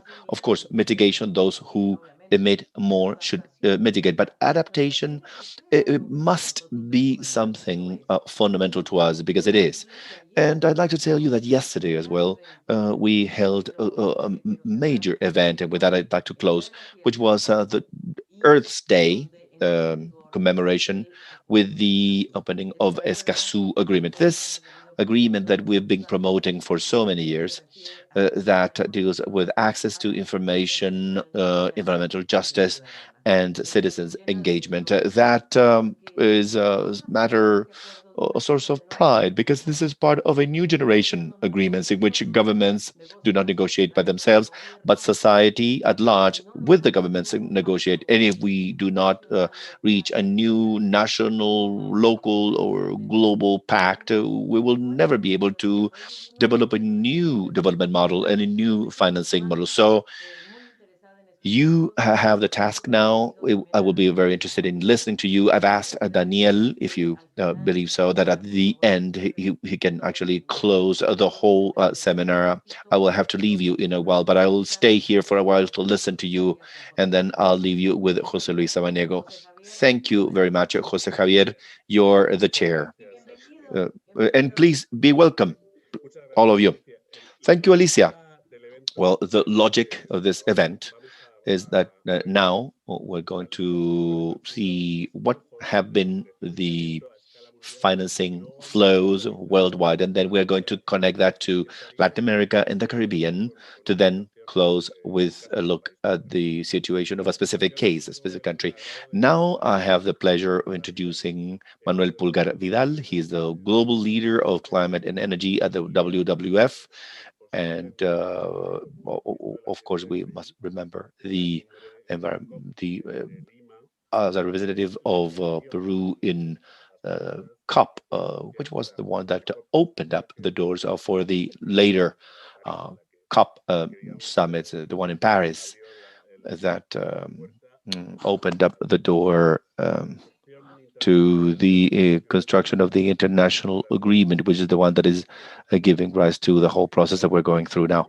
Please, Manuel, the floor is yours. Thank you, Jose Javier. I hope you can hear me well. Thank you, Alicia. I'd like to thank all the panel members, and I'd like to thank you all for inviting me.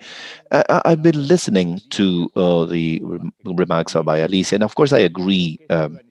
And I believe this organization, where we need a mature key sectors of generating jobs that focus on environmental or ecologic or climate footprint, or whatever the name you'd like to give it. And so I'd like to talk about the issue of climate financing or finances. But of course, I'm going to start from a level above and see how we are dealing with this in Latin America. It is interesting. We've been very much focused on the Biden climate summit because it's been extremely valuable, but we haven't been paying attention to what has happened to the Ibero-American summit that has underwritten this Andorra statement. And yesterday, I was interviewed by a journalist from Deutsche Welle about the Andorra Declaration and all the supplementary declarations of this Ibero-American summit on sustainable development. And I was asked about my views, and I think we should start discussing that declaration. And my opinion, and this is maybe anecdotal, but just to give you my idea, is that it is a very modest declaration that is showing the reality of Latin America that is not united in that, that is in understanding the opportunities that it has. And if we continue to think that we need to still asking for assistance, but without having our own innovative agenda, taking into account the opportunities that we have ahead of us. And I believe as a region, as Latin America, that attitude is leaving us behind when we see how continents are reaping the opportunities of climate finance as well. But Latin America keeps asking for assistance, but is not actually proposing an agenda. So in order to be very schematic and specific, the idea of this event is to be pedagogic with the audience, to be able to understand what are those elements in a climate agenda that Latin America needs to appreciate in order to take those opportunities. And I believe the first thing that I need to do is that climate finance have gone through two different phases, and now it's going into a third phase. At the beginning, we thought that the issue of climate finance was about funding, and that was a mistake. It is different to talk about funding compared to finance or funding. We thought that this commitment that was subscribed for the first time of $100 billion a year until 2020, that was subscribed by these five countries that, in one way or another, actually saved the Copenhagen COP in 2009. We thought that that was climate finance at $100 billion a year, and the creation of the uh, climate green fund, $100 billion a year. It's just peanuts, and the this is not the only one mechanism that actually will allow to funnel those resources. The only purpose was to send a political signal, and of course that is true, and but it's not enough. The Intergovernmental Climate Change Panel says that only energy transition will cost trillions of dollars because, but it's more than $100 billion a year.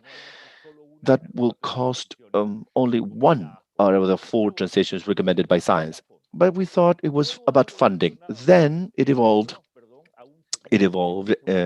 into a second moment, which has to do with openness and transparency, which is disclosure about climate financing, which was valuable because we cannot correct the distortions that finance can be actually injecting into a traditional fossil fuel world if we do not know where resources are coming from and where they're going. So disclosure, transparency, openness has been a second major phase of this. But now we're going into a third stage, which is the alignment time. And when we hear yesterday's declaration, so we can be optimistic that we see that climate finance involve aligning portfolios to the objective of 1.5, and that is a major demand in terms of the climate financing. We want resources, the portfolio management, that bond issuance, and all the mechanisms that I will cover in a minute should be clearly aligned to the objective of not increasing temperature in more than 1.5 degrees from now until the end of the century. And please allow me to be candid. Maybe Alicia agrees. When we look at Latin America and its finances, we have not gone still out of the first stage. Unfortunately, openness and transparency is not a common practice adopted by the world of finance actors in Latin America and the Caribbean. And we believe we need to um, press forward, and we need to walk towards this third great moment that climate financing is experiencing.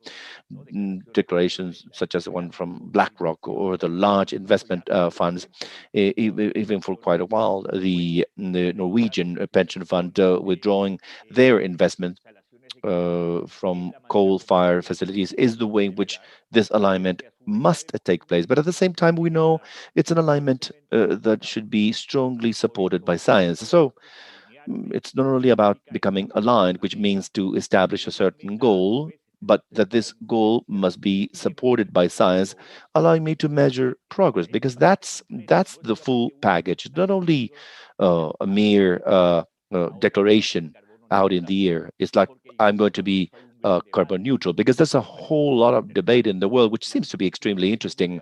Discussion about how we add credibility to the concept of zero carbon emissions, or the concept of net zero. Because when you look at the corporate world and even financial sector, some are called carbon neutral, others are carbon positive, others are so all of that is a name, but the content is, where are you going to focus? How can you support that with science? And how are you going to measure progress, allowing any stakeholders to know that you are actually complying or not? That is the full package that we need to focus on in Latin America in terms of the financial stakeholders. That, as I said, goes beyond the declaration of being just carbon neutral.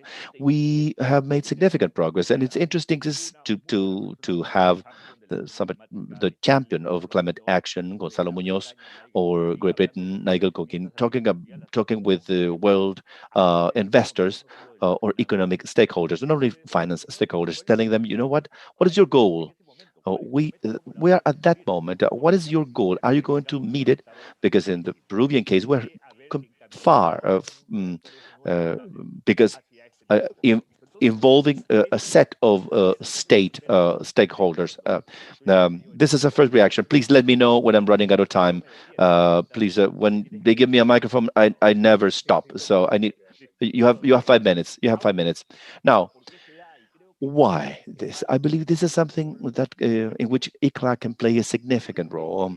I believe we need to stop, and it's going to be weird to all of you, but I'm going to try to be eloquent. We need to stop saying, Latin America, that this needs to be done because we have signed the Paris Agreement.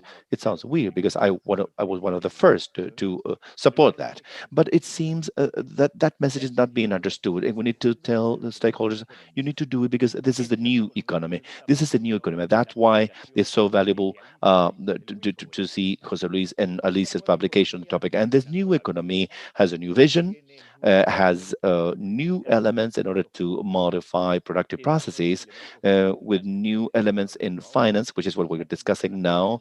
The consumer preferences are changing. So we don't know yet whether we are going into it or not. But that new climate economy is irreversible. Once again, it's in discussion in the United States. Very rigorously said that maybe we are not yet in this new climate economy that we needs to consider employment. Definitely fair transition. That's true as well.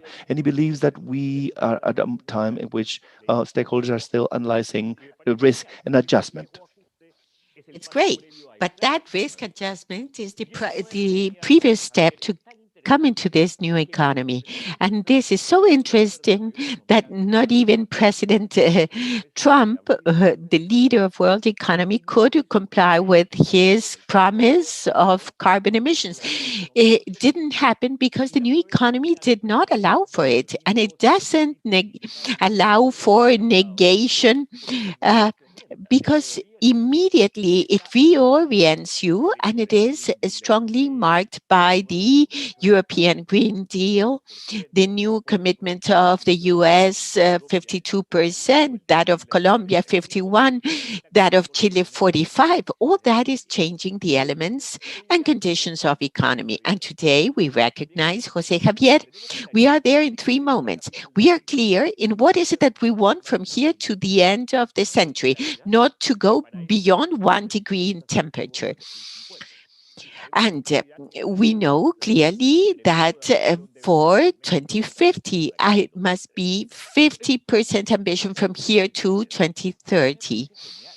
It is really wonderful, the fact that they are guiding the new economy of the world, and Latin America needs to be very, very attentive to this situation. Now, when we think in finances, climate finances, it comes to mind the Donald Duck that is swimming in oceans of dollars. And we forget that this is public or private. It is public and private. In the public, I know that time is almost up. For example, our level of alignment of internal instruments in economies, fiscal instruments, as climate guided or oriented is almost zero. For example, public investment platforms or expenditure management. If you ask a country, I'm sure that ECLAC has suffered with that. How much do you invest in climate? No one can tell you right off your mind. I mean, you need to make calculations somewhat quite confusing. And secondly, public policies that are linked to eliminating subsidies related to carbon emissions are very few, and subsidies to fossil fuels are very present. And the dependence on traditional sources of energy is incredible. And Chile is launching this pilot idea of green hydrogen. But not all of the rest of Latin America is thinking about that. We know it is a transition source. It will last more than coal and diesel, but also it's not, you need to face the technology and drop in prices and non-conventional renewable sources. And here ECLAC can play an encouragement policy, a strong one, of seeing the absence of ministers of finance in the coalition of ministers of finance. There are 60 countries, but very little in our region. And if you see the Helsinki and Action Plan of Santiago announced in COP25 in Madrid, there you have sufficient elements. For example, that we start concentrating in carbon price policies where countries like Peru resist without excuses. Really, in it's not only the Peruvian case like this, and also getting involved in the carbon markets, especially because of the development of Article 6, and to see the sovereign bond issuance as a source of financing, but with a clear approach to follow green investment, as it is the case of the French sovereign bonds. I'm very pleased because every day I learn in the evaluation committee when I see this, and the purpose objective is to verify that investments, that the income and revenue be allocated to climate biodiversity. And we use third parties for verification, and it is becoming almost a model of ensuring the quality of investment. And I end saying, and then you have the private side where we have goals. We want goals, science-based or targets that are science-based, because the initiative already has its financial side. It is a task to be complied, and we need to move forward on that. I end by speaking about recovery. Recovery shows us Latin America that is investing resources in traditional activities. We cannot blame anyone, because as our good friend from FAO, Julio Verdeguer, said in an analysis where former President Lagos attended, unfortunately, these green projects that are employment generators are not even tested. We need to put on the table and say, look, this reforestation or nature-based initiatives involves, economically speaking, such and such employment, that number of employees, and so forth. I end there. I went beyond my time. I'm sorry. Thank you, Manuel. And now we have José Luis Samaniego that we will now give you the floor. José Luis Samaniego. Microphone, please.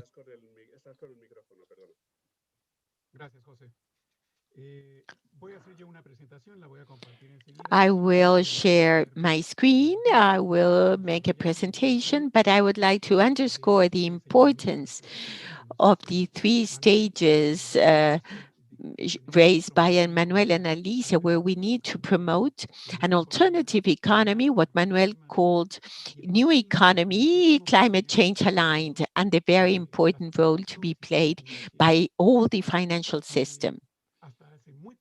Until very recently, common sense was bring me a profitable project. And so finances, which are neutral players, say if there is financing or not. That common sense is finally changing, and we are seeing the potentially active role of the financial system. I share my screen, José Gabriel, now. I will share with you the basic data of climate financing flows that come to the region, as Alicia was saying. There are not trillions. It's hard to get to billions, and in some cases, we only reach millions. Here we have the general trajectory of climate change, climate financing in Latin America and Caribbean. And with the exception of 2016, it is around $21 million year after year. And this already is predictable. And the region can start counting with these funds in a more systematic way. As Alicia was saying, most of the funding goes to mitigation. Only 20% is going to adaptation. And this graph is very interesting because it shows the change in behavior of players of Latin America and the Caribbean. You see climate funds, the blue, the green climate fund, the GEF, the commitments of the World Bank. These are merely a spark detonating, or it's a political signal for the other actors to align their behaviors. And what we have seen in time, very interesting, is how the role of national development banks has gone down, and how the role of multilateral development banks has increased. And we have the new player, which is the private sector, through green bonds that, as Manuel was saying, should have a sound supervision framework, and this has a lot of road to tread in Latin America. 460 million, the whole set of climate funds. And there we can mention the role played by the Climate Green Fund. Of the 400, 350 come from this fund, which is a very important player of the last 3 years. Now, if we speak about the private sector growing role, we see that it is very much concentrated by countries. Brazil heads all the issuances with 42% of them, of the total of issued bonds, followed by Chile with 22%, Mexico 10%, Peru. And then the role of the Caribbean is a minimal as to this source of financing. Where are the private sector funds going to? To a very limited number of sectors.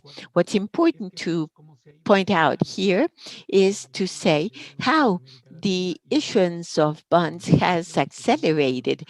Out of 2 issuances in 2014, in 2019, we had 21, so multiplied by 10.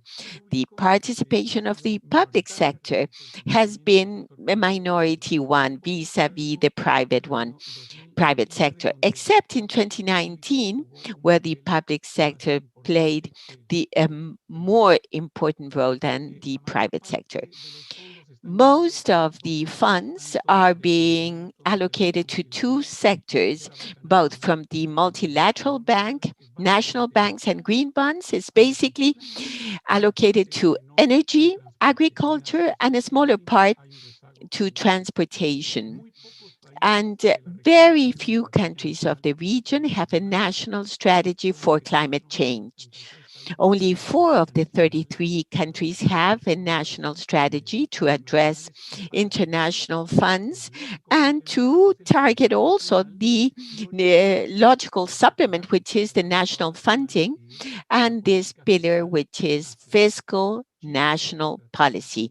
Chile has its financial strategy for 4 years now, where it has 3 lines of action: generation of information, data, and analysis, to follow this strategy in a consistent institutional framework, the production of economic and financial systems and markets. Chile participates in the platform of carbon of the Americas that is designed to generate a price for carbon, and was president of the Helsinki Group until this year, already passed over the presidency, and it is a country jointly with other 4 of the region that has a tax on CO2, and it has pending the promotion of green finances.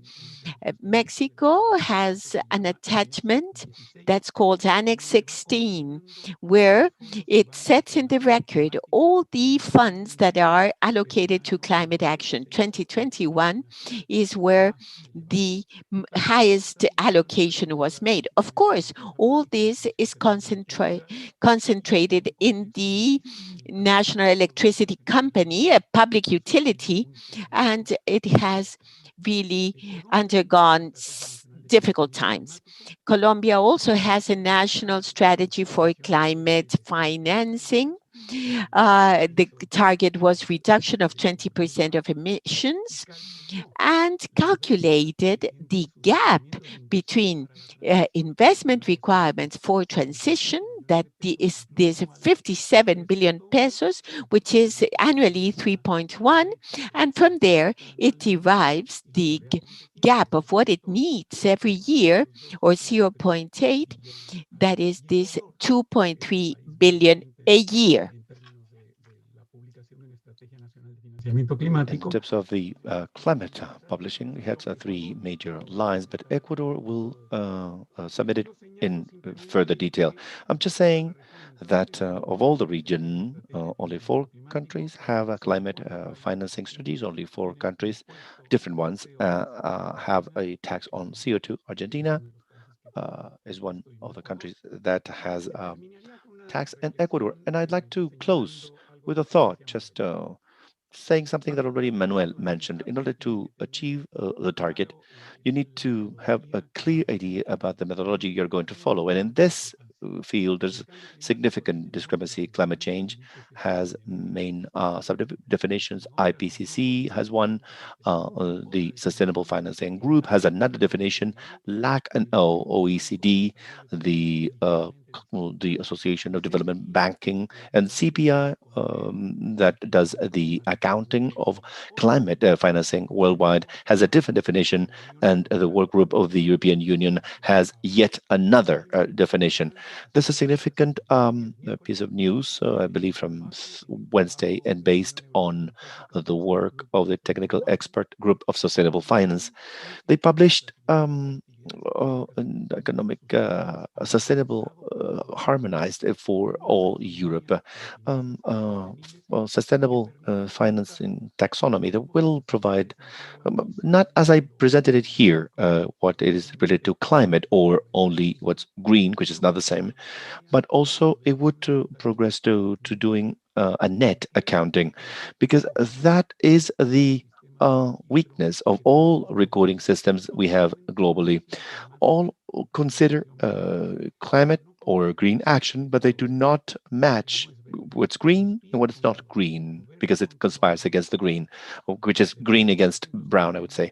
Of the few, in spite of the progress, non-climate financing or oil-based or large environmental footprint financing is still very important in the world. So the true situation is that financial institutions and governments define climate financing or green financing according to their own motivations, with an additional complication. Positively speaking, the private sector is also making progress in terms of reporting about their climatic action and climatic financing according to different methodologies depending on their specific interests. I believe, just in summary, we could say that the multilateral banking system has become more predominant, is the largest financier of the region. There are national funds that are absolutely stagnant, such as the Mexican Climate Fund and the Amazonia Fund almost disappear. El sistema multilateral de financiamiento es muy poco The significativo. multilateral financing system is not significant, and the green bonds that have actually tapped into this advantage are the ones that are becoming an important alternative. But as Manuel said, they do require a solid verification system. And Jose Javier, I believe that was able to give you a regional outlook. Thank you, Jose Luis. We'll go next to the next presentation by Gustavo Mañez, who is the regional coordinator of climate change for Latin America and the Caribbean. Gustavo will discuss something interesting, because in this connection between what's global and what's regional, we've heard about green recovery, that because of COVID and the need to invest in this recovery, we should take this opportunity for a different type of recovery. But it seems this is not happening as expected. So this is why it's so important. We're going to listen from him now, Gustavo. Thank you. I'd like to thank our ICLAC colleagues to invite us to this important event.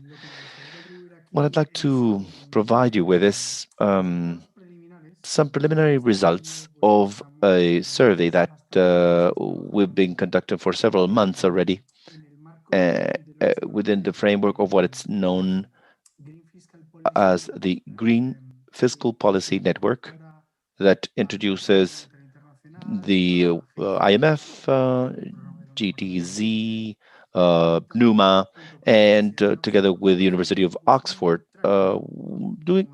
conducting some tracking, as you said, of where investments are taking place in terms of post-COVID reactivation globally, but with a specific focus on Latin America and the Caribbean. And of course, what I'd like to present, as I said, are preliminary results based on the announcements about public announcements of public policy published in different official gazettes and instruments, announcements of finance ministries, etc. And how these announcements or these investments are aligned or not with what we call the new economy that we need to coexist with climate change or the Paris Agreement. But how do we get aligned with green growth? Because why is it an opportunity? A unique opportunity? Well, at least for a generation of being able to align all this massive investment with this long-term outlook.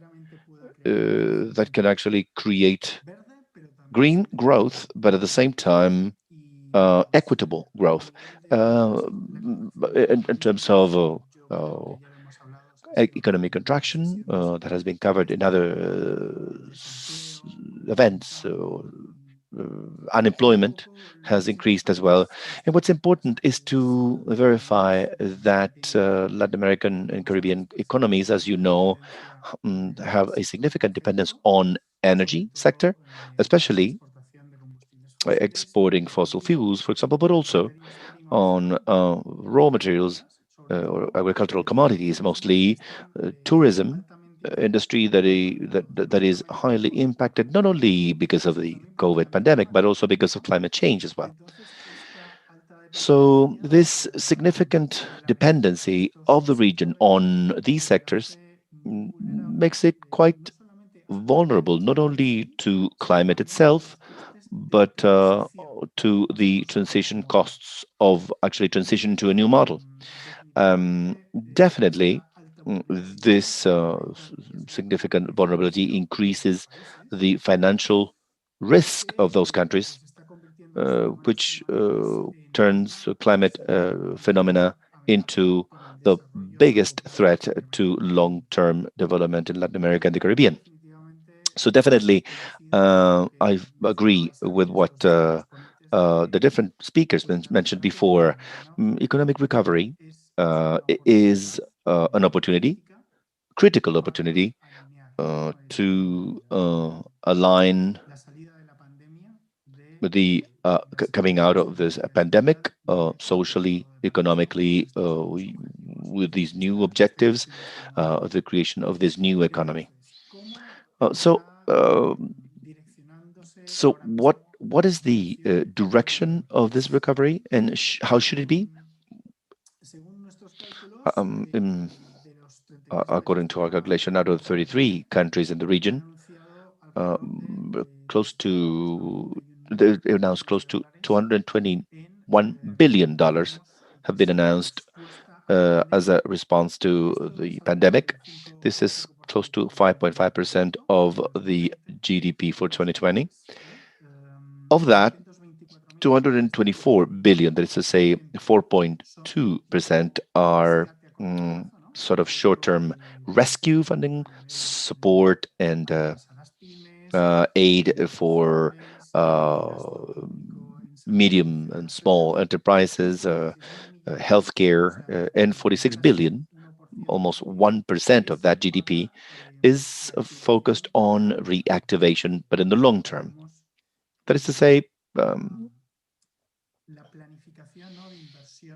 investment planning, public investment planning to rebuild the economy.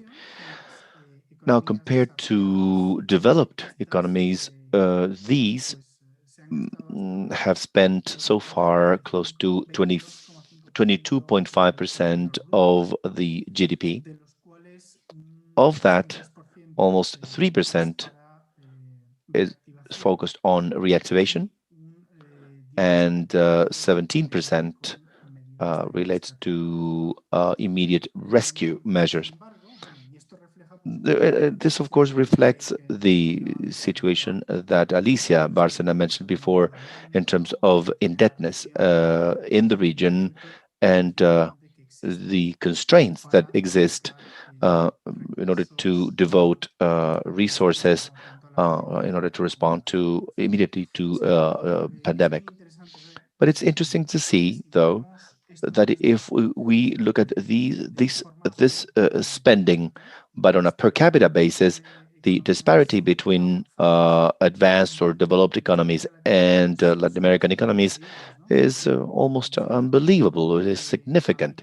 This difference that Latin America and the Caribbean devotes close to $450 per capita to respond to COVID, and in the case of advanced economies, is about $11,000. Once again, this has to do with the economic situation and the indebtedness in the region. Now, how much of this is related to public spending in line with the Paris Agreement? Well, only 2% today in Latin America and the Caribbean are considered as a positive for climate. And globally, it's close to 18%. Once again, this shows that significant gap and that those investment decisions that are able to impact not only immediately, but also in the long term and in the coming years in Latin America. Of the 33 countries in the region, 31 of them, according to our figures, have achieved a result either neutral or negative in terms of sustainability of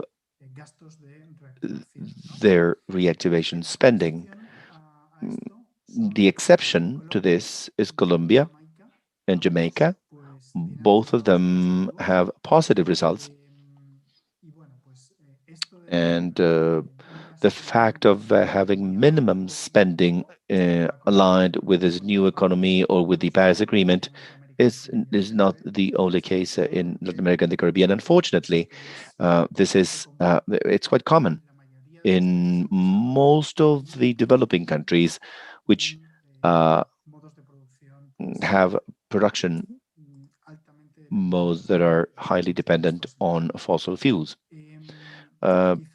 Maybe to delve deeper into this in terms of this leadership of countries such as Jamaica, when we see that approximately almost 100% of the resources devoted to reactivating the economy are aligned with the Paris Agreement. In Colombia, it's close to between 40 to 45% of that. And in Panama, it's close to 25%. Definitely, we see examples from other countries in the region where much of the public spending in order to devoted to reactivate the economy in the mid to long term is quite far from these green targets. Cases such as Mexico, Brazil, Nicaragua, where, of course, according to joining countries such as Canada, Australia, or the United States prior to these recent announcements by the Biden administration, which show certain spending commitments that are aligned with investment in fossil fuel sectors, gas, etc. Just now to give you some examples of best practices and maybe not so good, really. In the not so good practices in Brazil, for example, the support from the government to industry and transportation, including the aeronautical industry, without actually setting environmental conditions. This is not specific to Brazil. Of course, there are many other economies, developed economies that are showing the same thing, thinking of that short term. And you have 2 minutes. Thank you. And perhaps in the stimulus package of Mexico, investments in infrastructure, in oil refineries, airports, and for Pemex, perhaps at the level of good practices, so best practices, Brazil as well, where there's a credit line of $280 million for the fuel. Or in Colombia, the commitment plan that involves a whole range of electricity generation grids and also a series of programs to promote the restoration of ecosystems in the country, reforesting, and so forth. So, in sum, we are far from leveraging this opportunity of recovery or allocating public resources for recovery aligned with the objectives of the Paris Agreement, with this aligned with this new economy. And we believe that the situation of the region is extremely complicated. We cannot demand the same as from other developed economies. And perhaps it is the time, it is the right time, as Manuel was saying, of not thinking in what can we receive as external investments or foreign investments or help or assistance that is highly important indeed and very much linked to the debt due to climate action. That's critical, but we need to explore how these resources like electric mobility, renewable energies, or nature-based solutions for productive systems in a region that is so impacted by climate change. How to invest more in these sectors so as to create resilience and create competitiveness needed by the region and that the world needs to mitigate and adapt to climate change. Thank you. Thank you, Gabriel, Gustavo. Now, Huáscar Aguino, he is from IDB. IDB plays a key role in all of these challenges. Huáscar Aguino, investments and financial flows that promote directly climate, but at the same time moving commercial banks out of the inertia of funding conventional businesses and guide them towards other areas where you feel a certain resistance. He will speak about fiscal management. Huáscar, good afternoon, everyone. Greetings and thanks to ECLAC and the organizers for the invitation. I think my presentation will be a good supplement to the previous presentations. Alicia's, Manuel's presentation and that of all of you, where reference was made to the importance of aligning public expenditure, public actions, fiscal policies towards commitments and targets we have in decarbonization.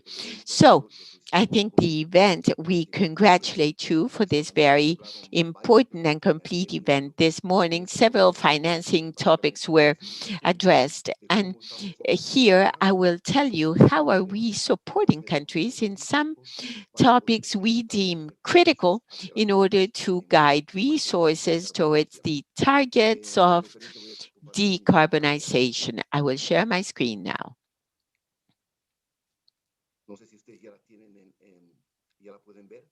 Can you see it? Confirm, please? Yes. Well, to tell you that this presentation is brief, I will refer to a few topics of the bank. When we speak about fiscal management and climate financing, there are two dimensions. One, incorporating activities and climate dimension within the fiscal arena. This is a subject we are working strongly on that. We have 14 operations, fiscal operations, where we have incorporated activities, components, or initiatives of supporting decarbonization within the fiscal programs. And another line of work is technical assistance and development of instruments in order to support countries' ministries of planning and finance in order to have due use of fiscal resources on these matters.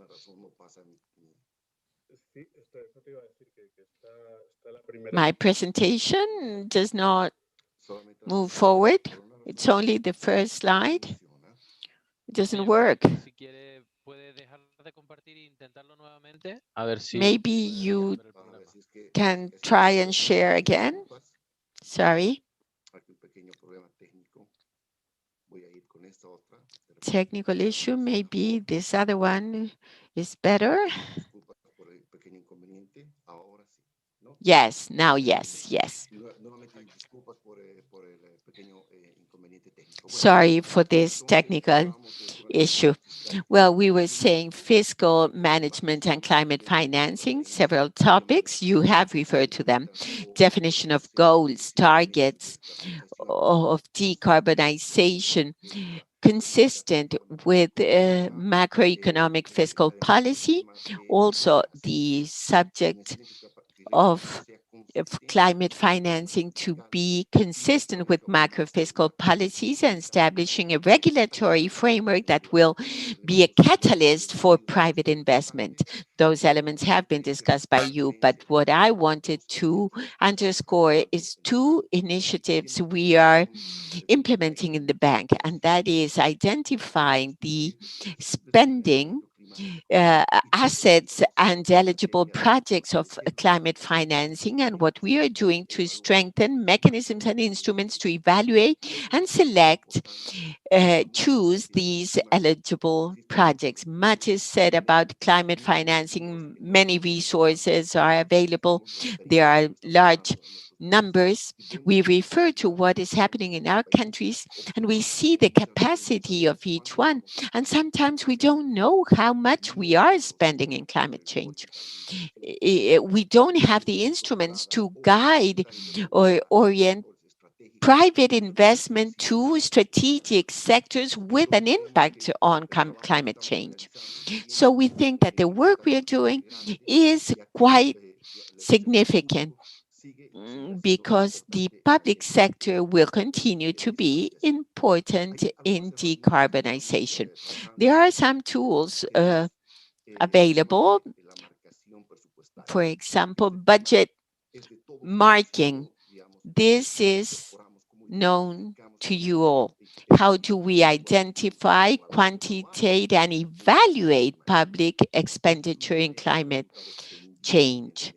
This is a pending task in Latin America. We have seen some recent estimates, a dashboard of the IMF, an important balance, but there we are measuring the main purpose spending, not the secondary purpose spending. For example, the negative impacts of some public expenditure in decarbonization.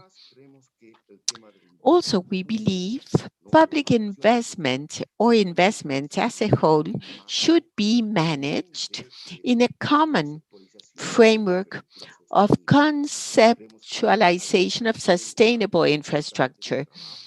There is an important area of work. The bank has worked with several countries, reinforcing public investment and trying to introduce these concepts so as to have in the origin, in the setting up of portfolios, in the programming of investments, to have projects with elements or a flow of projects that can be channeled towards climate financing. Several instruments, for example, evaluation of risks and disasters in climate change in those countries that do not have systems, and incorporation of carbon in project evaluation. We believe the region is lagging behind in these areas. We are referring here to some of the recent progress. We are developing a methodology of budget markers. And the main characteristic of our methodology is that we are not only measuring main purpose and secondary purpose, the spending not directly linked to climate change, we see which is the spending that has an influence on it. This methodology has been developed and we have implemented in a pilot way in Costa Rica, and also we are beginning in Mexico to do so, and there are several countries of the region that have begun to show interest to include these elements or methodologies in their budget management.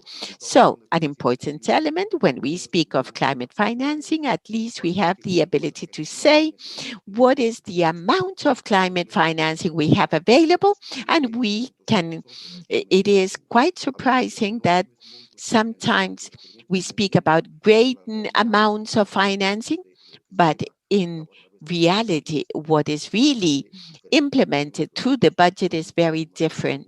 The amounts are much, much smaller.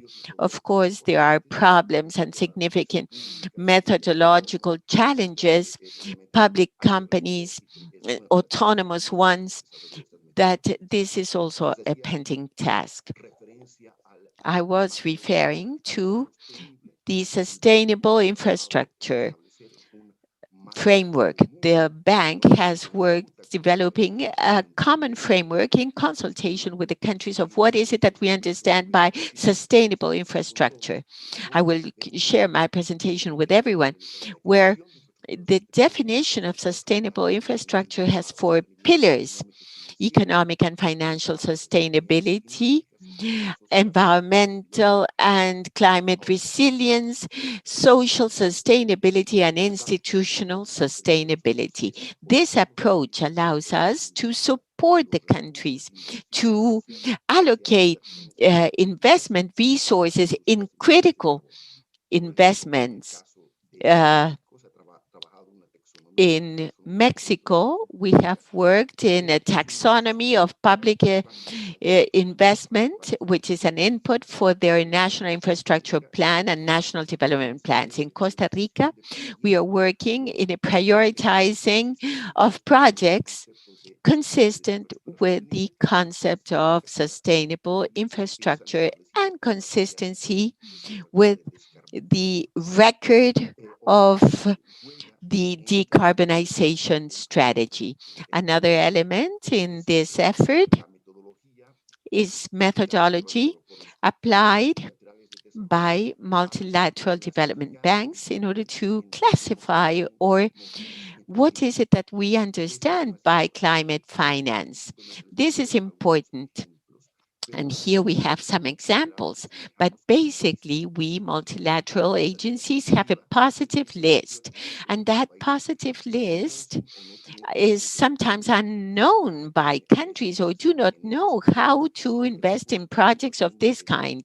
And the effort we are making is to introduce these taxonomies in public investment projects so that we can guide resources towards greater climate finance. Same thing in risk evaluation vis-a-vis natural disasters. It's not only the effort of IDB. There are many working in this area. This is key. Central American or Caribbean countries that are permanently impacted by natural disasters and risks need to incorporate a methodology of including the risk in the planning of their infrastructure, especially with purposes of adaptation to changes of climate. In carbon pricing, few countries have it. This is a recent publication of Chile. Chile last month reviewed its social pricing of carbon that is being used for its infrastructure. We know that the railway project from Santiago to San Antonio in Chile also they're using the social carbon pricing. All these are elements and I have referred to what we can do in fiscal management and project investment. it's important to contribute to close the gaps Manuel referred to. These are annual gaps with amounts that would be required for public investment, renewable energies, sanitation, sustainable transportation, and the capacity of generating employment. In the GHG, we need to catalyze investment, private investment. Yes, of course, everybody has said that. But what's really important is to improve the quality of the public spending and to know what are we doing with the resources, how are they being aligned based on our objectives of carbon emissions objectives. Thank you, Huáscar. We'll go to the last presentation. We are running out of time. Kimberly Celis, who is the strategic coordinator of the Ministry of Economics and Finance of Ecuador. Ecuador is one of the 4 countries in Latin America that has a climate financing strategy. Kimberly, please, the floor is yours. Good afternoon, everyone. I'd like to greet all the panelists. I'd like to thank ICLAC and on behalf of the Ecuadorian government for giving us the chance of telling you our experience in building the national strategy on climate funding. I'm going to share my screen.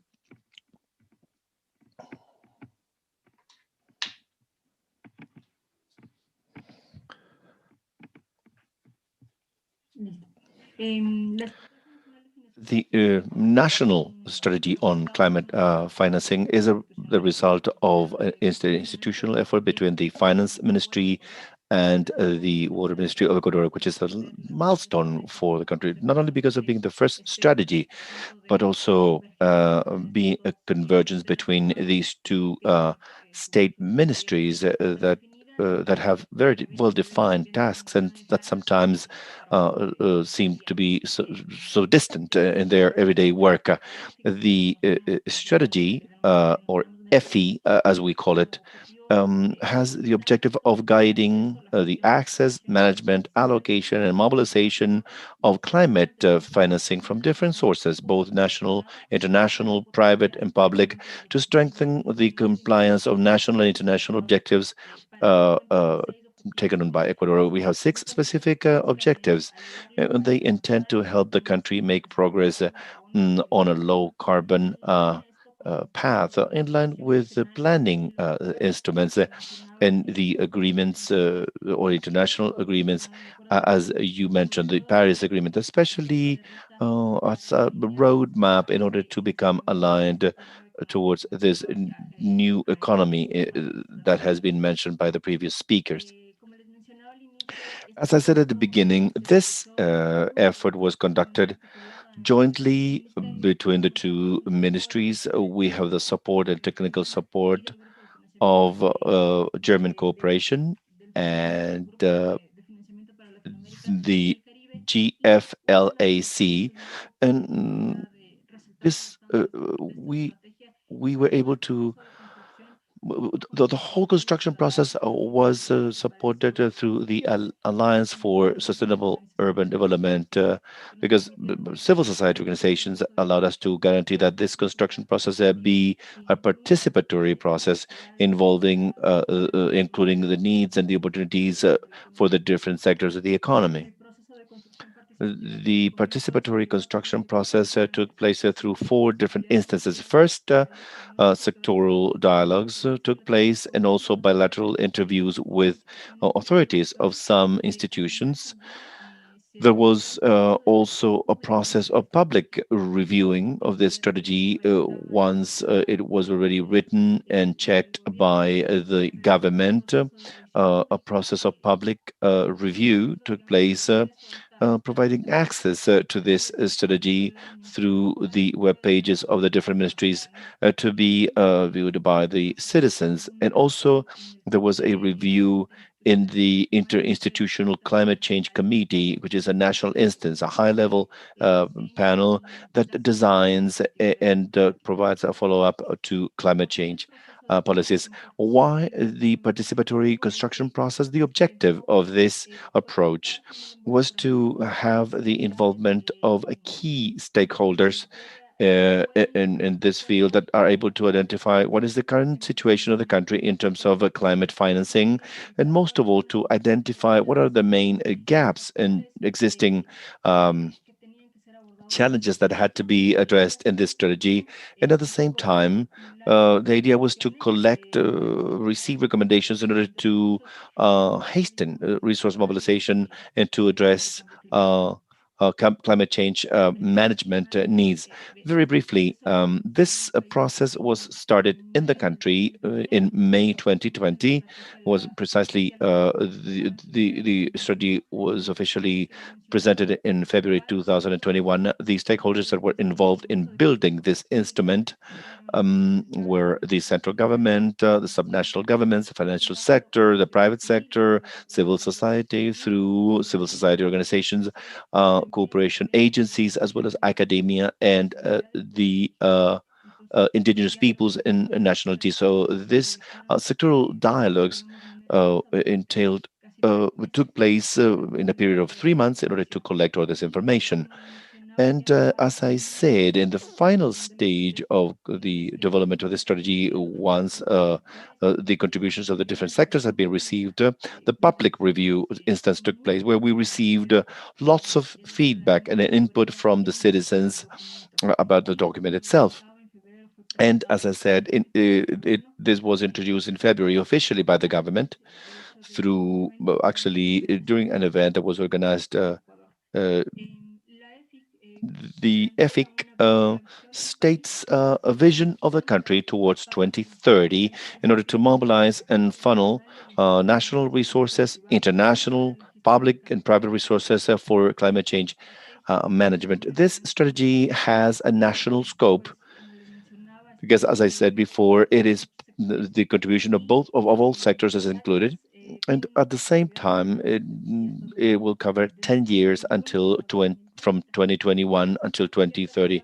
Now, connecting it to the public policy document itself, the EFIC has 4 chapters that address the first one, the political and regulatory framework, which is this umbrella that guides us in the development of this public policy document about climate financing, both national and international. There's a second chapter that establishes climate change financing governance, describing the importance and the role of the different stakeholders and the different sectors that have been included, and precisely the need to conduct effective articulation. The third chapter in the strategy covers climate financing in Ecuador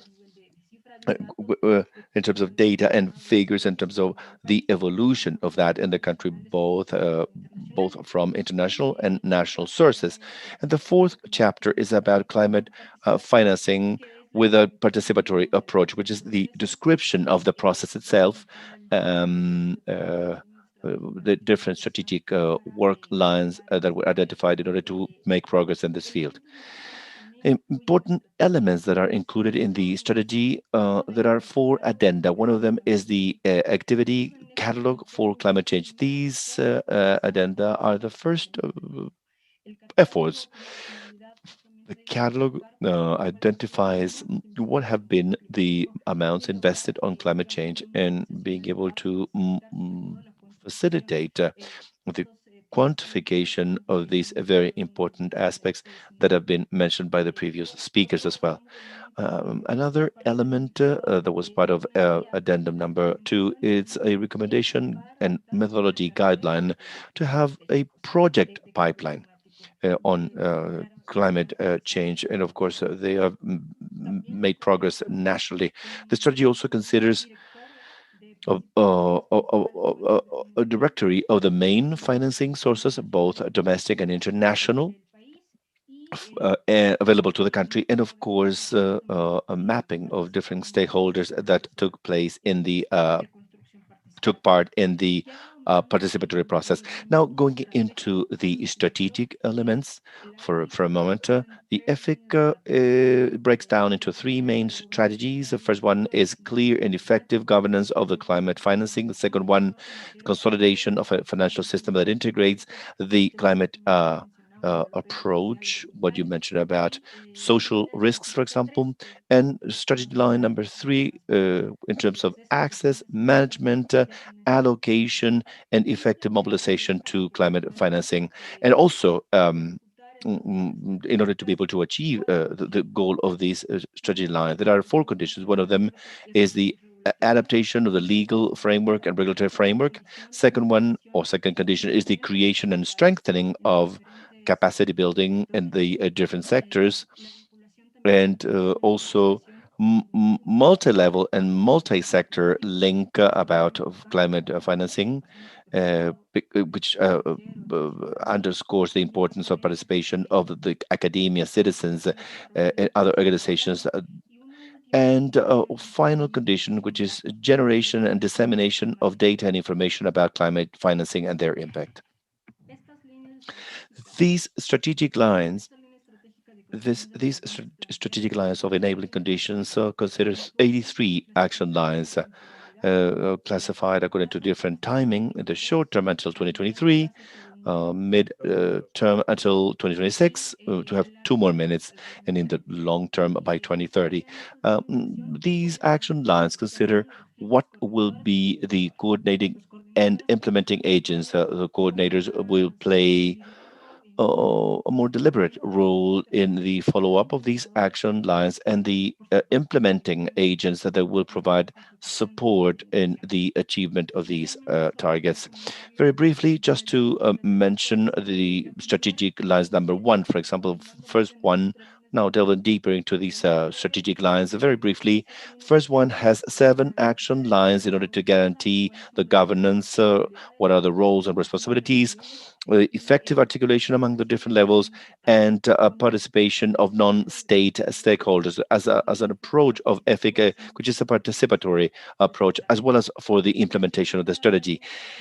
The second strategy line with 14 action lines to integrate risk opportunities derived from climate change management in the national financing system, and also to consider climate financing considerations in the planning instruments in the national public finance systems and international cooperation that the country receives. And finally, strategic line number 3 with 16 action lines in order to identify and design instruments that will allow to mobilize climate financing instruments, either traditional instruments as well as innovative instruments that have been already mentioned. And finally, these action lines are focused on generating the conditions that will facilitate, incentivize, and make access democratic to mobilization of climate financing. I'd like to close with this, and I'll be paying attention to your questions. Thank you, Kimberly. Really, this panel have presented us with a very interesting reality, but most of all, you've given us an outlook with several questions into the future. It's like a window for research and for progress that it's quite promising, and we'd like to thank you for that. Now, please stay connected with your camera on for the closing remarks, and I'd like to offer the floor to Noel Perez. Thank you, Jose Javier. We're coming to the end of this important seminar, the 33rd Regional Seminar on Fiscal Policy. We've held 4 days of very important events. On Tuesday, the meeting of finance ministers. On Wednesday, the launch of the fiscal panorama. On Wednesday, tax initiatives, the 2 webinars,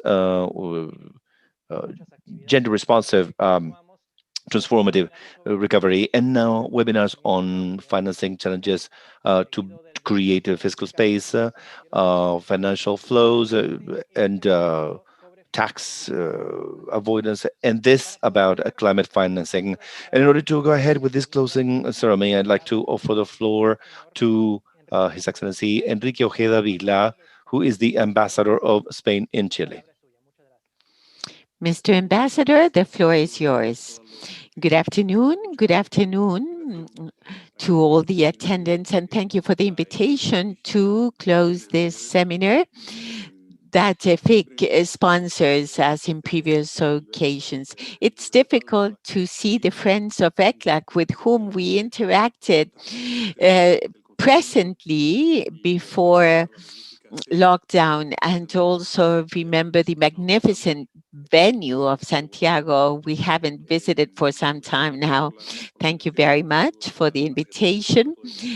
Greetings to the Executive Secretary and to all the participants.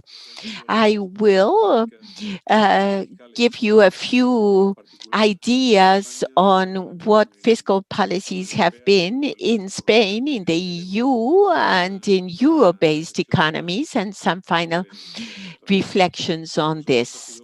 Of course, it has been presented throughout all these seminars how serious the pandemic effects have been. Millions of people have died in the world, and this is the major drama of the pandemic, but also the economic and social consequences in the planet, in the 5 continents, especially variables on economic growth, unemployment. It has happened in Spain, in Europe, and also very harshly in Latin America. The response to that crisis, and it has been discussed in the seminar in different countries and continents, insofar as economic policy reactions, medium and short term, there are a few consensus lines. I will refer to those of the European Union. In the 19 economies sharing the same currency, the euro. Hard data. GDP of this Eurozone has dropped 8.7% last year, and in Spain, 12.2%. Unemployment reached 7.8% of the active population, and in Spain, 15.5%. And public debt was 100.1% of GDP, and in Spain, 120.3%. The Central European Bank, as you know, has adopted expansive measures to avoid financial fragmentation among countries, protect banking loans, and we have achieved macroeconomic impacts. We have increased the margin for fiscal policies in those countries of the Eurozone. On the other hand, the European Union issued state assistance and created important and new financial instruments, or expanded some previous ones. For example, the expansion in 240 million euros for stability mechanisms and the creation of the Sure Support and Employment Risk and Emergency, 100 billion euros to combat unemployment. Also, there were loans for an amount of 241 million. And as it is well known, for the first time, the EU gave a step with Next Generation EU with 50 million euros. The response of the economic policy at national level, of course, by each state, there has been a deferment of payment of taxes, of social contributions, and all countries have adopted sustainability and maintenance rules for those employees who have lost their jobs. In some cases, we have reinforced minimum income programs, and the idea has been also to finance business or company liquidity. With all of this, we hope that the European economy can recover soon, and once there is an end of risks to health, well, we can then advance towards more cooperation. Also, it will be one first step, because we are aware that we will find more inequality and with a very high public debt, and probably with a greater demand of public, social, and health spending. And at the same time, we cannot forget our old continent. We will continue with the problems prior to pandemic. Aging of the population, fighting for environmental sustainability, and dealing with the low productivity of our economy. So we have an enormous challenge for the fiscal policy, for public income and expenses. It's a challenge for Europe and for Latin America. Expansive stimuli should not stop until recovery is full, complete, and having permanent effects. So reduction of inequality needs to be a priority, continues to be a priority. If societies demand more public spending, and if public debt will tend to reduce gradually, well, then in many countries, tax revenue will need to increase in order to contribute to reduce inequalities. In some, economic and fiscal policies have shown its efficiency in the first steps of this pandemic. It will take time. It will demand measures that will be adopted as of now. Thank you, Ambassador, for your words. And now I give the floor to Daniel Titelman. He is Director of the Economic Development Division of ECLAC. Thank you. I would like to start by thanking, on behalf of Alicia Bárcena and myself, thanking for the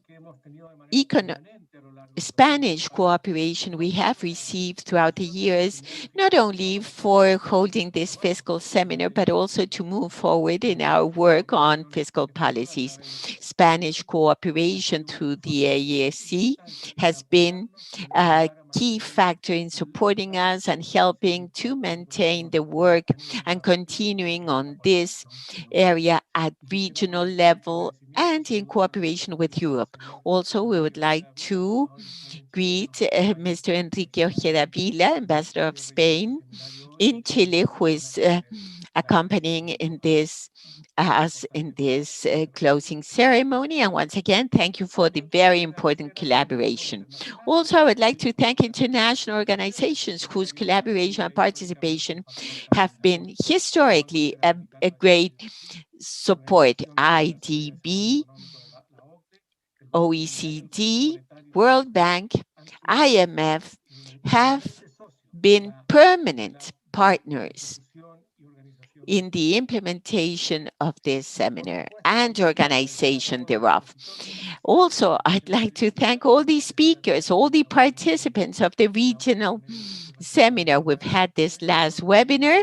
I thank the panel members of the last one and of all the webinars that have contributed to our seminar. I wouldn't like to miss thanking publications area of ECLAC that published all the material. Also, thanks to the technical and conference teams that have enabled this webinar. And if you see the technological challenges involved in all of these meetings, and you really consider all the work behind the scenes, thank you so very much. Also, thanks to the Gender Affairs Division and Sustainable Development Division. We've partnered for the coordination of webinars in the seminar. One on climate change challenges, financing, and public expenditure. Yesterday, the challenges of incorporating the gender perspective in fiscal policy. This was done in collaboration with these two divisions, and also special thanks, appreciation to the Economic Development Division Fiscal Unit, headed by Noel Perez, accompanying us here, who have done tremendous work. And really, not only to set up and present the fiscal panorama that was launched on Wednesday, but also because for the logistics to organize this seminar. Thank you, Noel, to you and your team. And as Noel was saying, we've had 4 days with different webinars.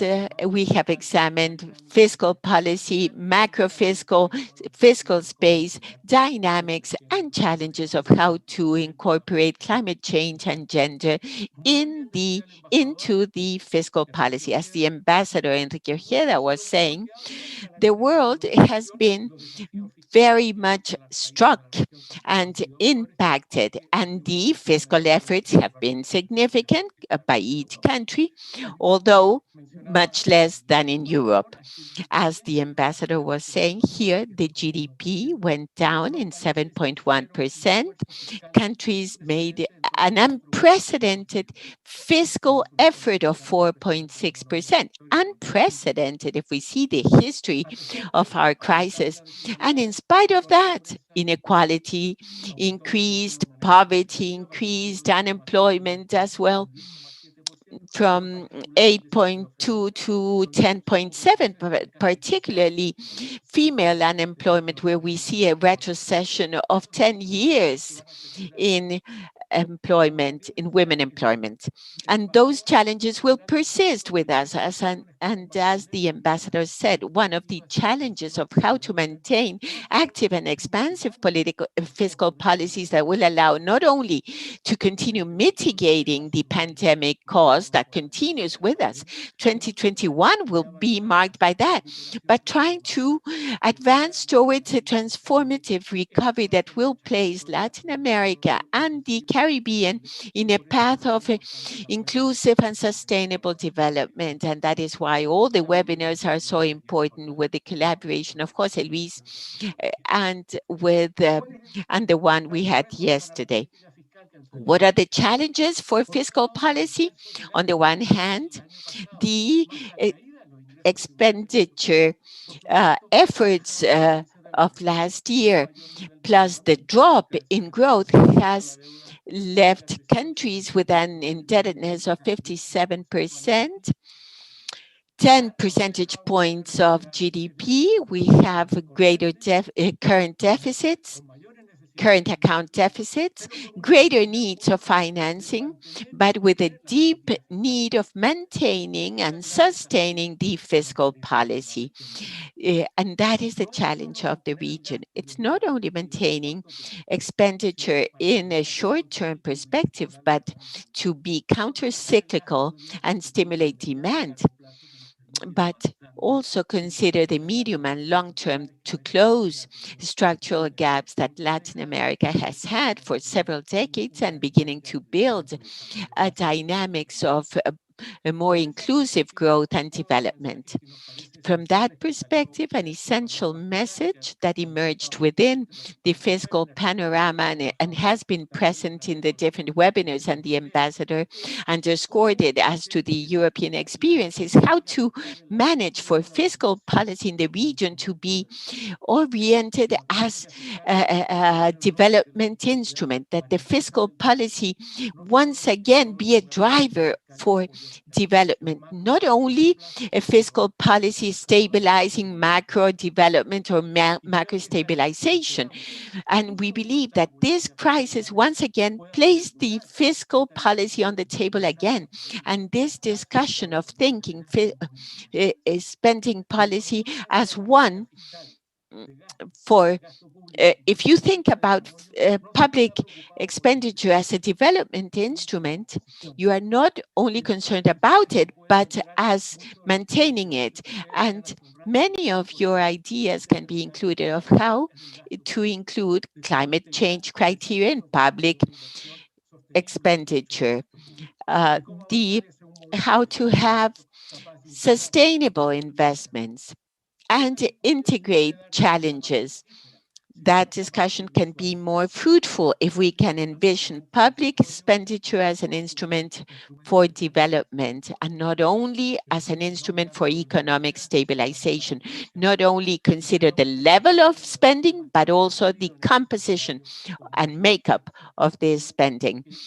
And this is a strong idea out of all the webinars, and we need to promote and we have gone through several crises, subprime 2008. This is different. But unfortunately, the rationale of fiscal policy, once it becomes or once the crisis is over, it tends to go back to business as usual. And we hope that this fiscal policy as an instrument for development is here to stay and will be considering other areas like gender and environment. But what does it mean to be an instrument for development? Is a policy, and in ECLAC we have said, to move to sustainable investments and that will generate employment. That is a central topic that really emerged with strength in this webinar, and it's important to advance in that from public investment so as to catalyze private investment, and also in addition to being employment creator, would be how to recover the levels of employment that were lost during the crisis and are slow to recover. And as long as the pandemic remains here, this will continue to be strong.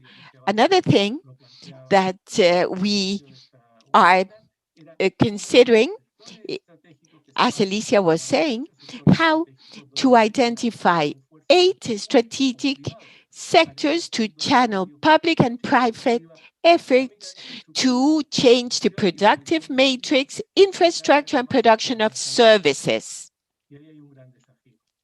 And that's a major challenge, but I insist that that challenge means that we need to keep an eye on public spending as a development tool and not public spending as a macro stabilization mechanism that only is available during emergency. Another major challenge is how to keep this effort on public policy, but not only to keep expansionary policy, but also something sustainable in time. So fiscal sustainability in time, and as we heard a lot in many of the webinars, in terms of how to improve the financing capability of our states, how to improve revenues, and in terms of improving that, that dependent on a midterm view, we very strong need of improving tax structures in our countries. We have a tax structure that is very much focused on indirect taxes, that is to say, a very regressive tax structure that on average for the region is more than 50% of the tax revenues come from indirect taxes, which makes it very regressive tax structure. So the challenge is not only to increase tax collection in our countries, but to improve the tax infrastructure to a more progressive, based on income tax, wealth tax, direct tax, in environmental taxes, digital economy taxes. It's a whole world of areas that are being opened that may be useful not only for collection, but to improve the progressiveness of the tax structures and to make progress in terms of reducing inequality by improving distribution. That, looking at the effort in the midterm and now in the short term to sustain, to expand fiscal space in order to sustain a fiscal expansionary tax policy, means funding development. The middle income countries in the region, we do not have a clear access to international finance architecture, for example, or the initiatives of this side of debt relief. I do not consider that. We've lost the capability of having access to a major challenge from the perspective of Latin America, which is a middle income region, is how to have access to financial mechanisms to mobilize that global liquidity, which exists, as Ambassador said. The European Central Bank fed the Japanese or UK central banks have offered lots of liquidity to fight the pandemic. But how to make that liquidity to reach our countries and being able to help and strengthen the fiscal space in the mid and short term to sustain expansionary policies in a framework of fiscal sustainability. That's a major challenge, and it was mentioned here. And once again, one of the comments that we saw in this morning's webinar, that a new development model needs a new financing model. Also, Alicia Barcena mentioned that, and we believe that there's a significant challenge to development, specifically when you hear the need for fiscal spending to support the dynamic of climate change, the progress towards renewable energy. That requires a new financing framework. In this last webinar, we saw some interesting experiences in terms of green bond issuances associated to SDGs that could be an interesting source of funding for many countries and governments in the region to try to mobilize adequate resources. So just in closing, I'd like to close by saying that once again, being able to share and discuss with the authorities of the ministries of finance of the region, with the experts, with analysts about fiscal challenges has been always a major challenge and a pleasure, a source of happiness, because this may, because of the 33rd fiscal seminar for the 33rd time on a yearly basis, that this has become a venue to debate challenges in terms of fiscal policy in the region. And this new outlook that public spending is not only about fiscal stability, but it is also about a development instrument, has meant that this webinar that we've held in terms of climate change challenges or gender equality challenges are also part of the discussion in terms of fiscal policy challenges in the region. Once again, on behalf of the Spanish ambassador, I'd like to thank for the Spanish assistance. Once again, to all colleagues and friends of ICLAC that have made a very impressive effort, and to the speakers who have been with us in all the webinars. So thank you very much. And this is how we close our seminar today. Thank you very much.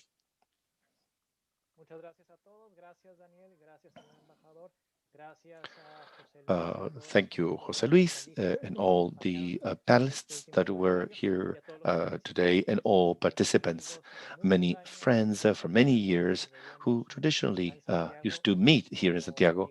And as the ambassador said, hopefully we will be able to be face-to-face next year. So thank you, and see you next time. Be well. Muchas gracias. Buen fin de semana. Chao, gracias, lo mismo. Chao, chao. Buen fin de semana. Chao. Muchas gracias. Adiós, gracias. Gracias,